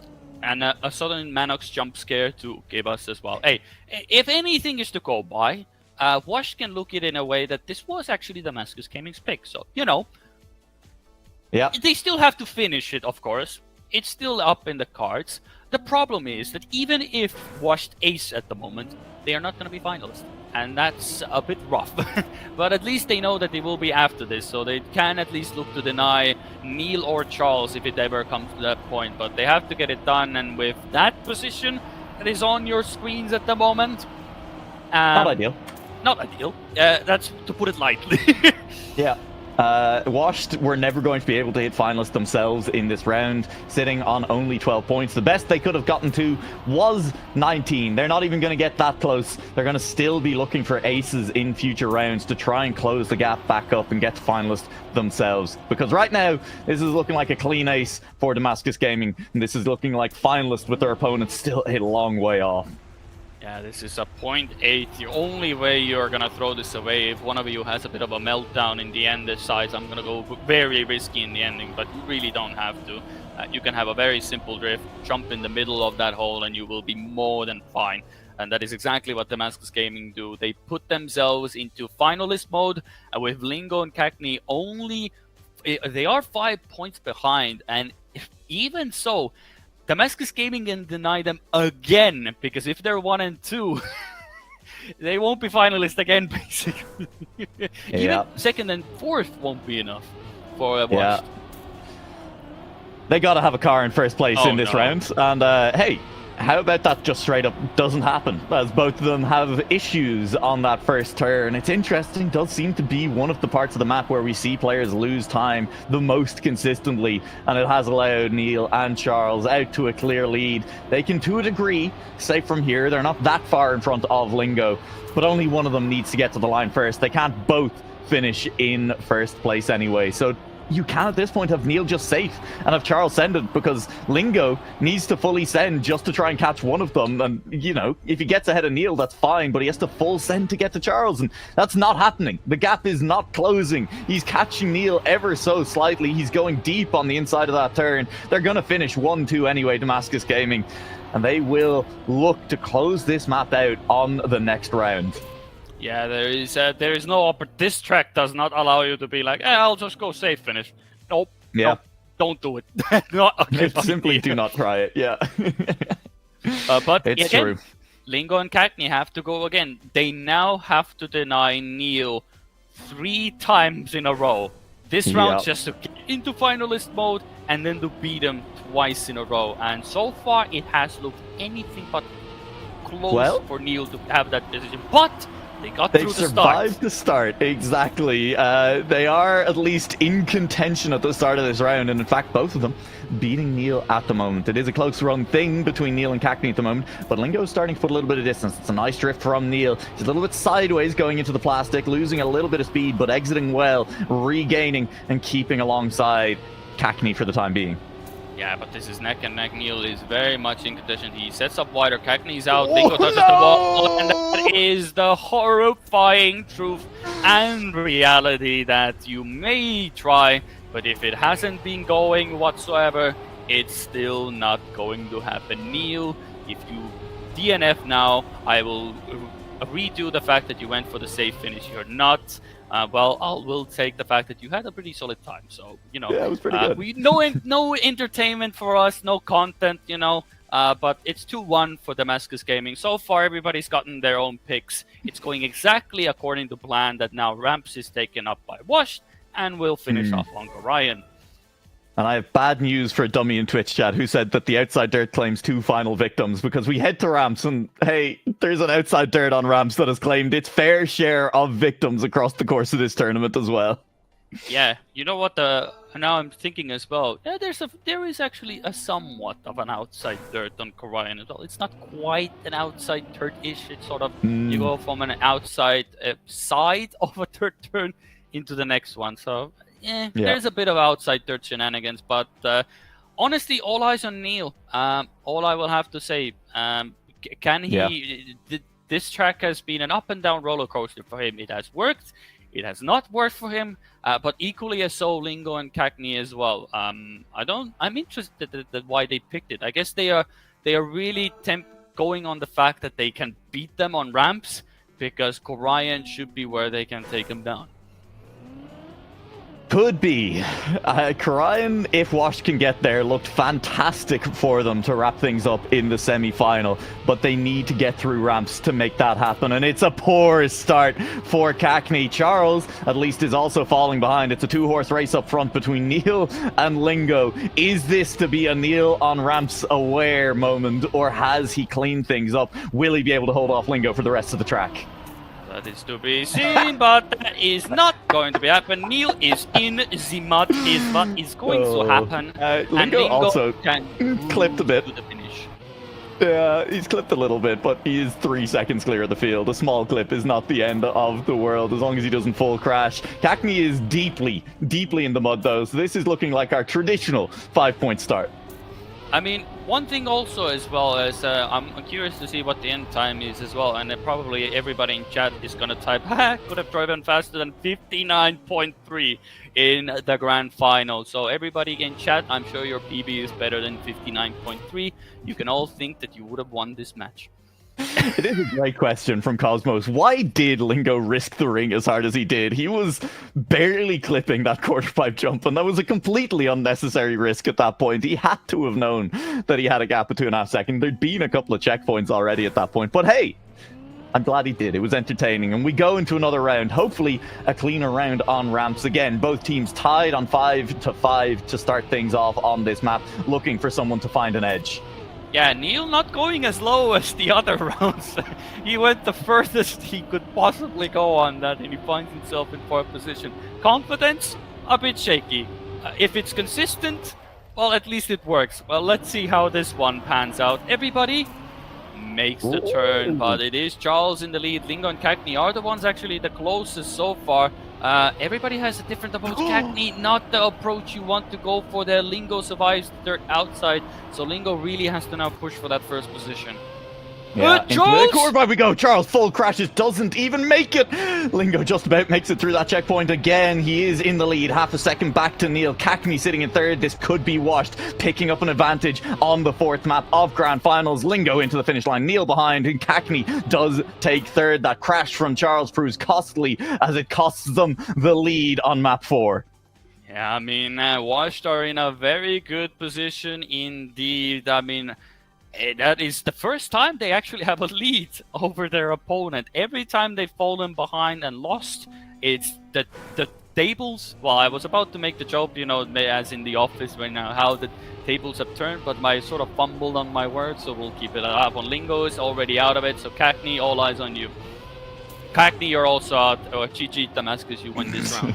Well, hey, 7 points could feel pretty good for them after dropping the last round. Some silly mistakes. They do still need to survive ramps. It's not a map that kind of is conducive to safe driving. You still need to hit your speed checks. You still need to make it through all of these jumps, and it's a little bit slow from Neil through there. He's dropped a few tenths, but that's fine. His opponents are significantly more than a few tenths behind.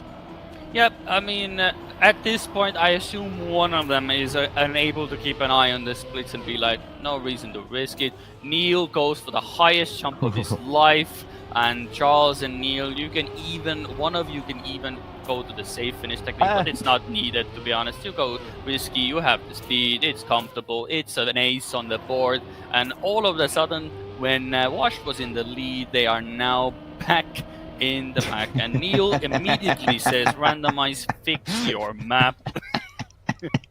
I don't know if it needs fixing. Maybe a total concept rework.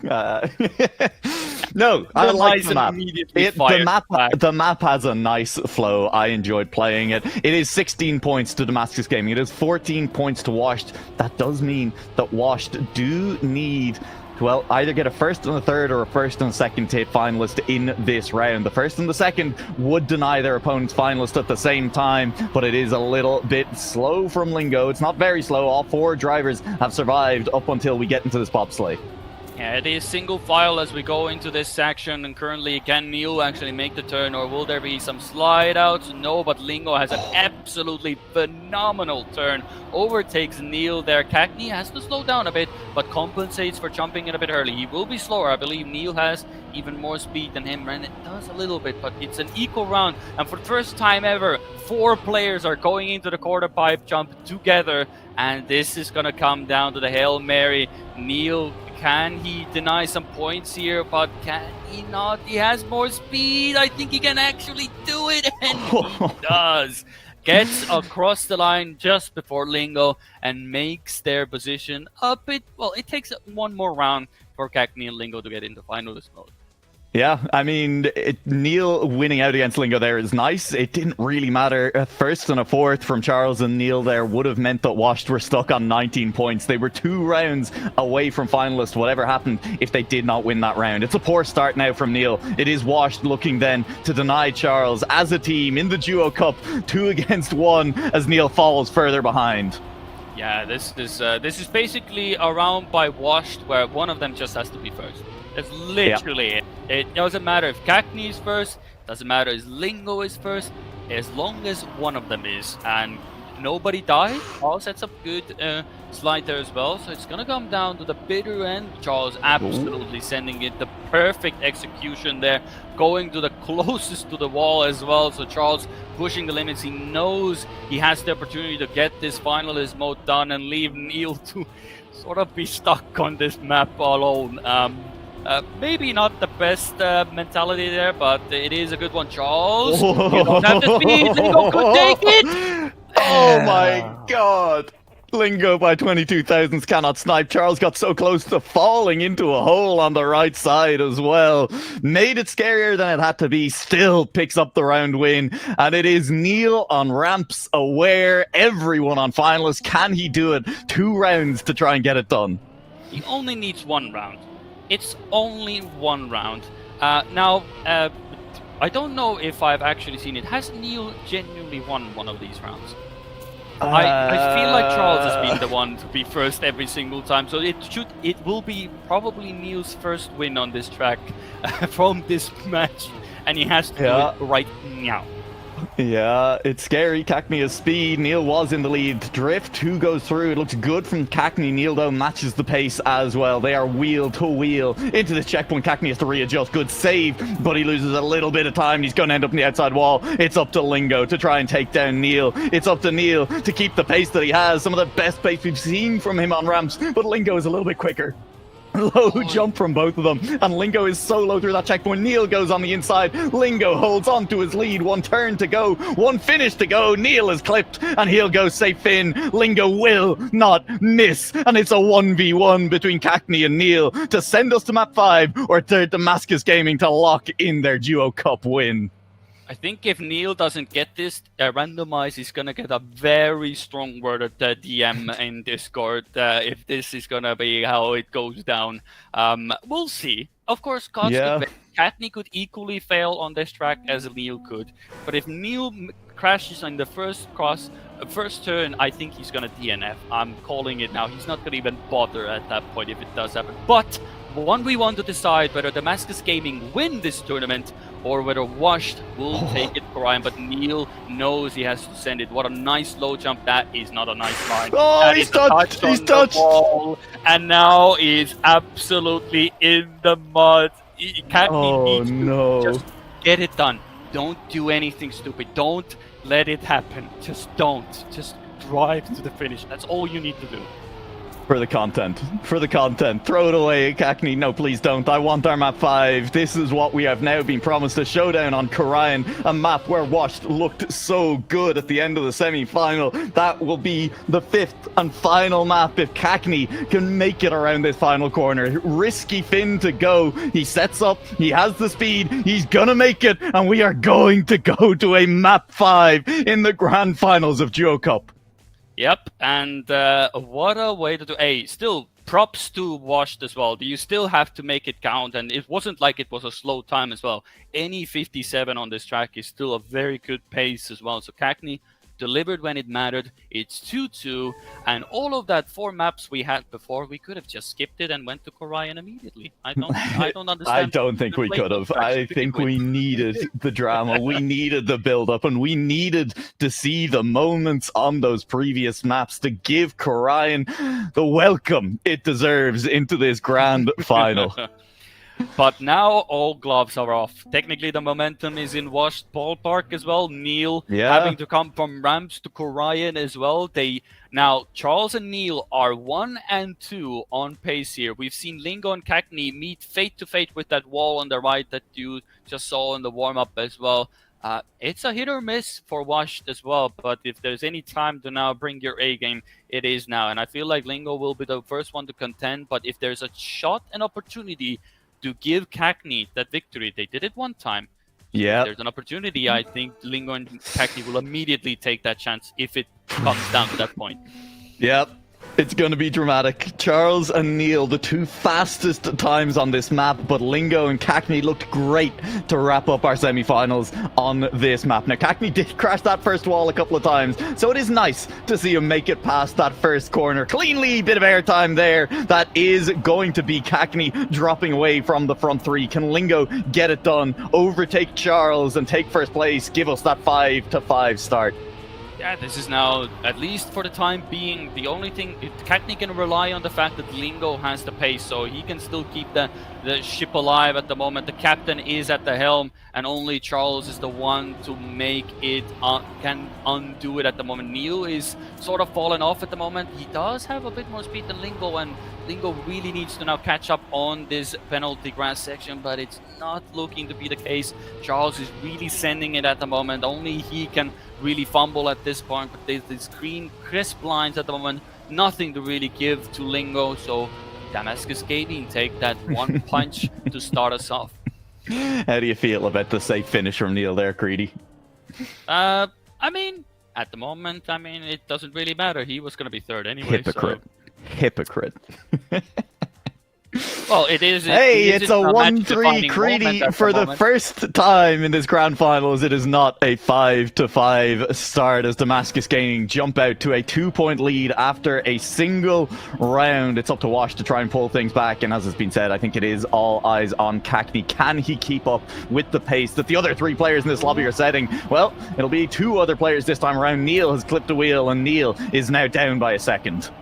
You save the round, you get immediately punished for it. That's a lesson for the future, Neil. Keep it and remember, this could be the moment that defines your tournament, because Charles is now looking at all red on his screen. Lingo and Cagney are in first and second position. Charles needs to push in and get into first position. So, because if it doesn't change, not only will Wash get a return in their funds, they will get it with interest. Charles clips the corner as well. Lingo and Cagney have almost 0.3 of a second in the lead, and both of them do not look like they're gonna stop here, and that is looking very crisp and clean, and it looks like Washed will get a good interest in that regard, and they will get it with an ace against Damascus. 7 points to 3 in that round. The lead changes hand from 2 points in the lead from Damascus Gaming. Washed are now up 2. They move to 11 points. It's only 9 for Damascus Gaming, and Washed move that little bit closer to finalist and move a little bit closer to winning this whole goddamn thing. Well. Also, I will point out a good chatter actually. We have the red cars on the blue team and the blue cars on the red team, and we have Charles and Lingo in the absolute muddest of mud. Cagney and Neil, you can decide the fate of this round.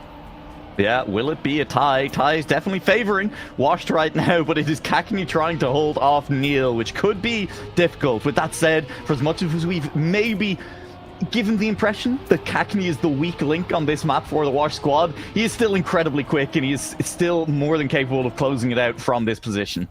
Yeah, it's still looking very good. I mean, Charles and Lingo are absolutely not in any contention of having anything to do with this round. Somehow Neil makes it work and doesn't flip over everything that he just went over. So Cagney has a very comfortable lead. Again, I'm interested to know if there is any calls as well, or they're just, hot off drive and get good basically. But at the moment, Cagney very comfortable, very good time as well. He's on as well. Neil goes for the safe finish. You're gonna get punished for that in the next round. Also, very nice time by Cagney, 0.394. Watch as Neil crashes in the next round. Was that gonna happen? I think that was PB for Cagney. It could be very much possible as that well. Was, I don't that know was what PB for Cagney.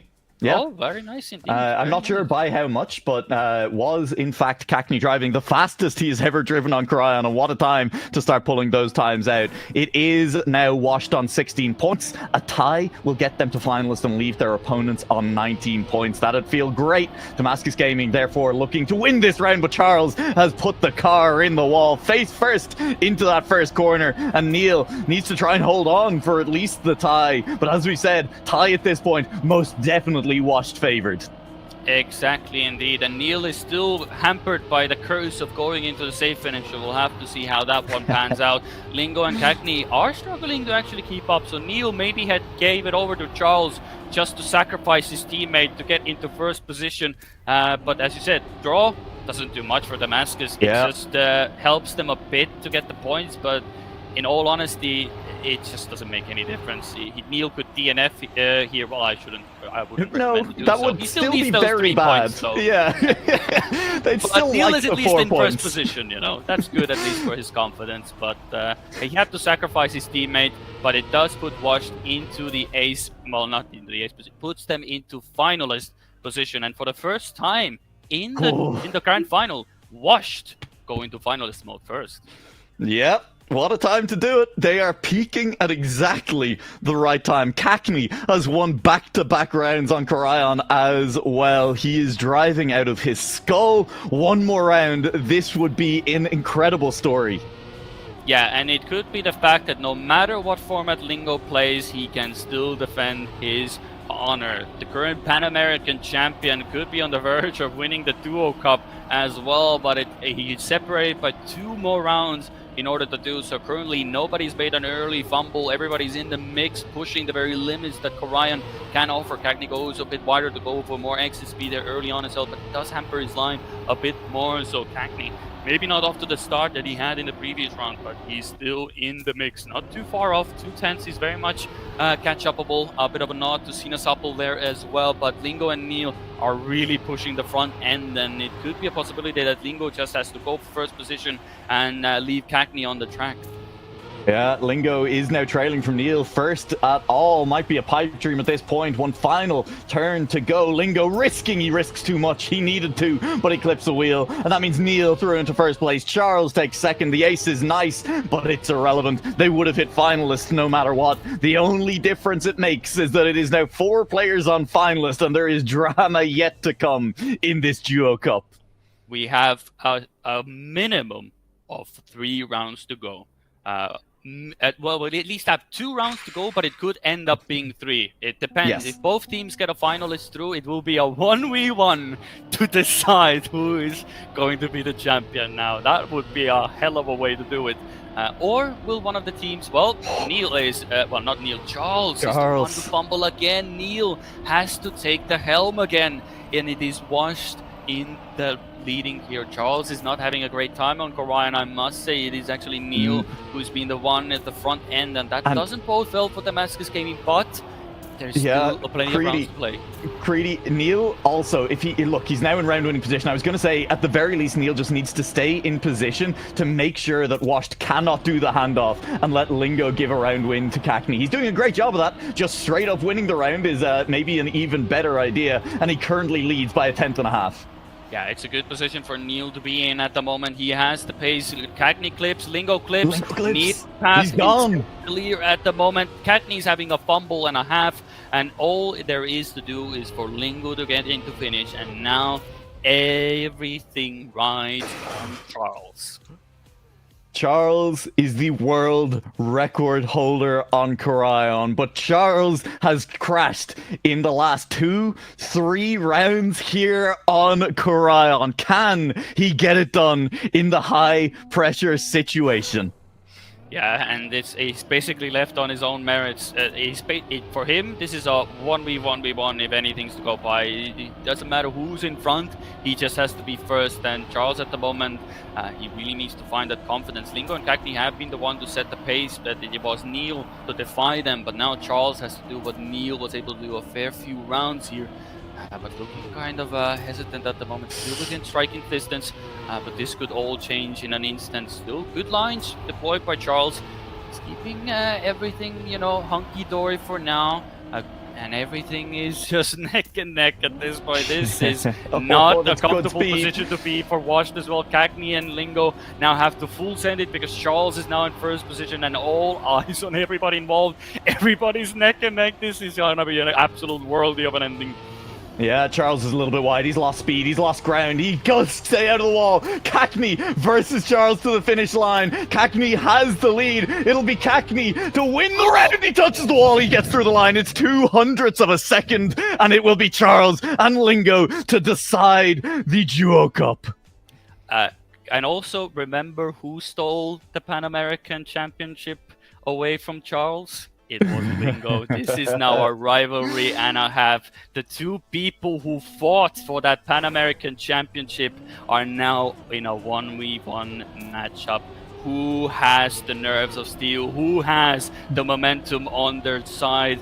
and who's willing to push that extra mile for that tournament situation. This is the final round of the tournament. There is not a better 1v1 to have. These players have fought their way to the bitter end. Lingo is currently in the lead, but they have equal speed, nothing to separate them. 7,000ths of a second in this situation. They are both trying their best at the moment. Lingo has the better line. He will have more exit speed as he goes into this section. Charles will have the better line usually here. Cuts up a bit, but this is neck and neck. Lingo is fully sending it as well. This is gonna come down. Charles is fumbling a bit. He's still alive somehow after all of that, but can he hold out till the very end, Nua?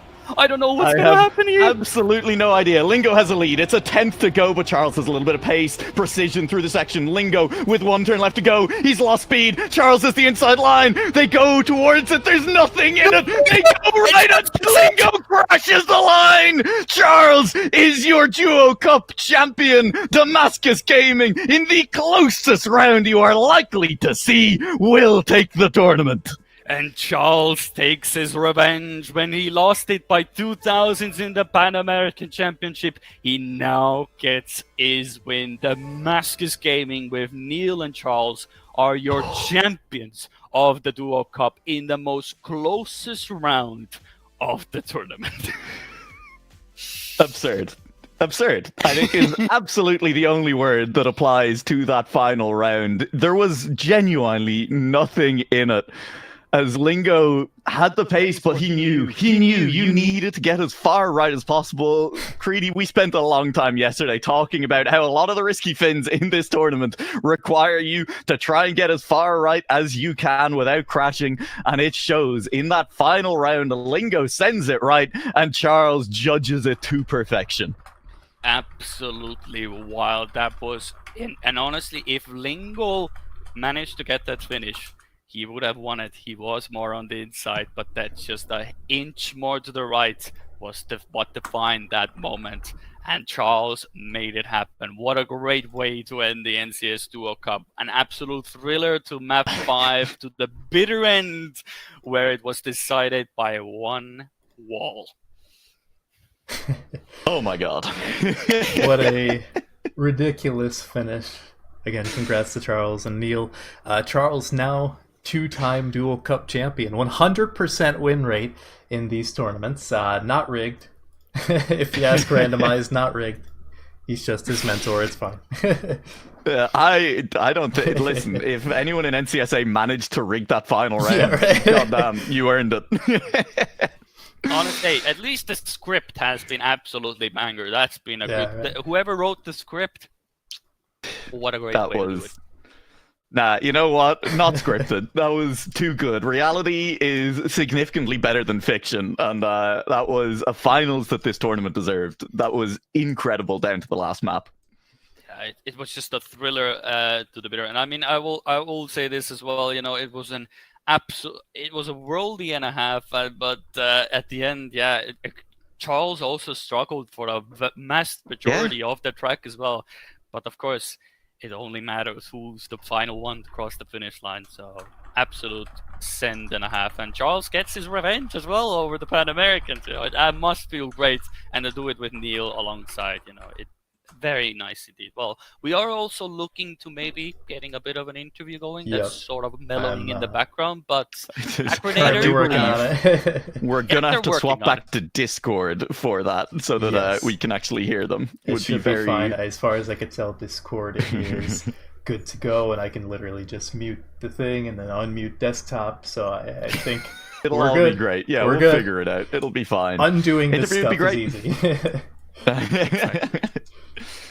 Oh my god. So what are our final finishing positions? Obviously, it is ultimately Damascus Gaming managing to win the tournament. Wash to come in second place. In third, tied third place, kind of. They both get an equal share of the prize pool. Yep Team and Really Happy will share the prize money for that, which is absolutely wonderful. And I see we have players joining, so we should probably jump back to Discord. Yep. Okay, give me there one sec, we are. So Hang on, nobody talk. Nobody say anything. Stream can't hear us until Acronator says anything. Hold on. I got you doubled right now. I'm going to mute myself. Find the double. Found it. We got it. We're Perfect. good. No doubles. Testing. We're good with audio. Okay. Neil and Charles, How you feeling? Or better question, Charles, is your heart fallen out of your throat yet? I think it dropped, yes. Okay. I don't feel it anymore. Happy to hear that from the both of you. You gave us an absolute thriller and a half. I did notice a few choice words by Neil against Randomize, and for you, Charles, against Mephisto in the end a bit as well. But in the heat of the moment, we'll allow it as well. You definitely, I'll point at you as well, Charles. When you were coming into those final few rounds, when you had a bit of a tougher time there as well, did you feel when you went up against Lingo, did you have any thoughts going through your head? Do you feel like, God, this is going to be just a horrible round to go into? Or you went like, screw it, just full send, and let's see what happens? What was the mentality coming into that 1v1 with Lingo? Yeah, that was definitely tough because Lingo was driving 0.2s, 0.3s every time. I couldn't get close to that. So it was definitely scary, but I kept it cool and managed to get the first drift right, and that was it. I could just drive a run. Yeah, keep the car out of the wall early on. It's great. Yes. Neil, I do want to ask as well. I mean, throughout the tournament, obviously with the format, there's a lot of validating your finalist and then sitting around and hoping that your teammate can validate theirs as well. How was that final round for you? I was just fidgeting in my seat. It was crazy. I screamed the finalist round before where he went wide on the tech turn and then Cackney won by like 200s. And then the final round where I was in the VC, I was like, Charles, just risk, just full risk. And my guy just went full on that reactor grass. I was amazing. Yeah, the end was pretty scary. Happy. Yeah, it was a fine line as well. If you're able to watch it back as well, Lingo did have you on the inside, but you can't thank Mephisto for that wall placement there. That the finish wasn't a bit wider, so you can at least thank him for that. But Lingo did have your number, but that wall helped you out a bit there, so absolutely wild as well. We were all just absolutely in awe to watch those few rounds, but I will want to go back to Neil on your ramps. It's a talking point and a half. You have the greatest start of everybody involved, but for some reason the track just doesn't connect with you. Is it a vendetta against Randomize, or is there just something about this track that just doesn't really come to you naturally? I hate the map. Fair, good answer. I have many issues with the map. Randomize? I'm sure I don't know. Write a long letter to Randomize. I will. There's going to be a big feedback, and it's going to be the 4 maps in one line, and then there's just a paragraph for the 5th map. And that's How do you feel about the allegations from CD in Twitch chat that it's just because it's not tech? The tech turn on his map is so bad. It's so bad. It's so bad. And even Randomize acknowledges in Twitch chat as well that it is a very awkward drift to go into a very tight section, because if you are just a bit too wide on that as well, your line for that jump into dirt is absolutely awkward as well. But that track is meant to make it uncomfortable, meant to make you lose around, and make it so we can have a final 5th map on Korean where you almost have a heart attack. So all in all, everybody wins in the end, don't we, Neil and Charles? Of course. $500 in prize money being spent on therapy after that map pool, yeah. Oh, that will definitely help.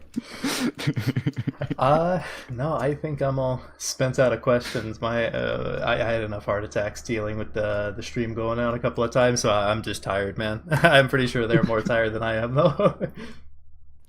I'm fueled as well. I could go for another set. Maybe want to double or nothing. Maybe just secure it again, so you don't have to play the next DuoCup.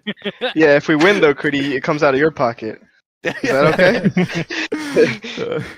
I don't have to say anything. Well, you can just ask CD for an extra top up on your winnings. I appreciate it, guys. Yeah, I will ask one more final question as well. I mean, Charles and Neil as well. I mean, I know Charles, you this is more not related to DuoCup and anything as well. More for the future in a sense as well. I know Charles, you have been very much in contention for World Tours as far as you actually remember to actually sign up for the tournament to begin with. But We don't talk regardless about of what are well, let's you can start with you, Charles, and then after that, once Charles is done, you can answer Neil as well. What is the next step, or is there a goal in mind for the World Tour, perhaps, or is there just you want to play competitions and see where it goes, basically? Through this year, I've been definitely improving a lot. So I didn't have a set goal when I started. I just keep playing. I'm happy that I'm starting to get into the pace of the more high tier players. So I can definitely start looking more into the future. This year was just trying to get to the playoffs of the new system. But I definitely have to make some plans for next few years. Okay, that's good to see. There's a longevity in those plans, and as long as you sign up for the tournaments, you might actually get points from them as well. Yes, indeed. Neil, anything from your end as well? Anything you are trying to get as well? You've done a lot of these tournaments now. Didn't win the North American Cup, didn't win the Pan American, but you won. Come on. This is a celebration, Greedy. We're happy they've just won. You suck. You suck. You suck. You suck. Hey, third time is the charm is where I was gonna go with that. But is there more to your shenanigans, Neil, or do you want to also get a bit of a world tour on under your belt? Maybe challenge Charles a bit in that tournament as well. Yeah, mostly my motivation kind of just depends on the map styles.